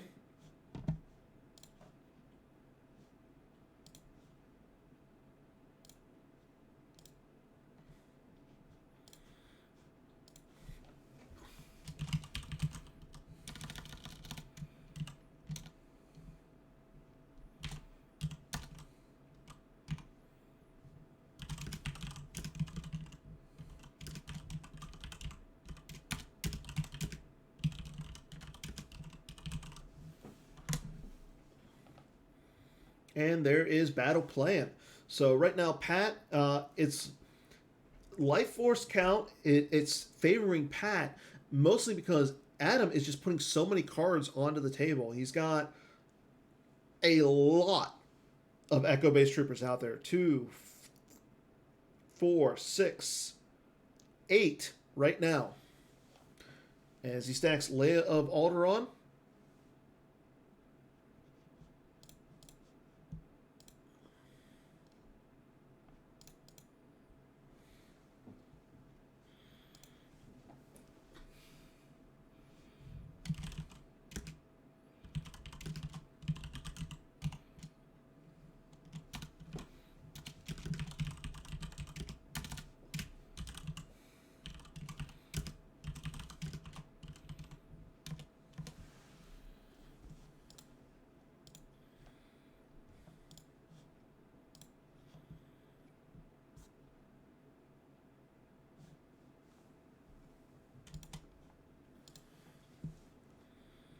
And let's double box it right now. Checking it on Ed and AJ. Ed currently has Obi-Wan with lightsaber and Lando at the Lothal capital city. However, U-3PO is down there as well, and I believe he is still undercover. Yes. Unfortunately, and then on top of that, we see our Admiral Akbar with R2 on the home one at Tatooine. However, there is I've lost R2 is currently on the home one, so the home one is stuck there.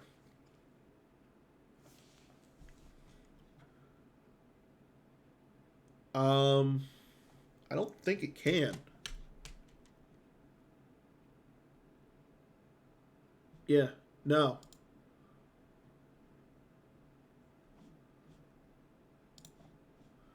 I'm gonna get. So we're actually gonna bounce out of the Adam game, go out of this game,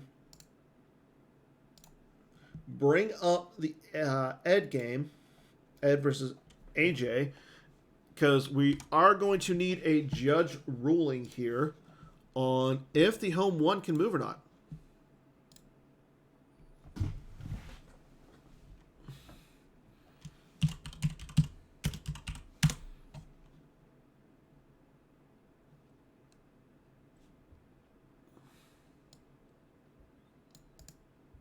I don't think it can because it says permanent.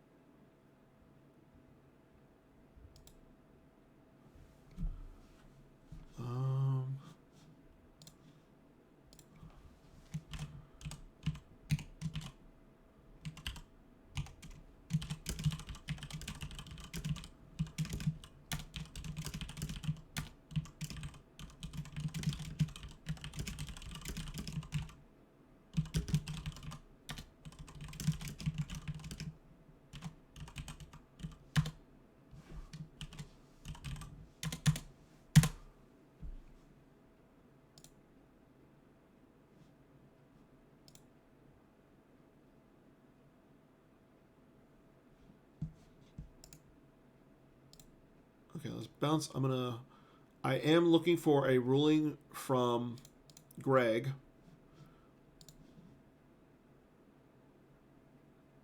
Okay.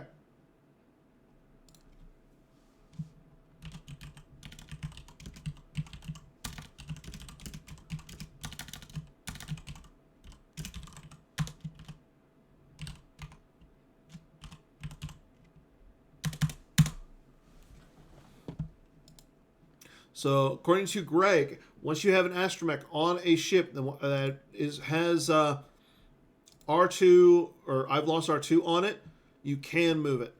Really quick, let's go ahead and jump into Wayne versus Bill as we have a Walker versus Hitko match. We just saw that Ahsoka Tano goes to the Lost Pile for Bill, leaving Luke with lightsaber, Luke's bionic hand in front of a Blizzard 1, Blizzard Scout 1, and Blizzard 2. That's a lot of Blizzards. Blizzard. So we will stick with the AJ and Ed game as our main game now. Checking in on our other matches. So we do see that Bill is in his activate phase. Right now sitting at 29 in life force to Wayne's 22. But right now, let's go ahead and move back to our main game where we just had to have that ruling done.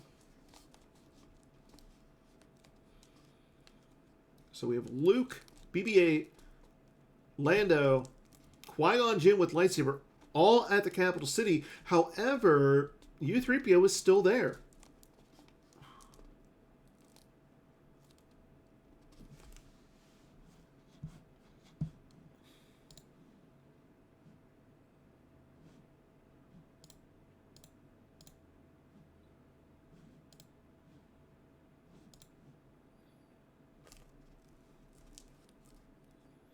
And we still have 3 games left. And, oh, Gravity Shadow is played.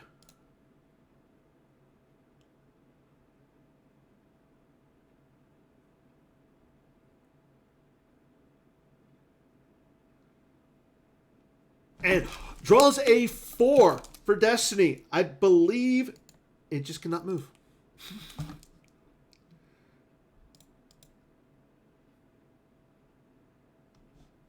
As he does draw a 4, and Akbar is only a 3. So the home one cannot move. Still, even though it can move, it's still stuck. BB-8 will cancel U3PO's game text.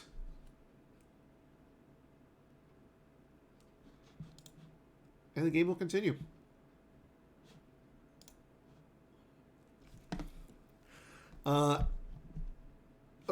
Let's go ahead and check on Bill versus Wayne. We just saw that Bill used Shirut to...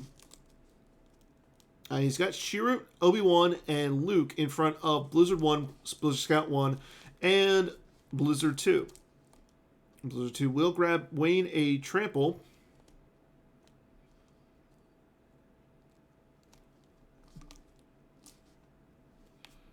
And we still have 2 more packs to give away.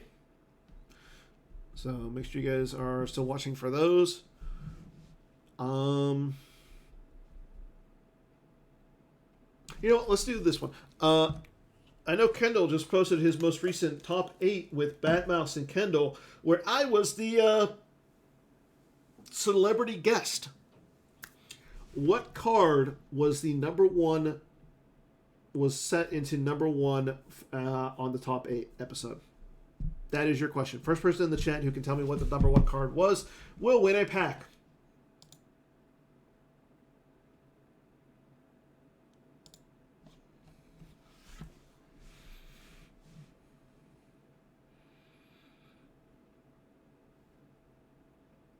What was the number 1 card in the most recent episode of Top 8 with Kendall and Batmouse?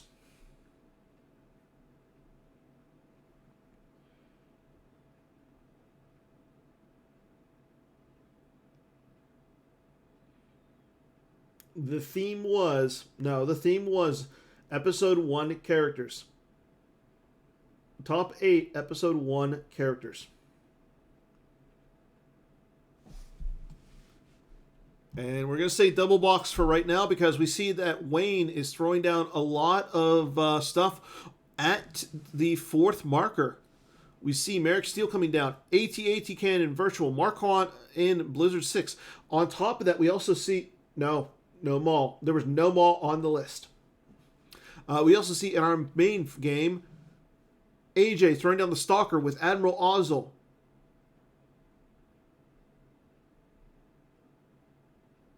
Plays a card with his off the art card.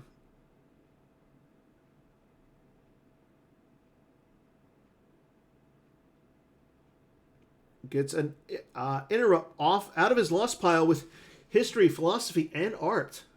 Nice. To take a Gravity Shadow back into his hand.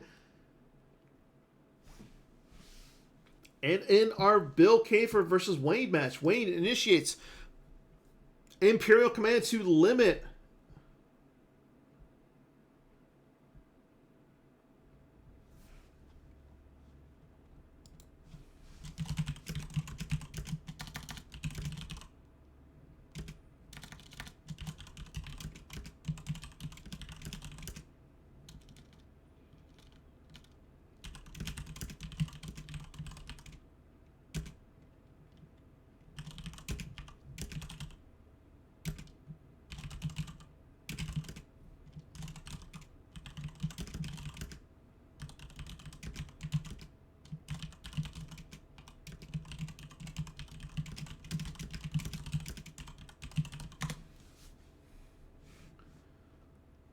Command was grabbed.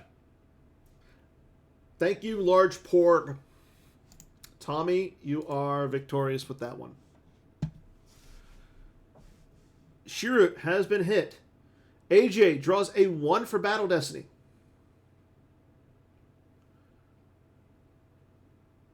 Ed also draws a 1 for Battle Destiny. Ed is currently down by 27 in power.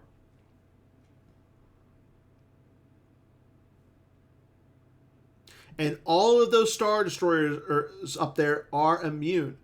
Matter of fact, AJ has does not have any attrition up there.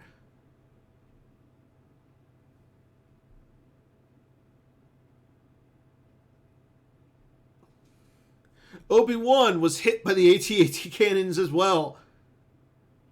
Ed stacks Rey, all of the Jedi.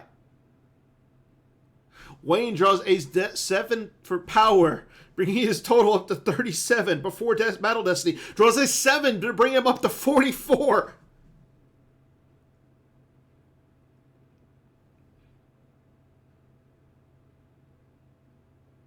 Bill draws a 6, bringing his total up to 33.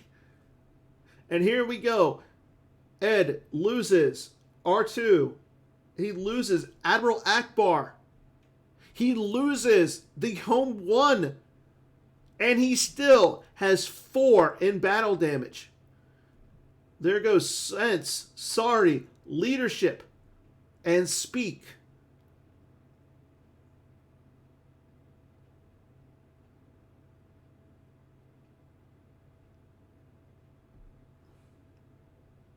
Still in the battle with Wayne and Bill. Bill loses Shirut.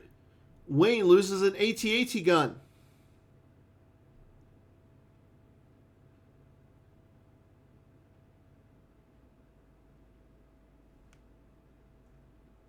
AJ will move the Chimera.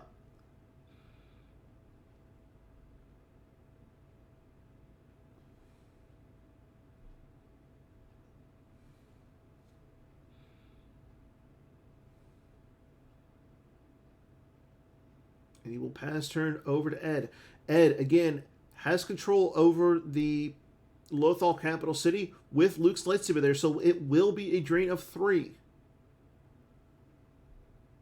Bill still has some stuff to lose there. Wayne still has 9 into attrition.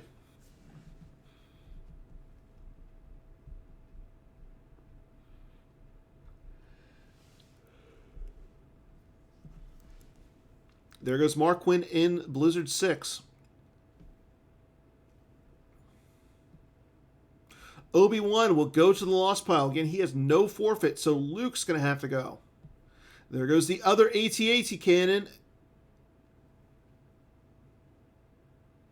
Ed drains at Lothal.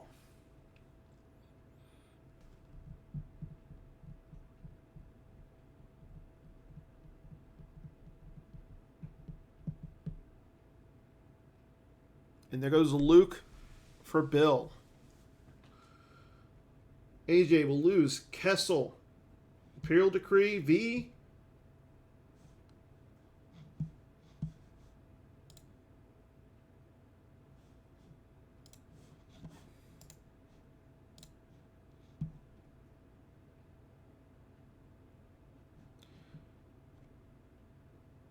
And Image of the Dark Lord V off the top of his deck. So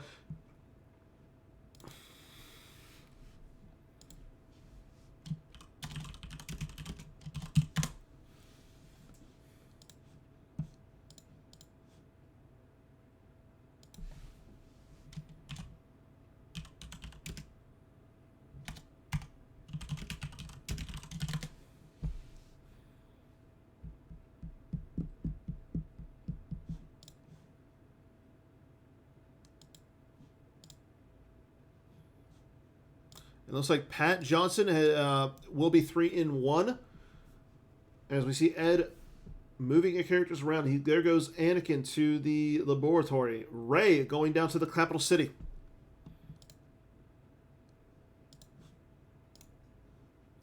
So we still only have 2 games left. Bill versus Wayne. And AJ versus Ed.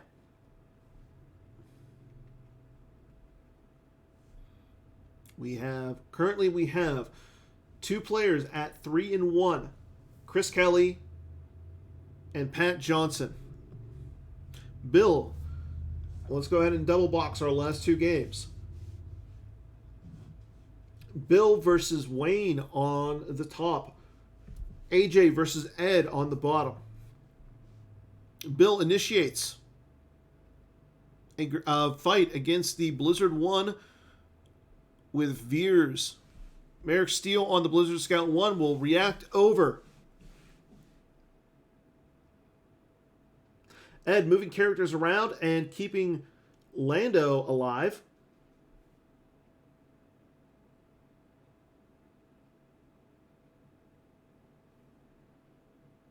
As we go into AJ's turn.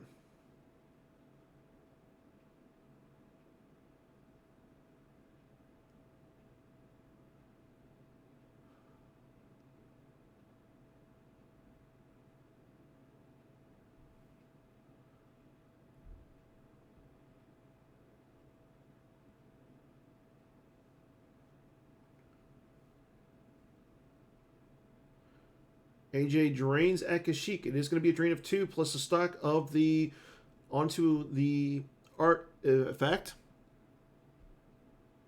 In our Bill versus Wayne game, Wayne draws a 3 Destiny for total power. Draws a 4 for Battle Destiny, bringing his total up to 28.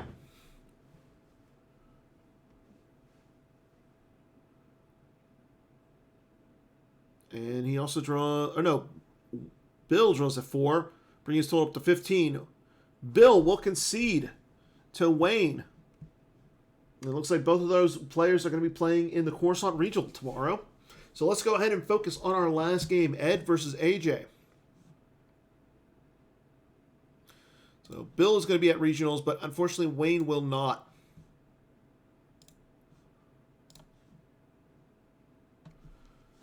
So current update with our standings. Ed is currently at 3-0.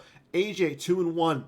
Chris Kelly, Pat Johnson, both 3-1 and waiting on this game. Garrett, Wayne, and Timo all finishing at 2-2. Adam and Bill 1-3, and then Logan 0-4.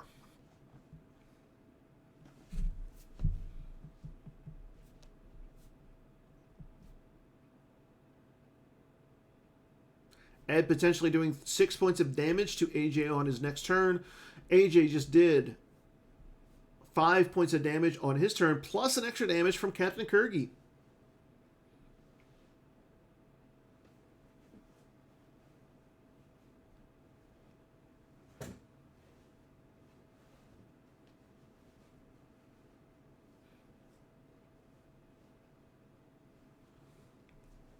Okay, this is our last game before we go into our final confrontation between our top two.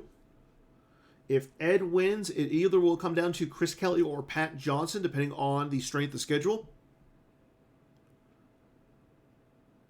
And if it is AJ who wins, I believe he gets in there as well. Okay, currently on strength of schedule, Chris Kelly is ahead of Pat Johnson slightly. Here we go. Blizzard 1 going down in front of Lando and Ray. Journal Veers coming down as well. Going to attempt to trample Lando. Draws a 6. That's definitely going to trample Lando.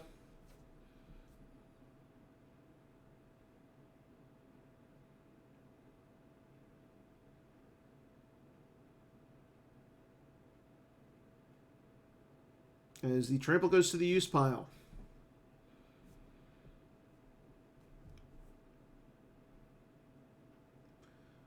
And there's no escape to get back. Image of the Dark Lord. He's going to throw that onto a site to make a drain of 2 into a drain of 1.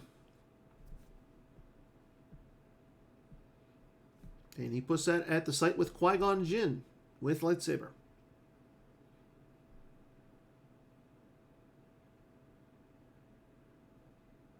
Imperial Decree V, once he is in control of a site, as long as it's a planetary site, all of the force drain bonuses will go away. So I like what AJ is doing here. He's essentially turning off 2 drains of 2, making them drains of 1. There goes off the top, off the art effect, a Jedi's Resilience to give him +3 into power.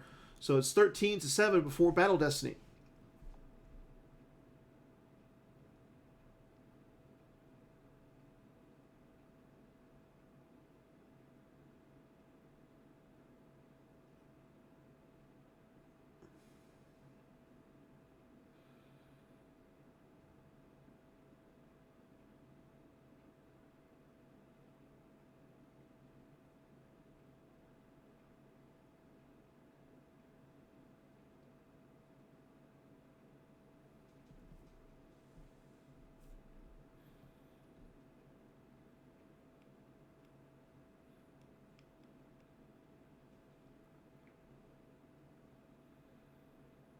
AJ draws a 5 for his first Destiny.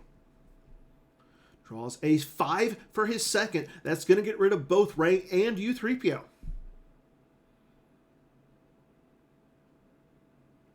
And Ed draws a 4. 23 to 11, down by 12. Fortunately, Rey and U-3PO do not cover enough. Again, Ed will have to lose 1 in overflow.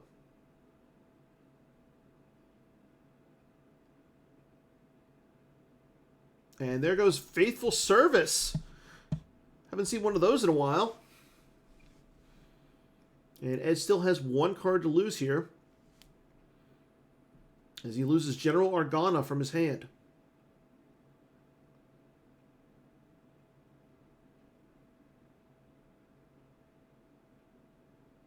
So now, so right now, Ed, if he wants to drain, he will drain from 1 and 1. So not a bad turn if you're AJ.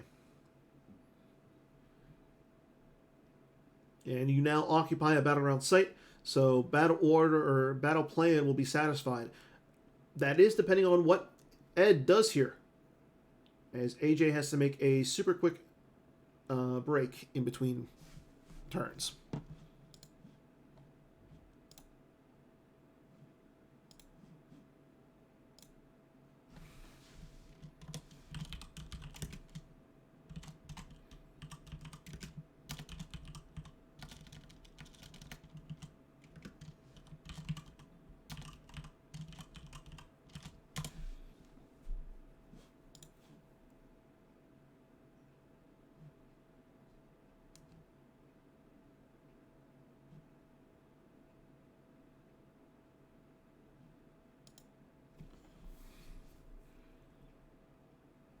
As we see here, again, our final confrontation will come down to, it's essentially coming down to this game right here.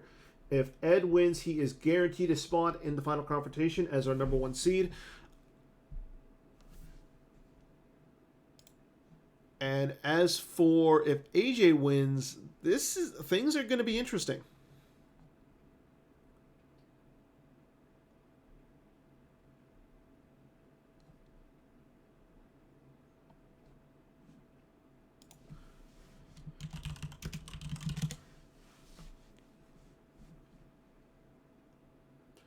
As Ed does activate 12, saving himself 3 force. AJ also saves himself some force. Leia coming down. Leia is kind of important here. She's actually really good. Don't see a lot of her. During battle, may cancel the game text if a leader of ability less than 5 with Leia for the remainder of turn. That just straight up cancels General Veers' game text.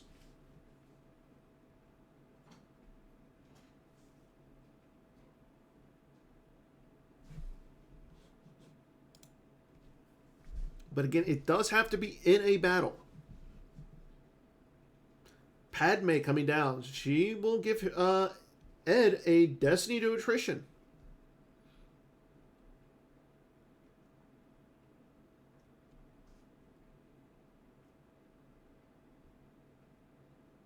And Captain Hera Sandula. Giving Ed a destiny, another battle destiny. So he's getting 2 battle destiny and a destiny to attrition. And Veers' game text is going to be canceled. This is really good for Ed.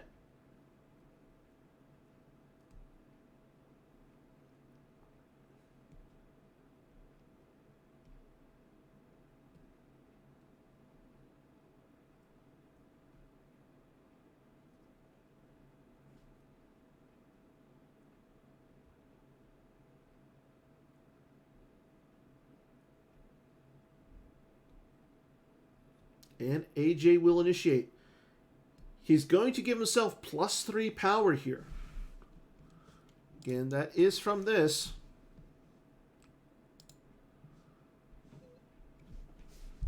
As Veers' game text will be canceled.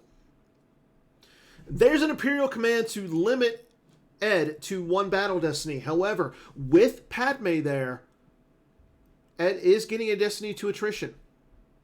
And the believe the Blizzard 1 is only immune to attrition, less than 4.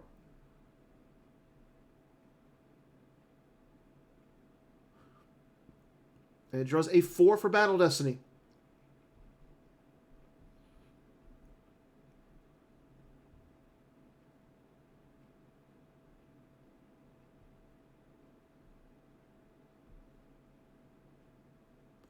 AJ draws a 4 as well. Now, Veers, I believe, is immune to attrition or a forfeit value of 9.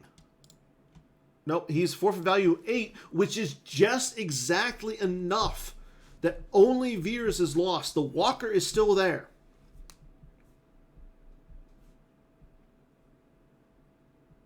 Hera will go to the lost pile.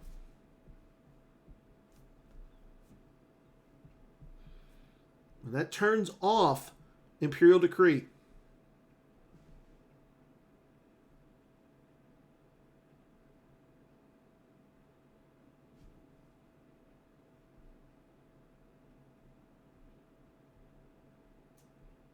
And we go into AJ's turn. He activates everything. He still has 20 cards in his life force. Ed has 15.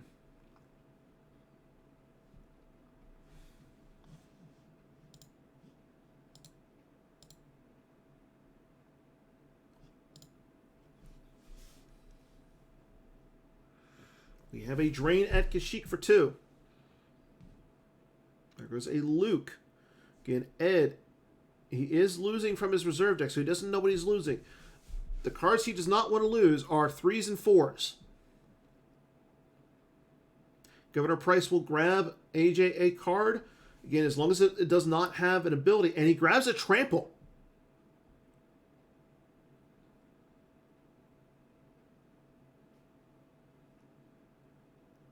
There goes Rebel Leadership and Blaster Deflection from off the top of the reserve deck for Ed.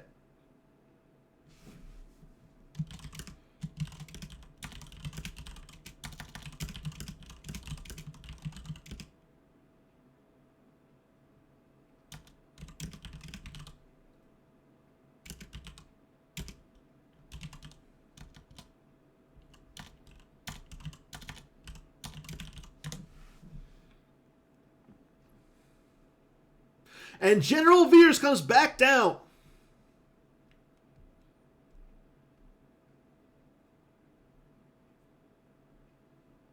With a Blizzard Scout 1, this could be very big.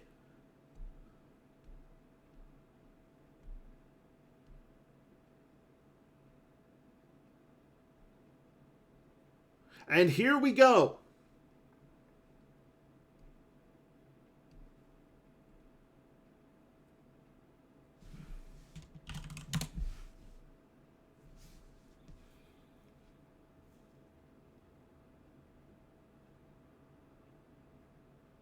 Blizzard 1 will cancel Padme's game text. Interesting. Now, Leia is going to be able to cancel Veers's.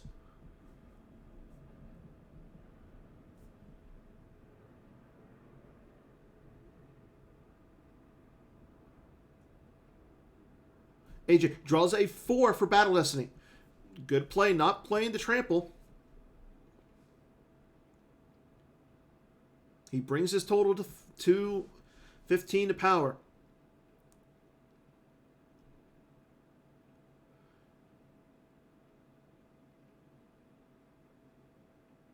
And Ed draws a 5.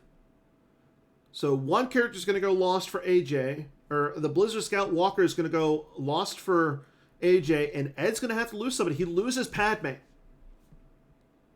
And unfortunately, Imperial Decree V is not in effect, so Ed's going to be able to drain for 2 at the Advanced Projects Laboratory.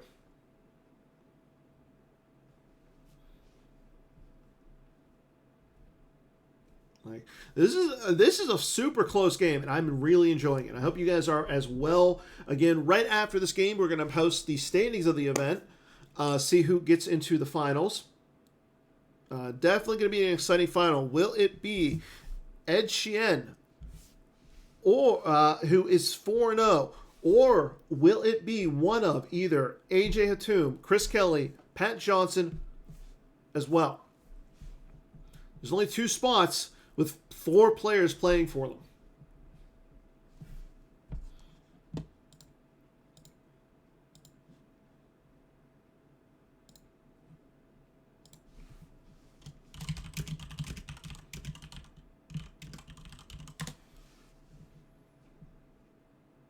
Ed's going to activate everything but 2.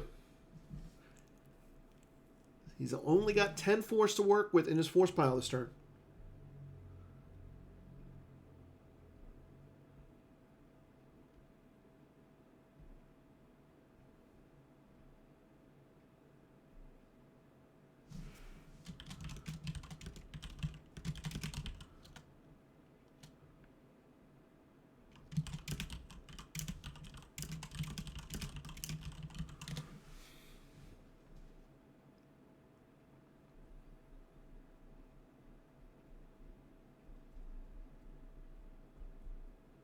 This is if you're AJ, this is why you want Tarkin's Bounty on Tarkin, because you can see what the top card of your reserve deck is. If it's a 5, you can easily just trample Leia. Just saying. Ed will initiate a drain for 2 at the Advanced Projects Laboratory. Let's see, what will AJ lose here? Will he lose from his hand, or will he lose from his reserve deck? AJ only has 9 cards in his lost pile to Ed's 28. But again, AJ's put down a few cards onto the table. Han Chewie the Falcon going down to Lothal. Okay, so now Ed will be able to drain for free. Unfortunately, though, he's only got 1 card in his force pile. Question is, does he know what those 2 cards on his reserve deck are? He would need greater than a 4 to get rid of Veers here.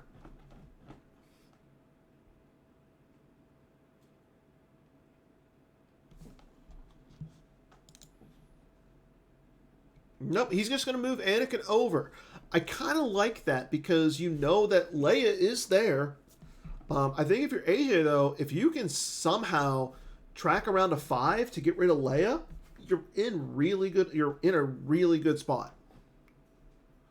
But it is AJ's turn. Let's see what he does. And we know that he is going to be able to drain for free this turn again. And I kind of wouldn't mind him moving the Walker over in front of Luke.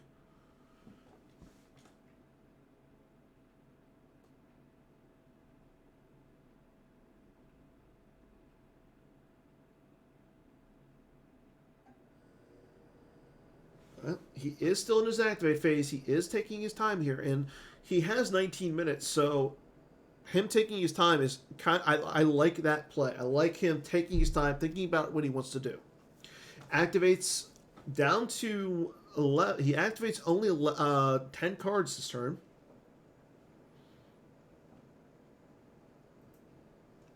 Now, Han Chewie the Falcon would only be draining for 1 at Lothal. I think, again, the biggest issue is he's either going to be taking.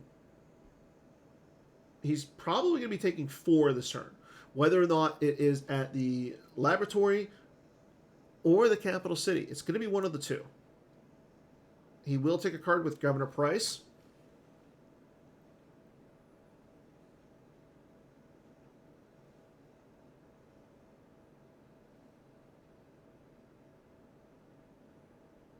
And again, he does have to show what it is.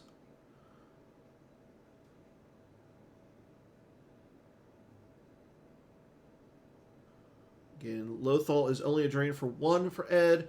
The Imperial Complex also only a drain of 1 with the image of the Dark Lord over there.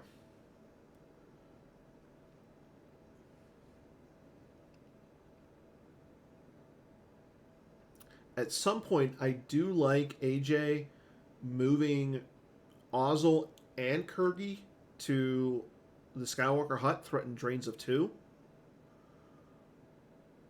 Okay, there goes a BB-8 off the top, and another BB-8. 2 BB-8s back to back for Ed.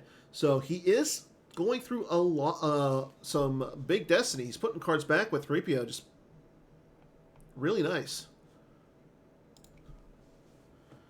There goes a Speak off the top and a Luke Rebel Scout.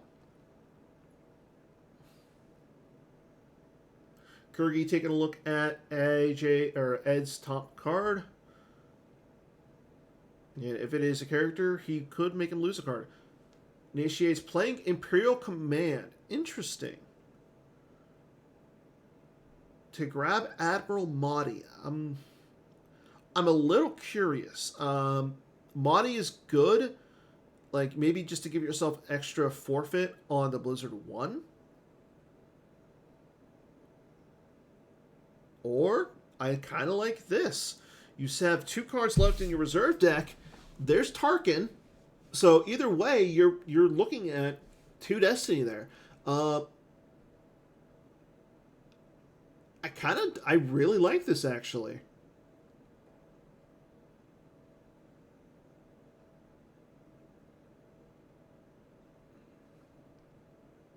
Now, Mahdi comes down, I believe, for 3. Oh, okay, so he's going to move away. Interesting.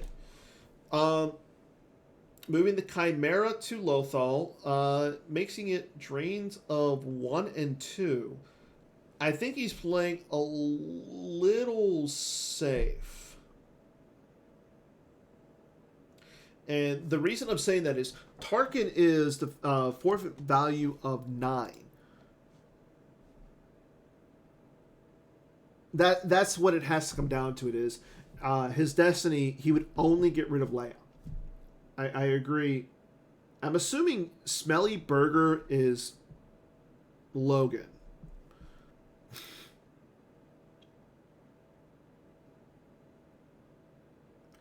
But again, Ed is looking at 10 cards hand in life to AJ's 18 hand in life. Ed activates 7. Again, he is going to be draining for free this turn. He will have drains of 1 and 2. And what's interesting is if he moves the Falcon, that's still giving AJ the same amount of damage that he was doing draining at Kashyyyk. There's a drain for 2 at the capital city. He's going to lose Mahdi. I'm not sure I like losing Mahdi there. And he loses Mara Jade. Like I said, if he could somehow move some of his characters on the Stalker, if he can move the Stalker or Admiral Ozzel and Captain Kurgi from those 2 ships down to Tatooine and throw, again, potentially doing 2 more points of damage to Ed, that puts a lot of pressure on Ed.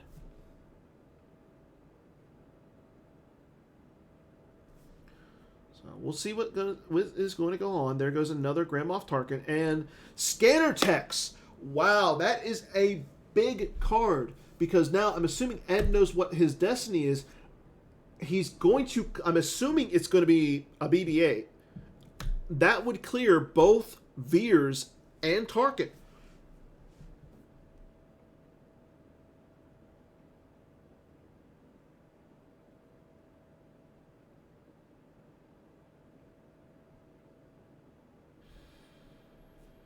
And he puts a Luke Rebel Scout off of the art card into the lost pile, negating Luke's immunity to attrition.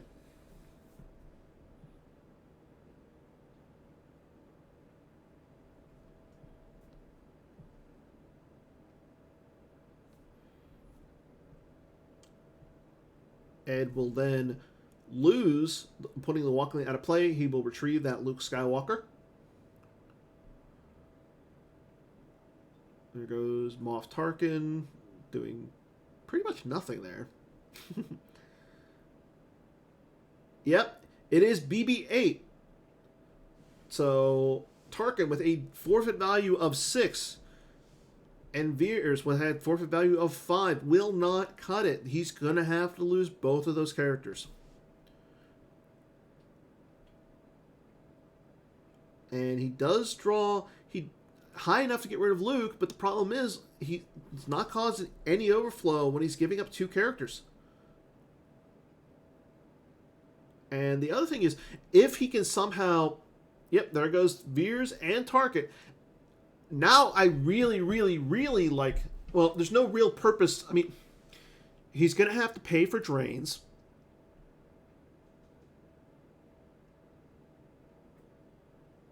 So, I think him fighting Anakin and Leia was the right move.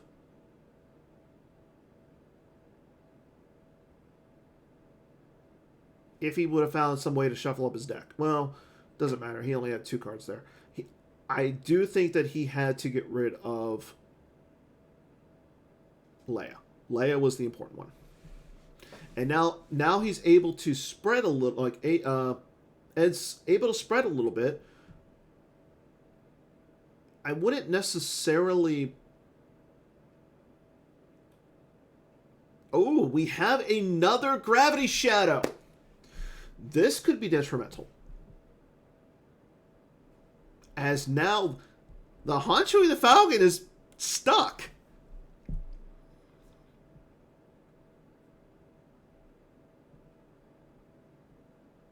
Leia moves away as well, joining Anakin. And Qui-Gon moves out as well.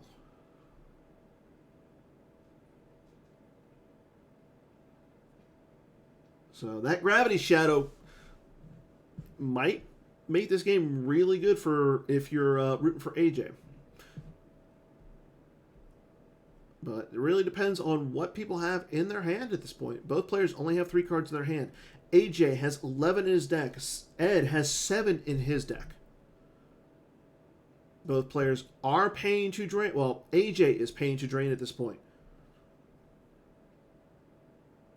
And the other thing is, AJ has pretty high immunity up there, and he's got all those forfeit values. So the fact that he had the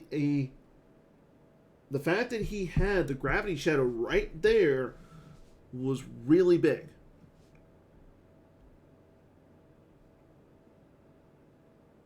Activates down to only having 2 cards in his reserve deck, so this tells me that he wants to fight. I do like him draining at Tatooine, causing 2 more points of force loss, though.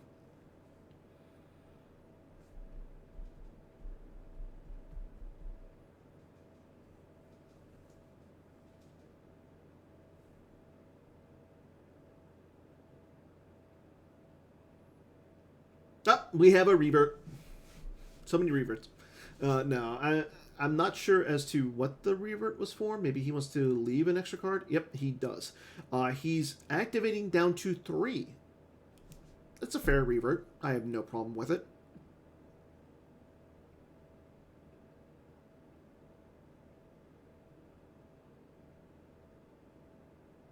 Captain Kurgi checking out the top card of Ed's deck.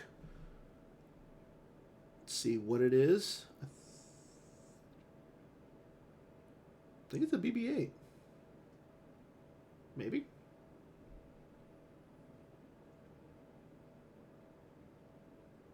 And he throws down Darth Vader, Emperor's Enforcer. Interesting.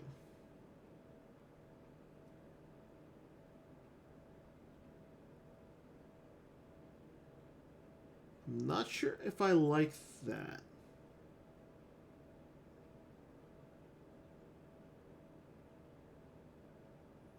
Because you're not going to fight with. I mean, you're not going to fight with the Vader. I mean, you want to. He's fighting with the Vader. Interesting. It's going to give himself +3.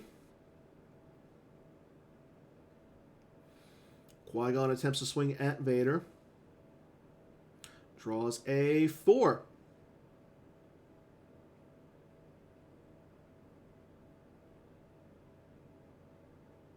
And a 6. That's going to hit Vader, making him force value 0.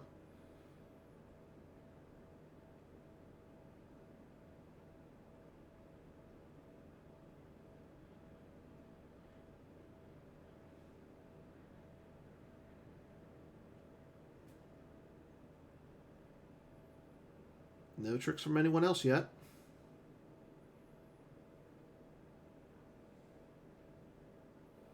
Draws a 4 for Destiny, bringing his total up to 14. Now, the nice thing is, even if Ed draws 7, he's not going to cause any overflow. So he draws a 4. So it is going to, so Qui-Gon is going to be off the site, and Vader's going to go lost as well. So that does the job for AJ. Now, again, I really like initiating against the Falcon, as he will make another art card go to the lost pile.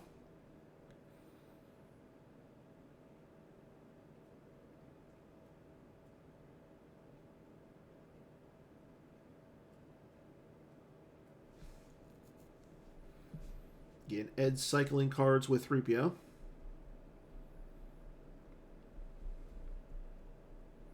Drawing BB-8 for Destiny. Again, that's going to be a 6.28319, yada, yada, yada. But I believe that the Chimera is immune to attrition. Oh, no, that was the Destiny to Power.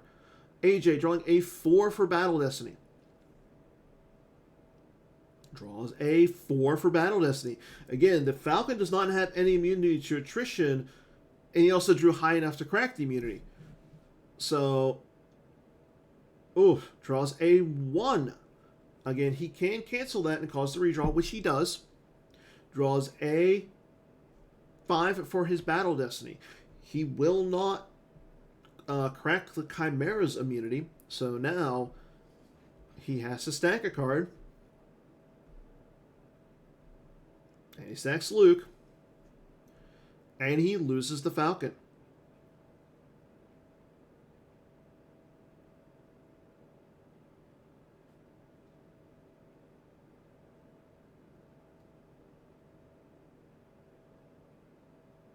Ed down to 9 cards hand in life, with AJ sitting at 13.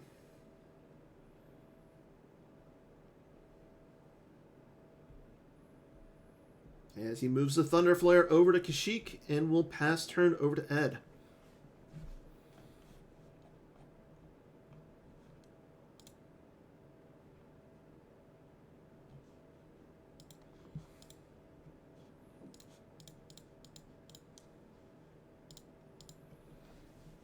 And Ed will concede to AJ, and that's it. So I'm going to go ahead and let's go ahead and get the final results. So AJ is our winner.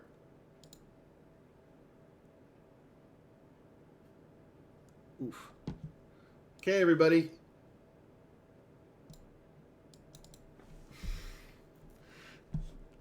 We have our final results.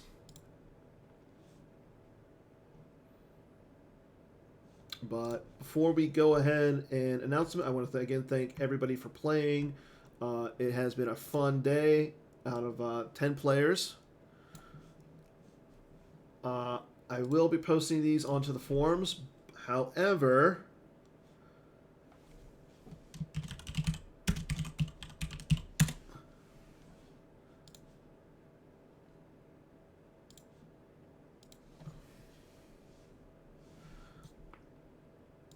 announcing your finals will be AJ versus Ed again. So for the third time today, AJ versus Ed in a final match.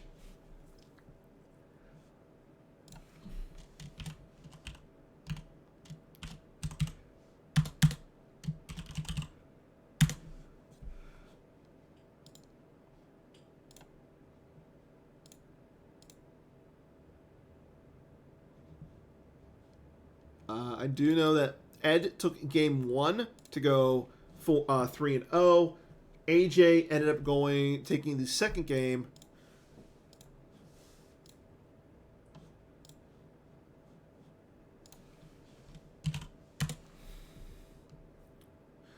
And yeah. And I believe we're going to try and get a co-commentator on. So give me a second to set that up.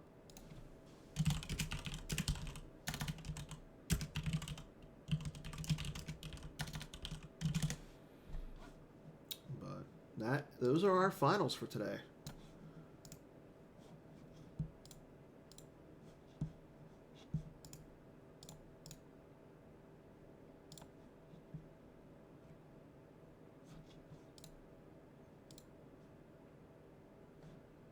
Okay, we are going to take a short break.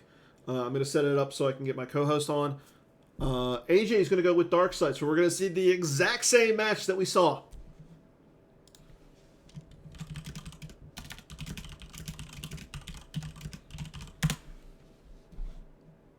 So we're going to play that game again here in a second. I'll be right back. We'll finish up the finals, and yeah, it's going to be an exciting little finals. It's going to be Thrawn versus Tatooine CPV, AJ versus Ed for the finals. So we'll see everybody in about a few minutes.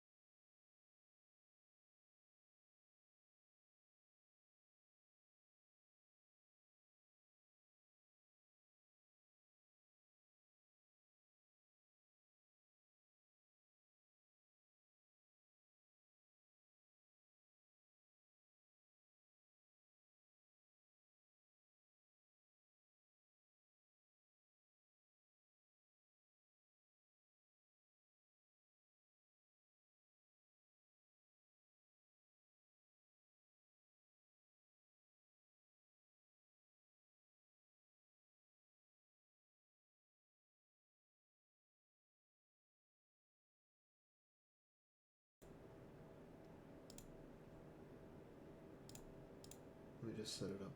Okay, everybody, we are back, and we have our players. We're getting them up on. They're going to play it. AJ on dark side, Ed on light side. Final confrontation, one game, play all. Let's get it done. So joining me for this is friend, teammate, ally, one of the people. I don't know who got who into the game, but joining me right now is Logan Patig. Pydig. Pydig. Joining me. You've been wanting to do commentary for a while, and I figure this might be your best shot. So thank you for joining us. Yeah, I mean, I started off 0-3, and I played against Timo again, and I'm like, I don't want to waste my time here, so scoop to him. And, figured might as well hop in and help Dan since he's a little bit inexperienced, so. I know. I mean, I would have gladly taken, what's-his-face, Garrett? But What's his face? No, Garrett is amazing, and I would have gladly have asked him, but I know he has stuff to do today. So here we are, our final confrontation. AJ playing Thrawn against Ed playing that Tatooine CPV that looked kind of fun. Like, it looks different. It is a mains type of a deck. However, it's not your normal mains. No, I mean, AJ played against him. You guys watched that on stream. I got the pleasure, so to speak, of playing against Ed earlier on, and I don't know. I just couldn't kick him off my own non-battleground. So it's a very interesting deck idea, though. In Rosemount with Mark Walseth teaching us, we learned to appreciate the jank, and this is no different. I wouldn't say this is jank. Like you were saying, it's different. The fact that he's starting the launching the assault gives him some potential to stick around in space against a Thrawn deck that is very heavily a space deck. Yeah, and I mean, I was playing Vader Revenge of the Sith, so I didn't have any space to kick out the home one. But it's just one of those things where you can like appreciate the thinking and the time that went behind into this kind of idea. Exactly. Okay, here we go with and one of the things that I kind of liked for AJ was he really limited where Ed could go. So him dropping down Kashyyyk, him dropping down Kessel right off the bat like that, not necessarily what I would do. I think just part of it was like AJ was really struggling with activation last game. I mean, he was activating 13 to the 17, and AJ was still able to pull it out, but he had to scrap for every inch. Mm-hmm.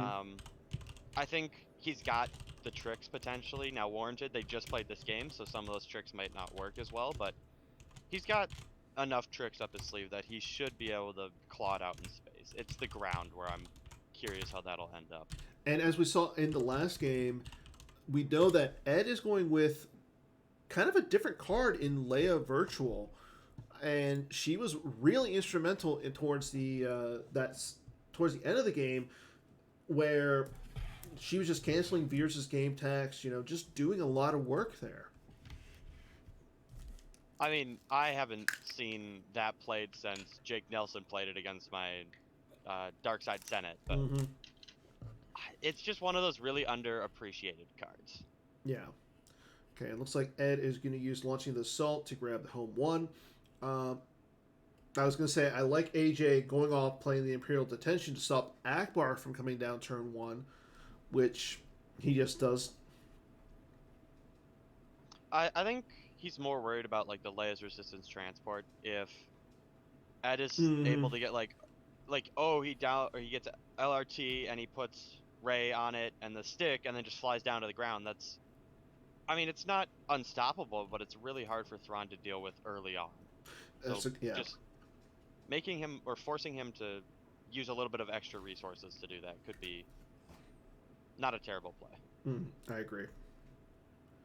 And this is one thing, like on this Tatooine CPV deck, it doesn't really give up any battlegrounds. That's the one thing that I noticed. Like, I don't know. I saw he was playing Speak of the Jedi Council, so he could pull the Jedi Council. He's playing Wisas to pull Boss Nash Chamber. I did not see a battleground site. But the one thing about like the meta right now, unless you're going up against Hunt Down, there's really no deck that relies that the dark side doesn't start a battleground.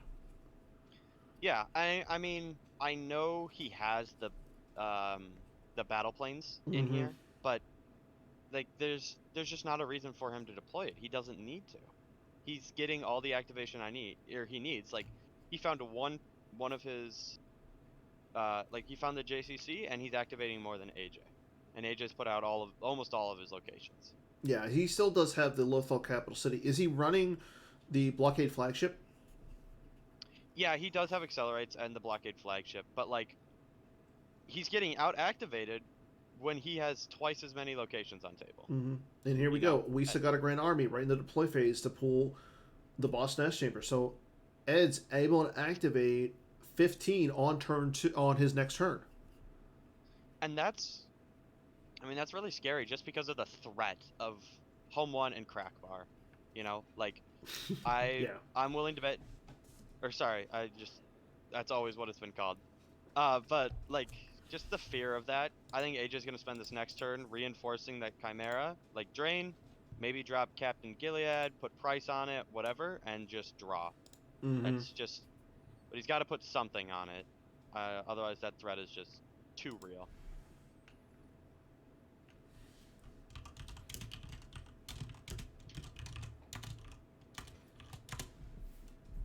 Yeah, and one of the things is like I do like if AJ is able to get his Admiral's Order out, if he's able to reinforce with Mm-hmm. multiple characters on there, because again, with they have a code clearance, especially up in space, it's so strong where you don't have to worry about scanner techs, because we did see that there was a point where Ed came down with scanner techs and just completely negated all of that extra forfeit.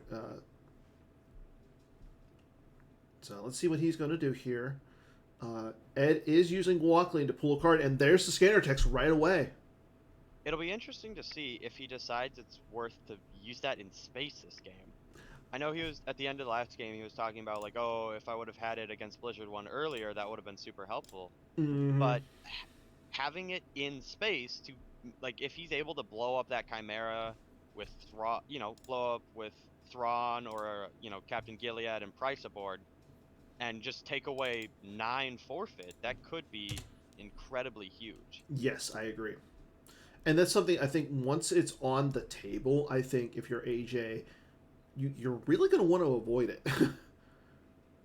I mean, unless it's at Kashyyyk, I think AJ's just running away. That's what I'm Everywhere else saying. is a Yeah. drain. Yeah, yeah, yeah.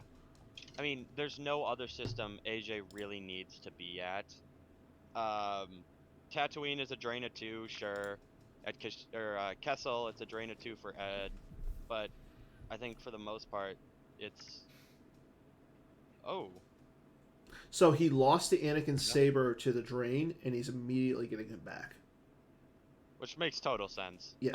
I mean, it goes on Rey, it goes on Luke, it goes on Anakin. Yeah, and getting it back that early. But the thing is, like, now he won't have that walking retrieval. And I mean, I think honestly, the losing the activation is going to be the biggest part. 16 is really not enough in today's game. I think he's going to struggle with that a little bit too. So, was there any decks that I know you participated in the event? Was there any decks that you saw that surprised you? Other than this one, I played. Let me see if I can pull it up here. I mean, I played against TTO, Thrawn, and Tatooine CPV. I honestly don't know what I was playing against my last game. I scooped before the game was like started. Well, you said your dark side was Revenge of the Sith Vader. Yeah, I think that's you what would. I I was think you would have had a fun game against that because it was Rebel Strike Team. playing. Oh, jeez. Yeah. I mean, it would have been a fun game, sure, but I would have taken us until probably this point in time to finish that. That's just such No. a. No. I mean, he's draining in space, I'm draining on ground, I'm running away from him in space, he's running away from me on ground. You know? We're. It's just. Ugh, would have been such a grindy matchup, and I wouldn't have been able to stream with my favorite host here, Dan, so, you know. I think I made the right decision at the end. Okay, so here we go. Rey, all of the Jedi going down to the capital city, and that's something like I know that AJ he's missing the blockade flagship bridge. Him going down with that capital city puts him in a little bit of a risk early. Like it's a drain of 2. Mm-hmm. I mean, if AJ decides to drain, he's working with 10 Force, which is technically enough to go like Blizzard 1 and Veers, but at the same Yeah. time, there's no price. So the odds that he has like the Blizzard 1 and the Mhm. Veers, it's, you're really playing the odds game there, and those odds are not in AJ's favor. Yeah. And there's the Anakin's lightsaber that we just saw Ed retrieve.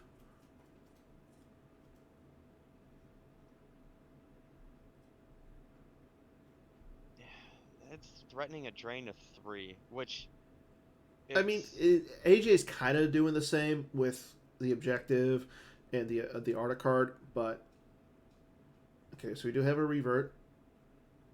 someone else gonna come down and then he deploys. Oh, he's gonna use the Rey. So he is going to get another character. So yes, he's using Rey to get a I- lightsaber. I would assume the next character is gonna be Luke then. Yeah, that makes sense. Uh, But yeah, because I mean, is he either going to be Luke or Leia with gun? And I don't know if he's running it. I don't know if you'd play. I don't even know if the Leia that he's playing is a warrior. That's the thing. That's a good point. Yeah. Leia V or whatever. Well, she is. She is a warrior, Yeah. but I don't know that I ever saw the gun in our matchup. Mm-hmm. I don't know if he thought he needed it, but okay, there's the stick.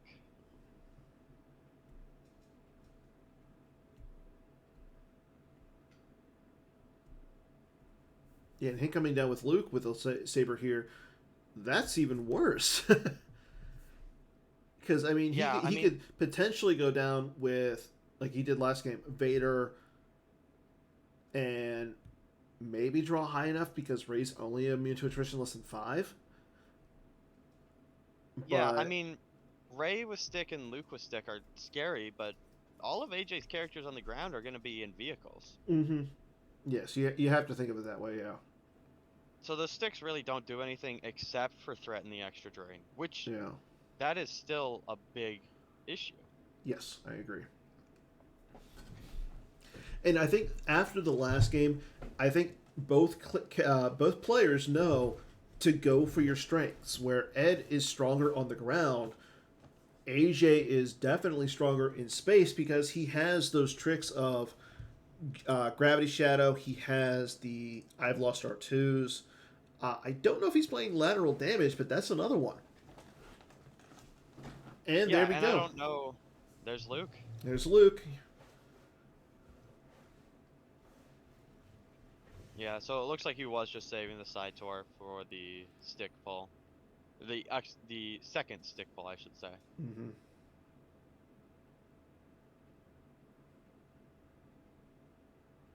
Seeing a lot of this Luke Skywalker Rebel Scout today. I know that there were 3 different variances of Hitco. Chris Kelly, Garrett, and Taco Bill all played Hitco today. I was on the fence about it, but I figured, Thrawn might be popular. I don't know if Hitco can compete with Thrawn, and I decided to go with Anakin Saga. Mm-hmm. Anakin Saga couldn't compete with Thrawn either, at least the way that I played into it. So it didn't make a difference in the long run, but Yeah, and I saw your game, you playing TTO, where you went down with Luke. And don't get me wrong, that would have been backbreaking, but having that 1 extra force cost really hurt. yeah. And I mean, unfortunately, I didn't have that they're tracking us, but if 1 extra force, and I would have been able to shoot, what's his name? Jerjerrod out of the sky. Yep. Yeah. Now, there's the Faithful Service that he's playing, so It's going on the 2-2 again, which is kind of frustrating. Yeah, I mean, that's got to be a little bit annoying for AJ. Mhm. AJ just spent an entire game trying to clear it off the site, and he's got to, do it again. Yeah.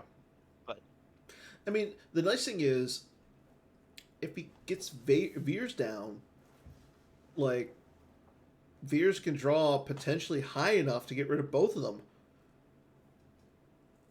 Yeah, I mean, AJ would have to blind draw a 5/5, and I'm not a Mhm. hater on AJ, but I know he's got some of the worst luck I've ever seen out of someone I've ever met. So, That's especially fair. at this point in the game, I don't know if I'd be too confident as AJ drawing a blind 10/10 That's or fair. a blind 5/5, so to speak.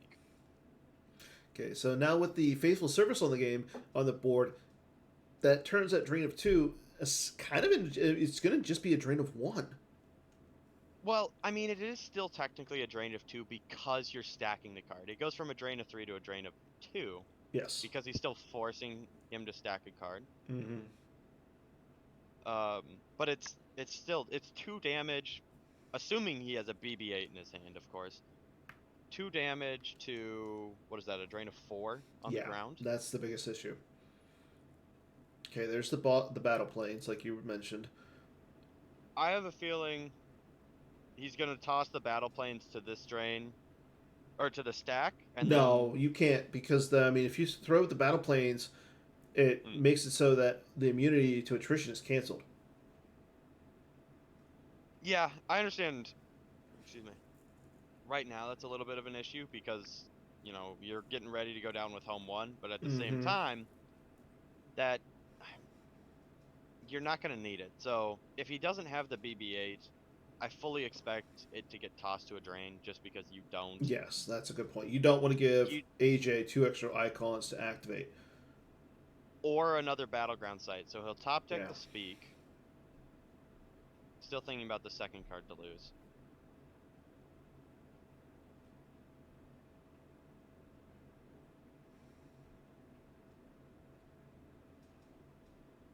There's the battle planes. Yep. Sorry, I know I'm a second or two ahead of you. Or ahead of the stream at least. No, I think we're you. I I mean, you're watching. Oh, you're watching it on this on GIMP, so we're fine. Okay, so he is flipped. Checks out his destiny. There's no systems in there. I mean, he only plays the 3, so. Mm-hmm. Yeah, there's no systems, but I mean, the bigger thing is if he's got the bridge, that's still a floating 0. But like you were saying, he plays a decent amount of characters to the point where they're in there. Exactly. Okay, so And this is now he's getting out Governor Price. there's the Interesting. prize. I would have assumed that he was using the look for the system in an attempt That's a to good find yeah. another ship, but this makes a lot of sense too. U3PO coming down is, I mean, we saw U3PO come down early last game and Yeah. then just get hit by I believe it was quite a mercenary, wasn't it? I believe so, yes. But I like it because it's making Ed have the card. It's either going to be, it has to be either quite a mercenary or sorry about the mess. Sorry about the mess would be the bad one, obviously. I mean, there's always the possibility of like the Endor celebration combo, but True. Endor celebration combo could be incredibly detrimental in this matchup for AJ. Yeah. Not I being agree. able to react with Blizzard Scout 1 could be crazy important, but I don't think he would react with it anyways. I don't think he would risk it.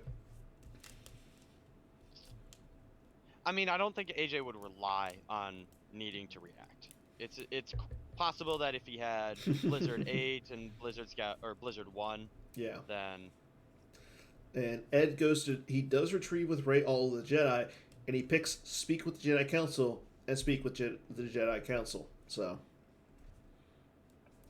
yeah, If you're- I mean, I think AJ made that choice a lot quicker than I would have. That's just, it's one of those things that seems super minor but could ultimately decide the game. So AJ's a smarter man than me. He made that choice quicker than I could have, for sure.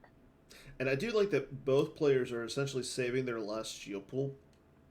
I don't know if AJ's playing turn it off, or cold feet, but like My understanding is he's not. I know last game he was a little bit like, oh, I should have pulled resistance. And I don't know what he used that last shield pull on, Mm-hmm. but it'll be interesting to see what that comes down to. Whether or not it's, I don't think it'll end up being coward until,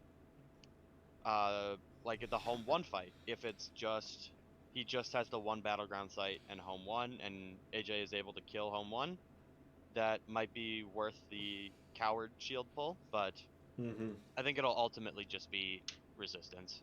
And the other thing is, and I'm thinking about this, like, if you're Ed, you don't necessarily need to fight and take AJ out of space.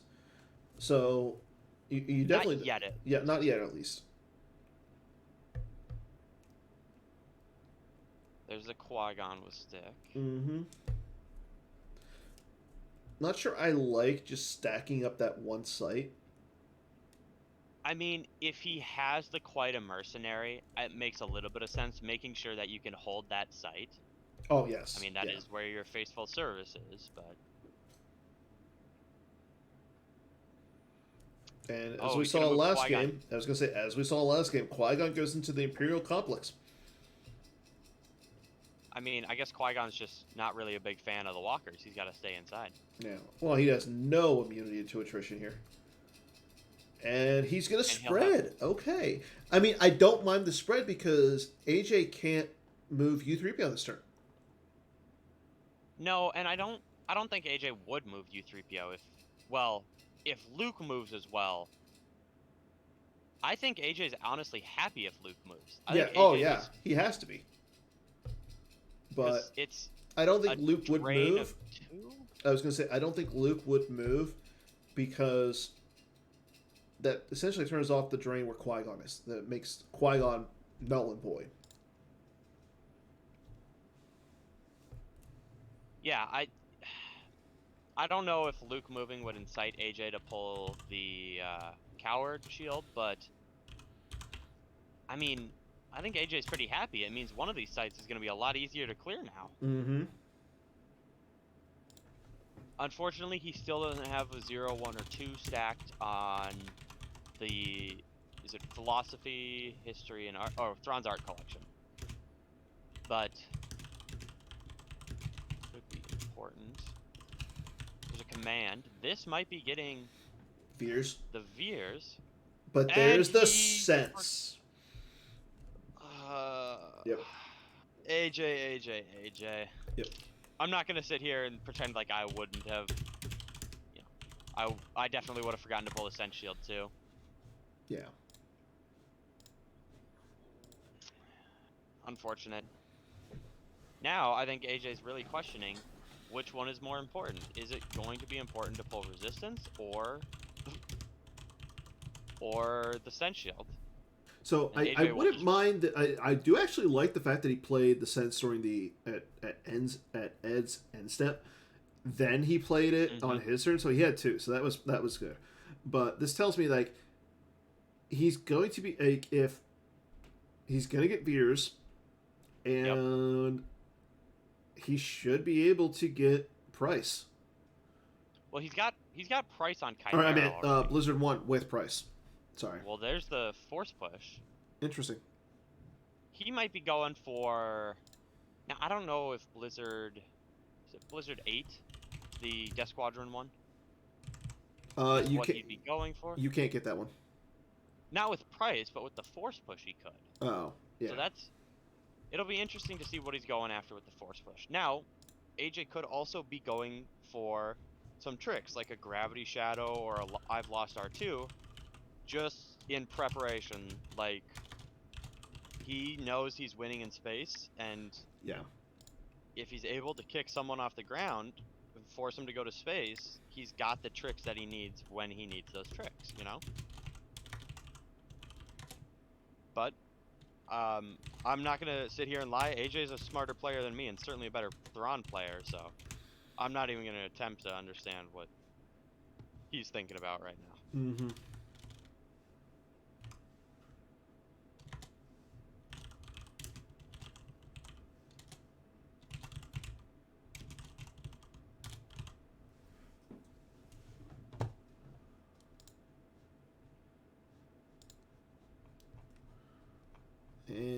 And the nice thing is, this also gives him another card in his force pile.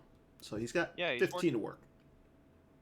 Yeah, if he decides to drain, he's working with 12 instead of 11, which doesn't seem like a lot, but I mean, being able to go 3 for that's really interesting because I don't know if AJ gets to pick when he reveals BB-8. No, he gets Does to AJ pick. get to He choose? gets to do it because it's when it stacks. So, in the event that AJ battles and selects BB-8, he could place a character out of play. Or not out of play, sorry, remove them from the battle. Hypothetically. Yeah.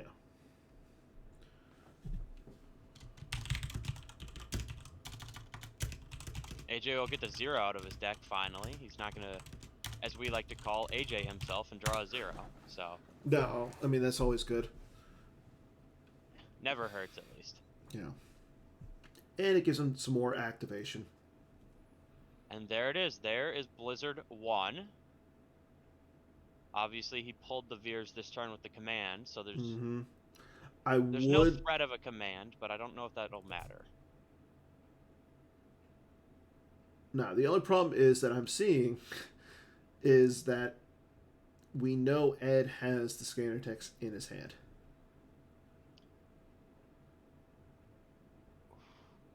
We do.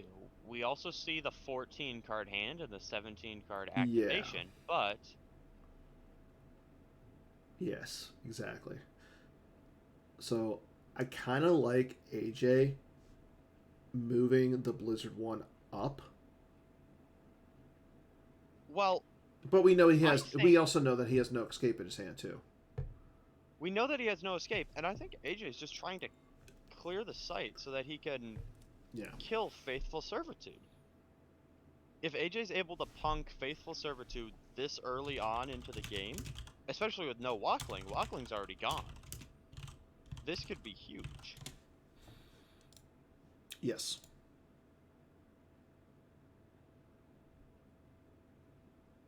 I don't know what generals or admirals Edward is playing here, but AJ does decide to grab it, which I like. It'll help for the it will one help him in battle space. Mm-hmm. Yeah. And I would assume that's who Edward is going to get. No, he gets General Admiral Leia. Akbar. I don't. I mean, Oh. I'm a little curious as to why the General Leia, especially when we know Leia is just so good for him. Okay, here we go. Battle Destiny 4 for the first one. 2 for the second one. And a 2 for the second one, That which does crack the immunity. cracks Luke. I would also argue is relatively high for AJ's average destiny. Okay, he draws a 1. I mean, we know what's going to happen. It goes back and it goes into Luke's hand. Oh! That hurts. It hurts, but it's also not terrible. There's no scanner text on the site, so AJ Yeah. will just lose Veers, and he can't get counterbeat. It is unfortunate because he won't kill Faithful Servitude. Yeah, but now he can play Coward. I don't know if AJ wants to play Coward here. Yeah. Okay. I'll I'll eat my cake here. I'll eat my words, but AJ will pull Coward. Yeah. Can't wait to hear about this for the And he moves the Chimera Post-game? away. Interesting. I don't hate this. There's no reason for him to be at Lothal. He's getting an extra damage in while he's Well. at Kashyyyk. 1 second.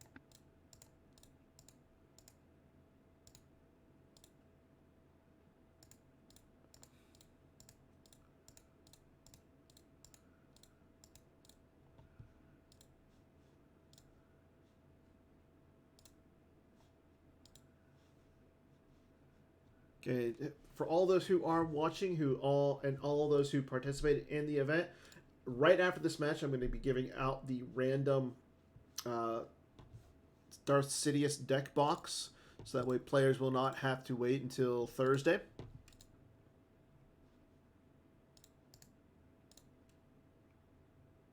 And we see that AJ loses Gravity Shadow, and we're in attack position now. Both not the best cards for him to lose.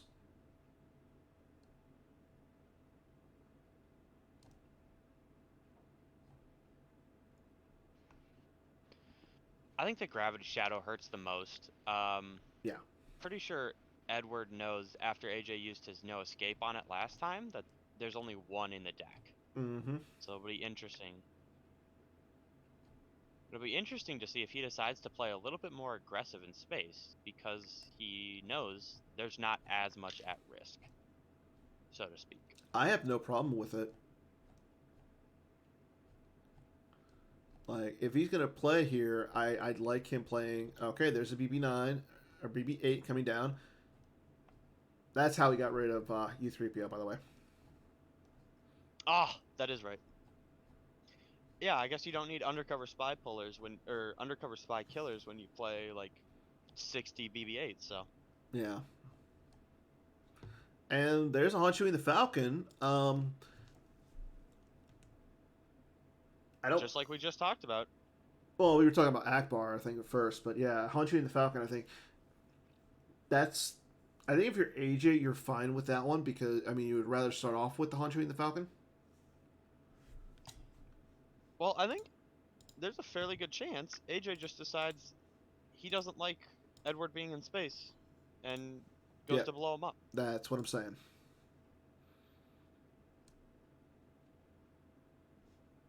I don't know what AJ's hand is looking like right now, but I think they've lost R2 on the Han and the ham and cheese fajita, the Han Chewie and the Falcon, wouldn't be terrible. Oh no, it looks like Edward's really going to consolidate his forces here.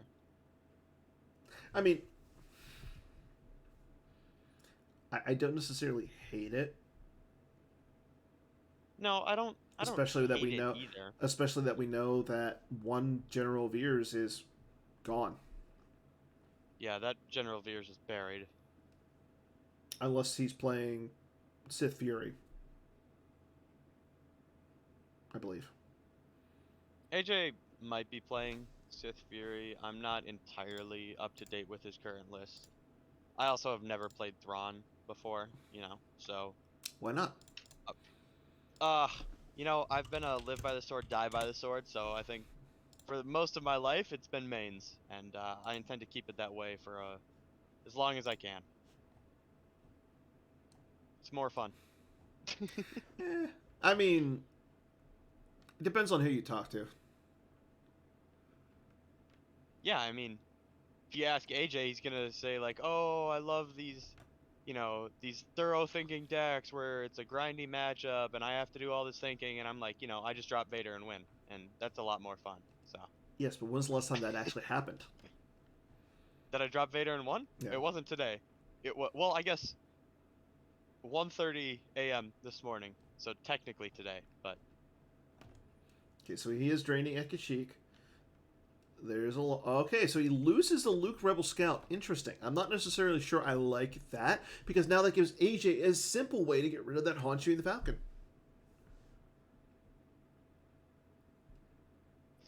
I mean, And yeah, there's the AJ Lost won't have R2. to- Yep. Like, The other thing is, with the BB-8 stacked on Thrawn's art collection. okay, and there's the an no escape. I like that because now it gives some immunity to attrition to Star Destroyers. And with Mahdi Yeah, on the it'll table, that's less than 5. And if you throw Captain Kirgy with the Thunder Flare, it's be the less than attrition 6. minus. Yeah, no, it's less than 7 essentially. 7. Yeah, 7. The other thing that might be fairly important that I would assume AJ is waiting, if Akbar and Home 1 comes down and there's a battle, peeling the BB-8 off Thrawn's art collection would simply exclude Akbar from that battle. And now no, it's just, no. Oh wait, wouldn't it? He's taking that's a card actually between a 3 good and 4 point. because Home 1 still has the 4 ability. Yeah. That's a good point. Anybody in the chat, let me know about that, because like if I'm gonna ask Greg. I would assume that's how it works. You're simply I'm not excluding a sure. character and they still have ability there. AJ will initiate at Tatooine. Yep, I Looks like like that. it's just Kirky, just Kirky and Thunderflare, but he does have a 6 on Art Collection, so it'll be 16 to 18 No. power You take the before. 1. You take the 1 to remove the immunity Yes. to attrition. Yep. So you That's just the play. get rid of it, because you're up by 5 in power. You don't need to really necessarily overpower it. Your job is to just Oh. okay. Your job here is to just get rid of the Falcon. Yeah, I think killing the Falcon is worth losing Kirgy and Thunderflare. Now, warranted, AJ may also not have to lose Kirgy and Thunderflare. True. We're at a point in the game where if Edward has his deck tracks, I'll give him applause, but I don't think it's entirely likely.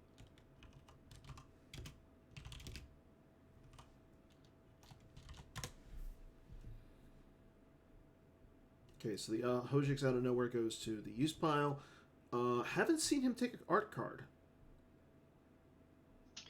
I think I think AJ's he's just thinking thinking, about it, yeah. with that second Destiny, I think he's considering taking that 6, but I still think the right play is taking Luke off and making sure you kill. There we go. And there's the Luke. So no immunity to attrition for the Han shooting the Falcon.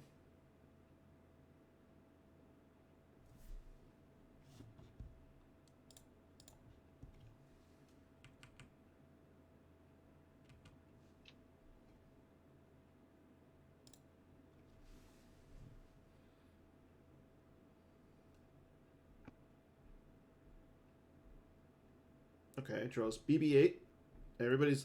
He's drawing BB-8s like crazy here. Okay, his destiny is at 4, so it brings him up to 17. So That's pretty high for AJ. I'm gonna. congrats okay, him for so it's a that one. 4. Remember, he's immune to attrition less than essentially 7 here. He hits That's for an 8. So unless AJ has something to reduce it.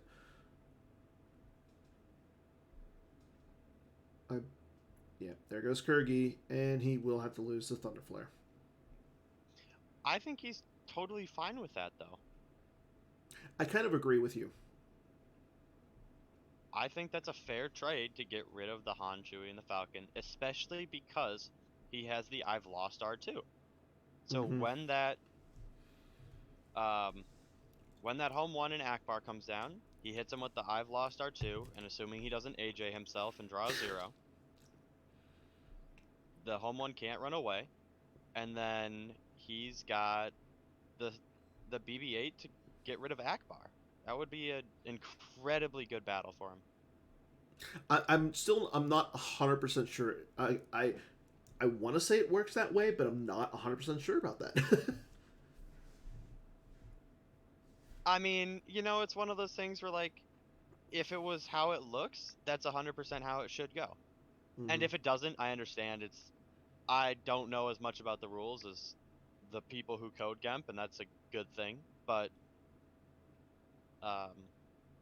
looks like Edward is gonna drain here. Looks like it's gonna be drain to 3. Yes, and Saber is still there. And the thing is, like, he still can't retrieve. He cannot retrieve with Ray yet. Nope. There goes There's a command, Mara, and another command. Oof. Losing that many commands there kind of hurts. Like, I'm assuming he's playing 3, maybe 4, but well, I know AJ and I know his luck. I would assume 4 is the minimum he's playing. Otherwise, he's never gonna get one when he needs it. That's fair.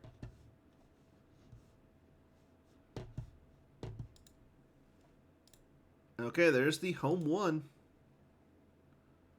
Edward really likes that Tatooine system for some reason. Yeah, Thrawn doesn't draw 2 destiny there. Yeah, but that's just lame, it's more fun to go somewhere else.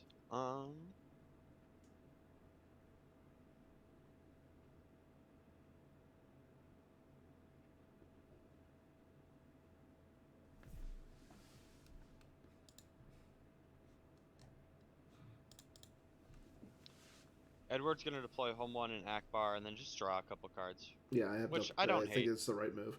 And Greg sure. is on the question. Is on the prowl right now, looking at if you remove BB-8, does it count for either? That's the thing. Like, being that it's pi or double pi, like, do you get to pick which one? And does the light side get to pick? That's the other thing. Light side would choose. That's Greg's. That's Greg's ruling. Well, it'll be interesting to see what Gemp says, because we know how cooperative Gemp is always. So. Well, but Greg is the final response. Yeah, but Gemp doesn't care, so it'll be interesting to see what Gemp's ruling is. Well, then we.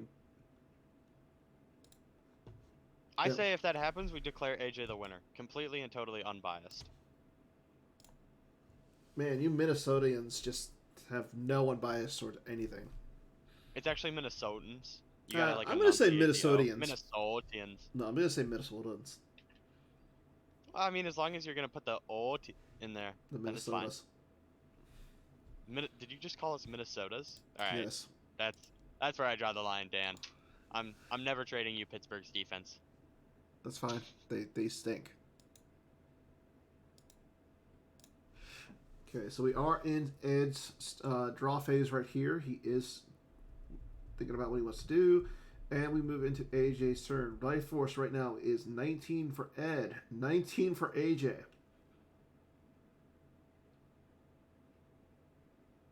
The only big difference is AJ has 10 cards in hand, Ed has 12. And based on board position, like, you got to think Ed's slightly ahead. Yeah, that's what it looks like. I mean, he's potentially draining that's- for 3 and 2 next turn. I don't think AJ is gonna let the drain for 2 in space go, but on the ground, it's interesting. It'll be interesting to see what AJ decides. Mm-hmm. He can activate down to 2 cards in his reserve deck. I don't know if he knows what those are, but if he does, we could see another battle on the ground. Potentially. Potentially, of course. Okay, those who are paying attention, as well as who right now we have the Now Hada Super Weekend going on. Let's see if we have any updates regarding that.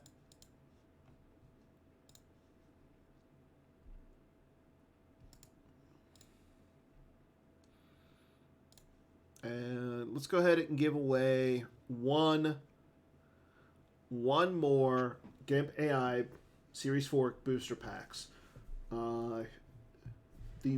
Whoever can tell me what the 2 remaining GIMP thematic Swiss series events will be called, or the theme of those events, will win the last pack.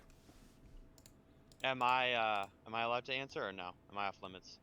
Are you in the chat? It has to be in the chat. Oh, it has to be in the chat? Okay.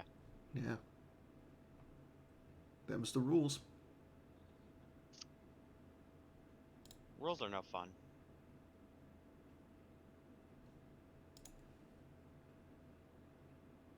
Is there Derek, only you're one left, or close. are there 2? There's Derek's close. You have one of them, I believe. Let me double check that. Stand by. And look, there's a BB-8 getting stacked.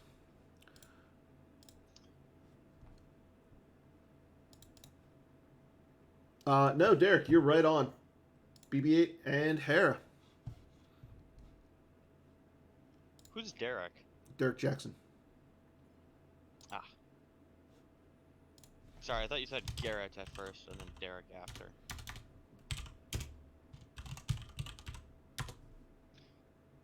Chris Kelly, you get one too because you actually said the names of them. And there's I Lost R2, drawing a 4. Looks like AJ also got Lost in Space off of the price pull.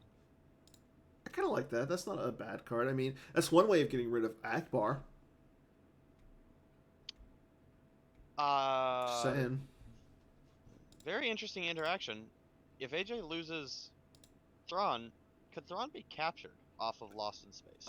He be rescued. No, he cannot be captured. But like a light side player can rescue. Light side cannot capture. Sorry, I'm just reading the card. It says pilot may be rescued or captured by any capital starship present here during move phase. Yes, light side cannot capture. Period. Interesting. Now, I'm gonna message Brian Fred. Oh boy. I love Brian Fred, but I can never read his cards when he's on stream, so I don't like it when you guys put him on stream.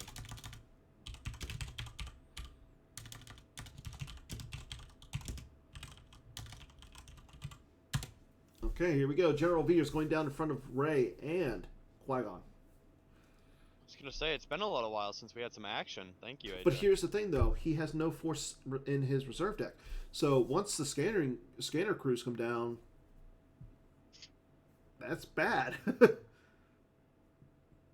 I mean, if he only has one character there, then it's not as bad. But he only has one character there right now. Yeah, I think there needs to be at least someone else to come down. Yeah. Otherwise, this is not looking good for AJ. But... No, it will not be looking good for AJ.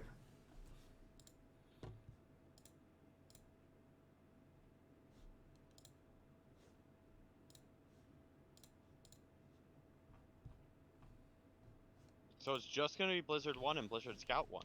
Yeah, I don't necessarily like that. I mean, I understand the idea, but Lightside gets first action. So Yes. if it's Leia and Lightside gets first action, he just cancels Veer's game text, and Blizzard Scout 1 sits there and is like, okay, cool, I'm forfeit fodder now. Yep. Yeah, this could be kind of bad for AJ. Edward saving 4 is definitely scary. Yes, for AJ at I least. agree. Because we know he plays Padme, we know he plays Leia, we know he has General Leia with Rebel leaderships. We know he has Akbar plus general leaderships. Yeah.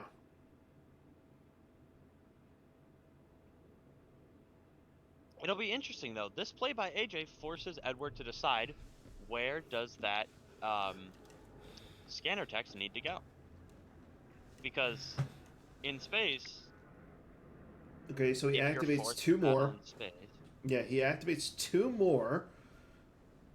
this tells me that he's going on the ground. Well, no, now he reverts again.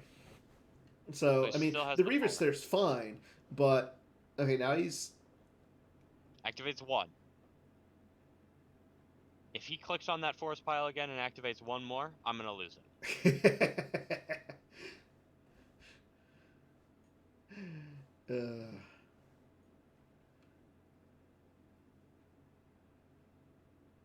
The 3 force signals to me a battle in space.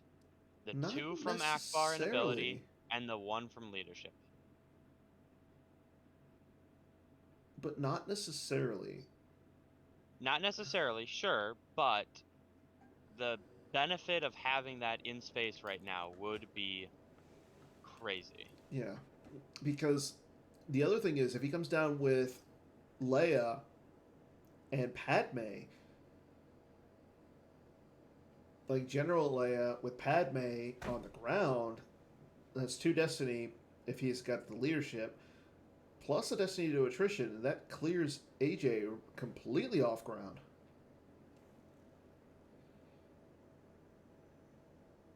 Well, actually, no. Padme wouldn't work because of Blizzard Scout 1. So, yeah, I think the 3 Force, you're right, is significant of a space fight, which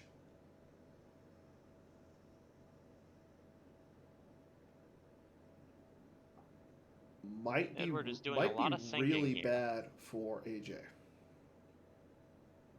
Well, it depends on what AJ has. I mean, we've seen a couple commands go off the top. If he has 1 more, that could be huge. Yes. Yeah, he would have to have... Command would be his best card. I mean, he does have a 11 card hand.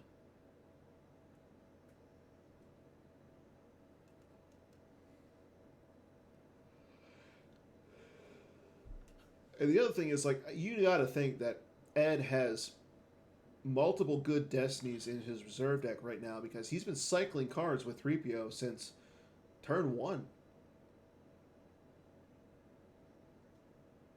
Yeah, I mean, even if he's not, he's playing like 40 BB-8s. If he messed up his tracking that bad, it happens to the best of us. So, can't even hold it against him. It mostly happens to the worst of us, though. It happens to me all the time. Oh, it happens to me all the time. That's why I try not to play BHBM.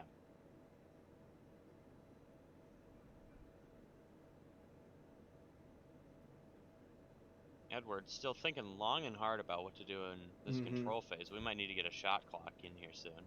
We have a timer for that, but he is going to retreat with okay. Ray.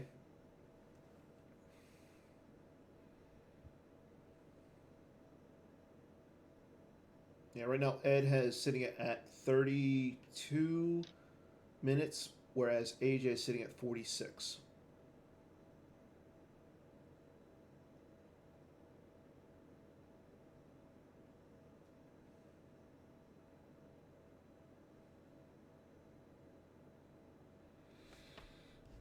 And just so everybody remembers, right now, again, Nalhata Regionals and Nalhata, or Indiana States are going to be occurring tomorrow. Tomorrow is the Coruscant Regional out in eastern Pennsylvania. I have the list. You know, I should just look at my list. Let me pull that up really quick. Sorry. I want to pull up my list so I can tell everybody where stuff is. Yeah. Tomorrow is Coruscant Regionals out in Willow Grove, Pennsylvania. Then next weekend we have 3 events going on. One out in Colorado, Georgia State's out in Marietta, Georgia, and then St. Paul, Minnesota. Are you going to that one next week?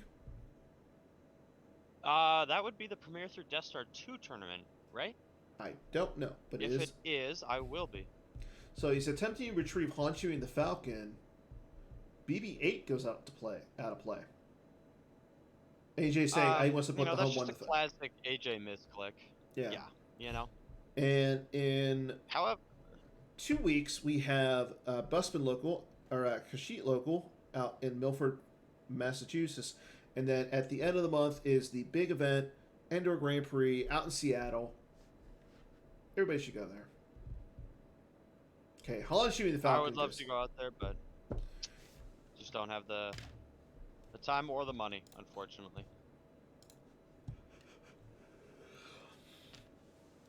There we go. AJ didn't make the same misclick twice. There's a Hera, so it's not going to be a leadership. But it is going to be another a Hera, yeah. Hera to place for -1 because of the Admiral's order. Very, yeah. There's Leia. No Leia V, which means AJ is, letting out a sigh of relief here.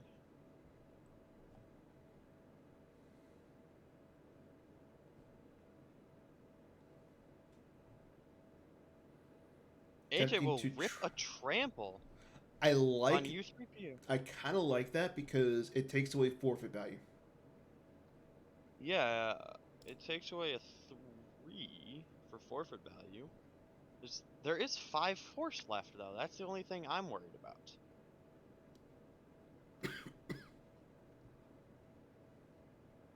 Edward being a nice guy, asking if that's the correct target. And AJ saying, yeah. AJ obviously doesn't make mistakes after accidentally clicking the wrong card to let Edward retrieve, but...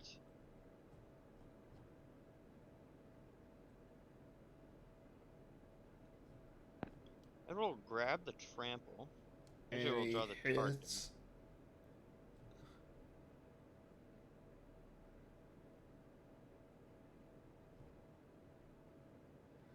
And a Leia's gun. And there it is. He does play it. And the scanner text in space.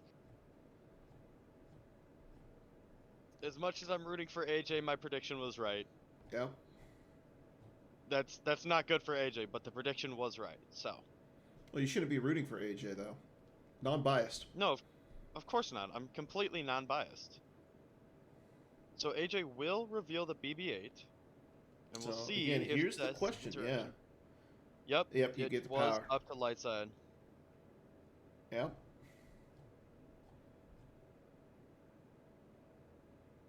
So you have to hope that AJ has the command here, because if he doesn't, this could be very bad. And there we go. AJ, like me, assumed he got to pick. This could signal the end, Yeah, because it is. unfortunately. Unfortunately, it is a lights. So when light side, he owns the card. But there's the Imperial command for AJ. There's the command anyway. So yeah, I mean.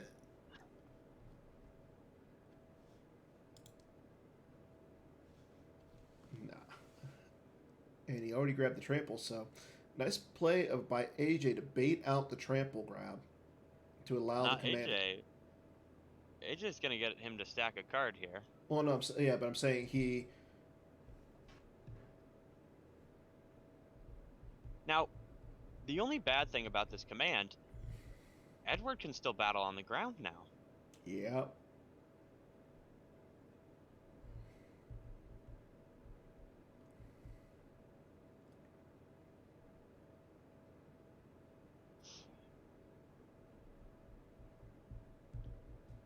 And it'll be a 4, so But like you said, he's gonna stack a card. The question is, what card will he stack? But assuming AJ doesn't have another 0, of course. 2. So yeah, There's a AJ will win it. But the other thing is now, even though he does win the fight, Ed has still insane immunity to attrition, only drawing 1 destiny.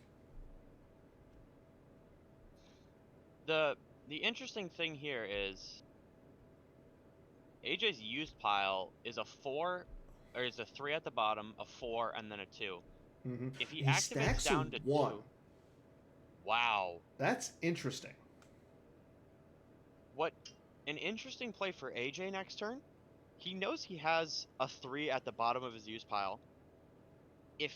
Well, I guess he's not going to be able to get 1 off of Price. Oh. He's not going to be able to drain there. But he knows where there's a 4. Yeah. Well, he knows where the command is. I just don't know if he's going to be able to get it. That's the thing. No, I don't see him getting it next turn, unless he. Yeah, he's not going to be able to get it unless he has 1 in his deck right now.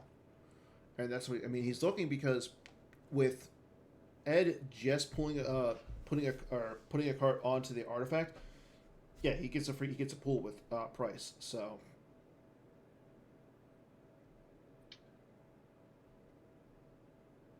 Okay, I actually like that one because he can use that to get a command back if he studies an interrupt.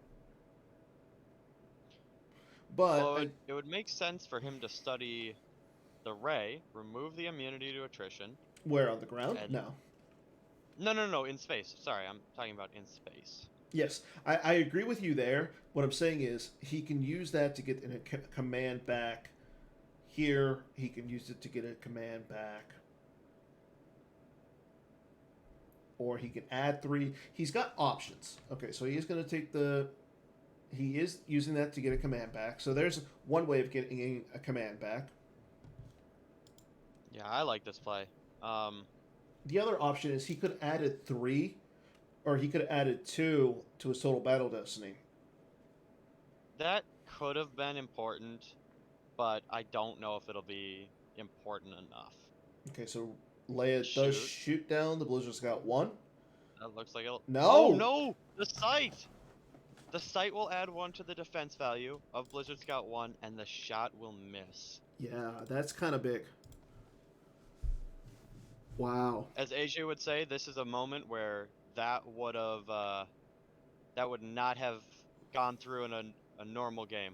That the Blizzard Scout 1 in a on-table game would have been gone. Yeah, I can see that. AJ confirms confirms it. So AJ again is getting 2 destiny here. So.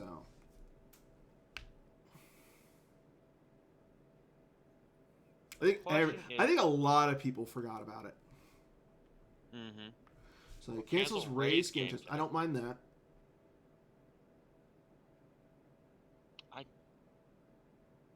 I just don't know whose game text you would have needed to cancel there. But doesn't matter because Veers is going to go lost. Yeah, Veers will. Interesting thing though, Veers still has his plus forfeit. Yes. They draw a 4 for the first one. Yes, he does have the forfeit, but again, drawing that 6.2 something something something. So you're making, if you're AJ, I think Qui-Gon's going to go lost here. That would make the most sense. Yeah. Like, yeah, it goes with Qui-Gon. That makes the most sense to me. And yep, there goes Veers. So now, to me, I think that's both Veers unless he has the Sith Fury. yes, he does. He has lost both Veers.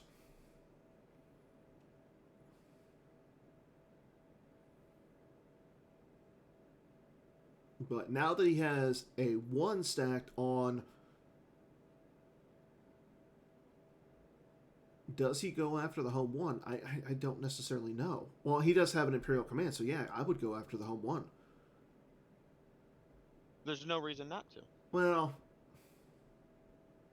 the thing is, though, you would still want to get, you can't get 2 Destiny, so you're only clearing Hera. Well, here's the thing.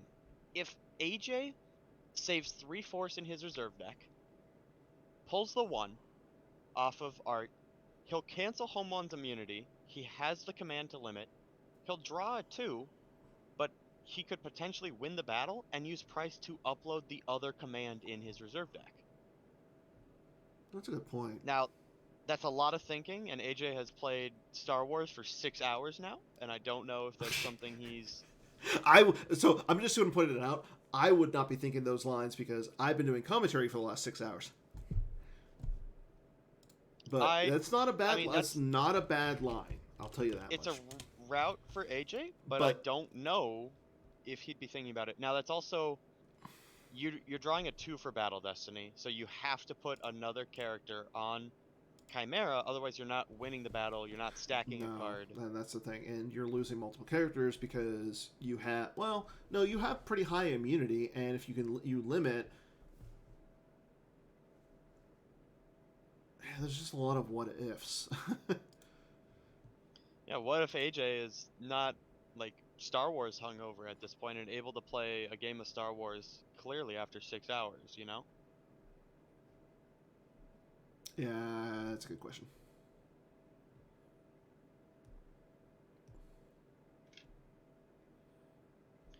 I'll give him credit. He is thinking about this.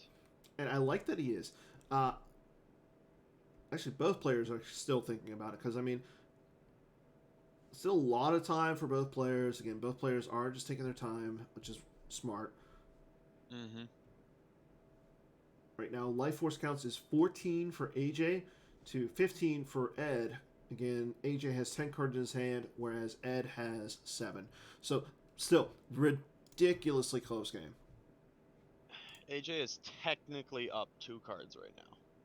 But it is the start of Darkseid's turn. Yes. AJ will save 2 cards, unfortunately.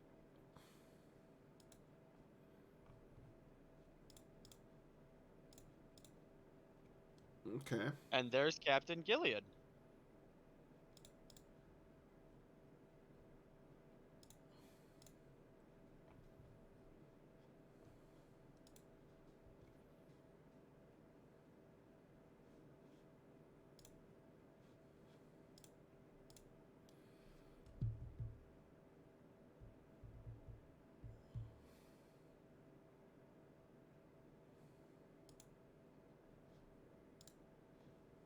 It'll be interesting. AJ activated 10 extra force. He's got 12 to spend. Mm-hmm. It'll be interesting to see where he decides to spend that. And he's looking at his cards. And he'll see it's, I believe, a Grand Moff Tarkin and an Imperial Command. Now, the other thing is, Yep, 4 and a 3. So Ed's still going to be able to retrieve next turn. AJ needs to do something about the ground. Because you cannot just have the Blizzard Scout 1 by itself. You can't. Exactly. You can't just run away either, because you might just lose the game.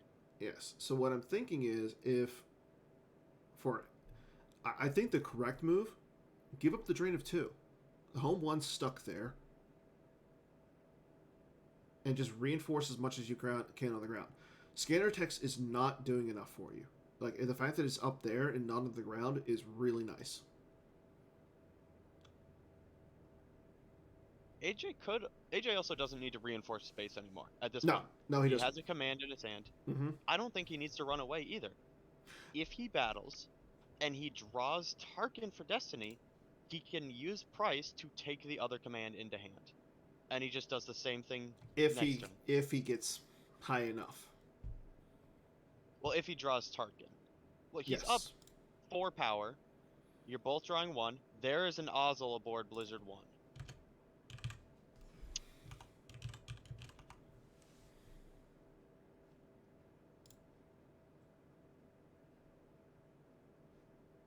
I don't hate this. You're by putting that's what I'm Ozzel saying. aboard Blizzard 1, you can move Blizzard 1 over as well.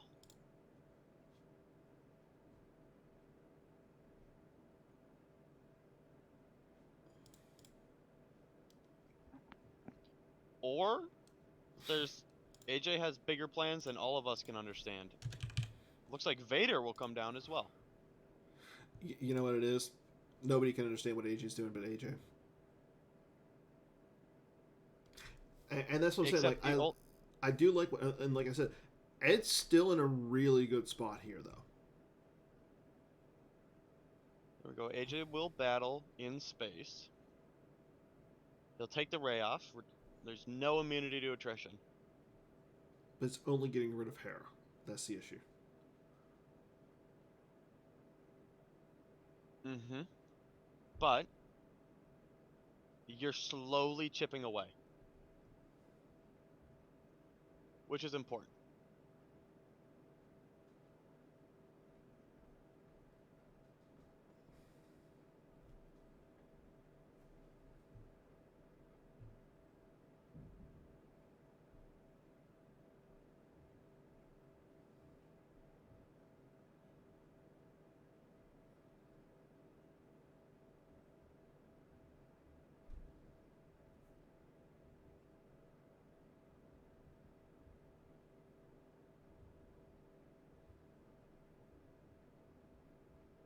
My question is, like, what are we thinking about here?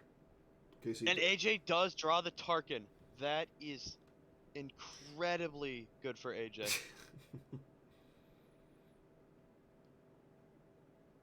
The BB-8 doesn't matter, because AJ still wins the battle.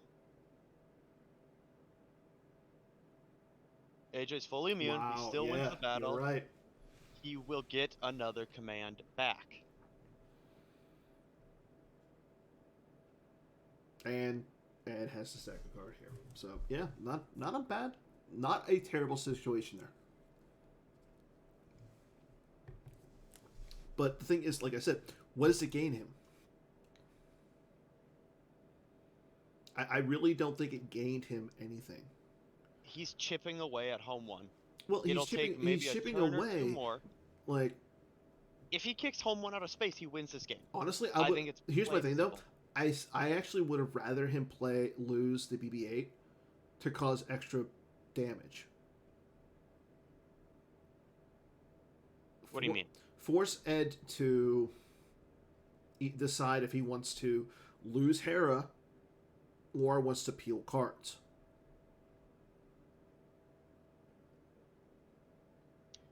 Well, Like, Ed will decide to stack Hujix out of nowhere, and AJ can do this again. And that's what I think that's really bad for Ed. It sucks. It really does, because it means next turn AJ will kill. Now the only thing is, AJ Ed could easily Akbar. put an astromech droid and run away. But that's assuming at this point in the game AJ hasn't found his gravity shadow. Yeah. He's never taken it with Thrawn or He with has lost Price. one. Oh, that's right. AJ lost that on really early. Yes. He lost it at the same point he lost Fears. I forgot about that. Yeah. So that's why I'm like, you just leave the home one alone and you race. You fly over to Kashyyyk and you just race. Because you're going to be doing Well, 3 points of damage to 2. And as long as you cover your bases on the ground, that's why I'm like saying, if he can move, say, Pelion and Mahdi down to the Tatooine site, you do it. Because they're both ability 3. They're both ability 3. You get the +3 from code clearance. that The sabers are done. So you're not going to have any you're going to have insane forfeit values. You go down to Tatooine, you start pinging, you force him to come to you, and you just move the thing Chimera is, away. if home 1 moves away, like if he deploys R2 and moves away, AJ can just follow.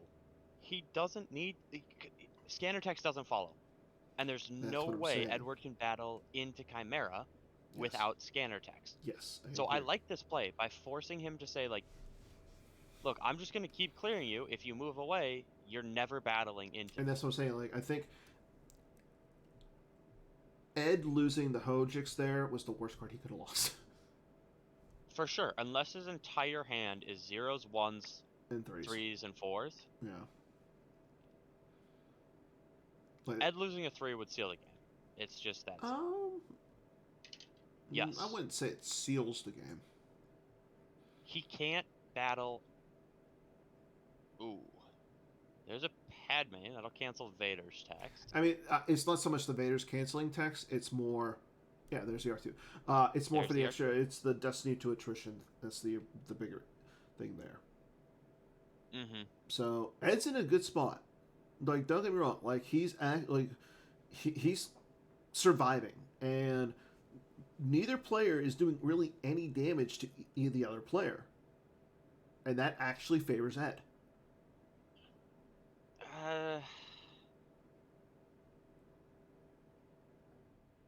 Yeah, maybe. But And the reason I'm saying that is, I'm assuming Edward has more characters than AJ. well, I mean, we know AJ has a Grand Moff Tarkin on the top of his deck. Yes. If AJ can get that into hand, that would be But what does that do? very detrimental. What does that do? Adds a Destiny on the ground, or just draws one on his own. There's no Qui-Gon with stick So here's what's anymore. going to happen. We know that Edward is tracked around. He's going to shoot with laser gun on the Blizzard Scout 1. He's not going to miss this time. He's not going to miss. That means Leia will not retrieve. No, yeah, I don't mind Leia. Yeah, because he needs the Force. He needs 1 to move. He needs 1 to shoot. So, and I'm not sure what the other Force is. Yeah. No, Ed's doing the right thing here. Ooh, okay. And I'm assuming the next card is going to be a 4 or greater, so Vader's going to be hit. Yeah. Barely. The only thing about this 4 now would've is missed. AJ can cancel Padme's text. It's the only thing I don't like about that move first. This play hurts. I was going to say I like getting rid of the Vader, but I would have shot the Blizzard Walker first. Because now you can't cancel, he can cancel Padme's game text. You AJ's going to be, also AJ's probably going to be cleared off the ground right here. I don't know. He's only drawing probably 1. going to be cleared off the ground. I also would He's have liked gonna to lose see the this game sniper right here. be used. He's losing the game right here. Oh. He doesn't need the sniper to add 3. Nope. Yeah, he's losing the game right here. Good job, Ed. Good job tracking around. Well, It's only 6 cards plus Destiny. Only. And the Destiny's going to be a 6.28.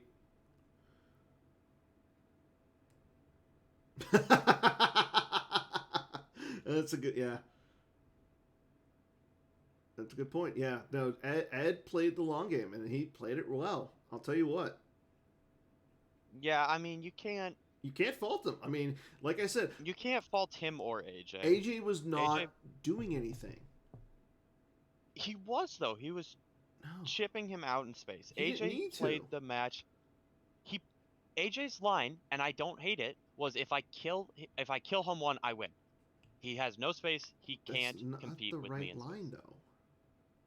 I don't know if that's inherently true. It's not. I can tell you it's not. You don't gain anything. You gain stuff by flying the Chimera to Kashyyyk, drain for 2, do the ping damage. Yeah, But and there's the peel. Pretty sure AJ's going to scoop here soon. I don't know AJ to scoop very often, but I wouldn't hold it against him. No, I wouldn't either. I think AJ played this game how he thought it was supposed, like how this matchup was I'm not supposed to go. disagreeing with you on that. I'm just saying he didn't do anything.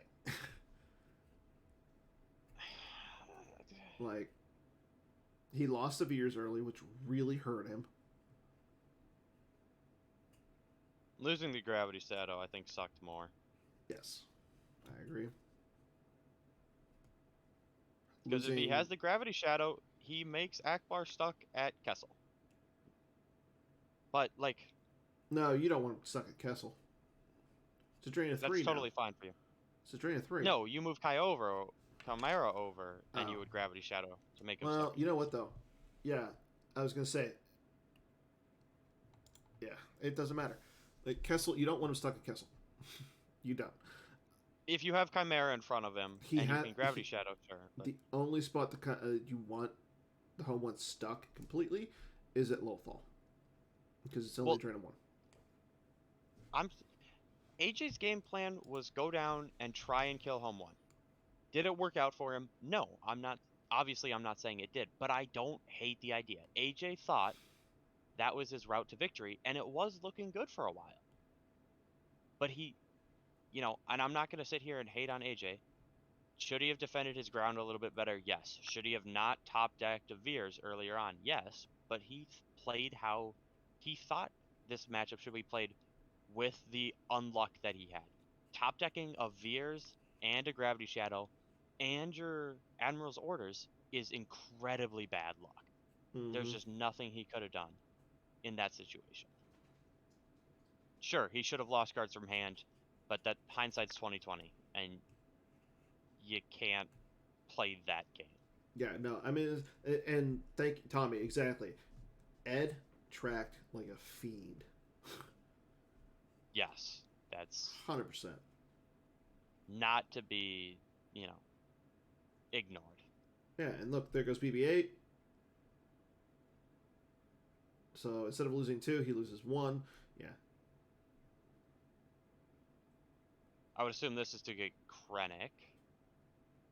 We know that was in the reserve deck. I'm wondering why. It doesn't do anything.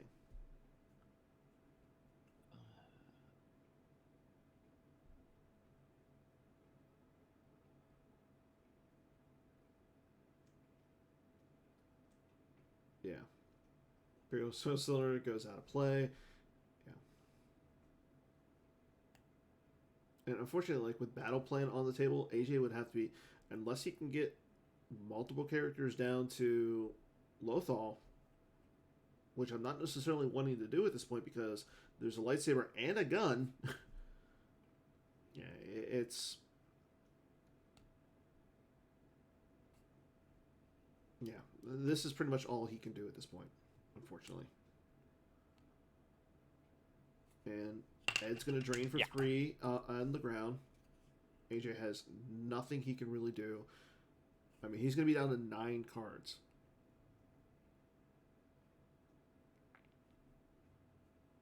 And, again, like, Ed played this game really well, and he got the benefit of playing this game before, like right before this. And yep, AJ will concede. Congrats to Ed. Like, well played. AJ saying couldn't find the gravity shadow. It was buried under his lost file. Yeah. Okay, everybody. So before we go, first of all, thank you, Logan, for coming on as my co-host. Yeah, of course. Thanks for inviting me. And before we go, everybody. Oh, he plays too. Let's see who wins our random deck box.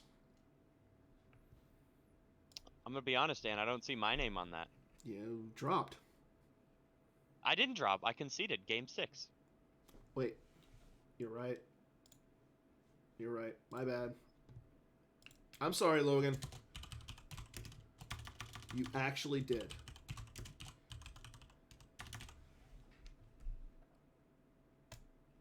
I mean, it's going to...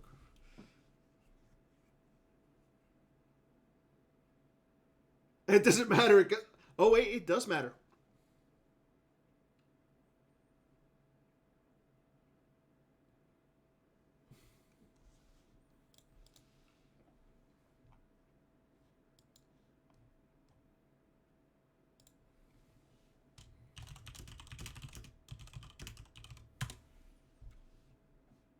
So, that's it, everybody. Thank you all for watching. Hope you guys had a fun evening, or a fun day, fun evening, wherever you are in the world. Make sure you guys tune into Holo Theater this week as we have Joe Olson on to talk about the OCS as well as the Outrider Cup. So make sure you guys tune into that. And then, yeah. Hopefully you guys enjoy the rest of your weekend. Take care, everybody. Take care.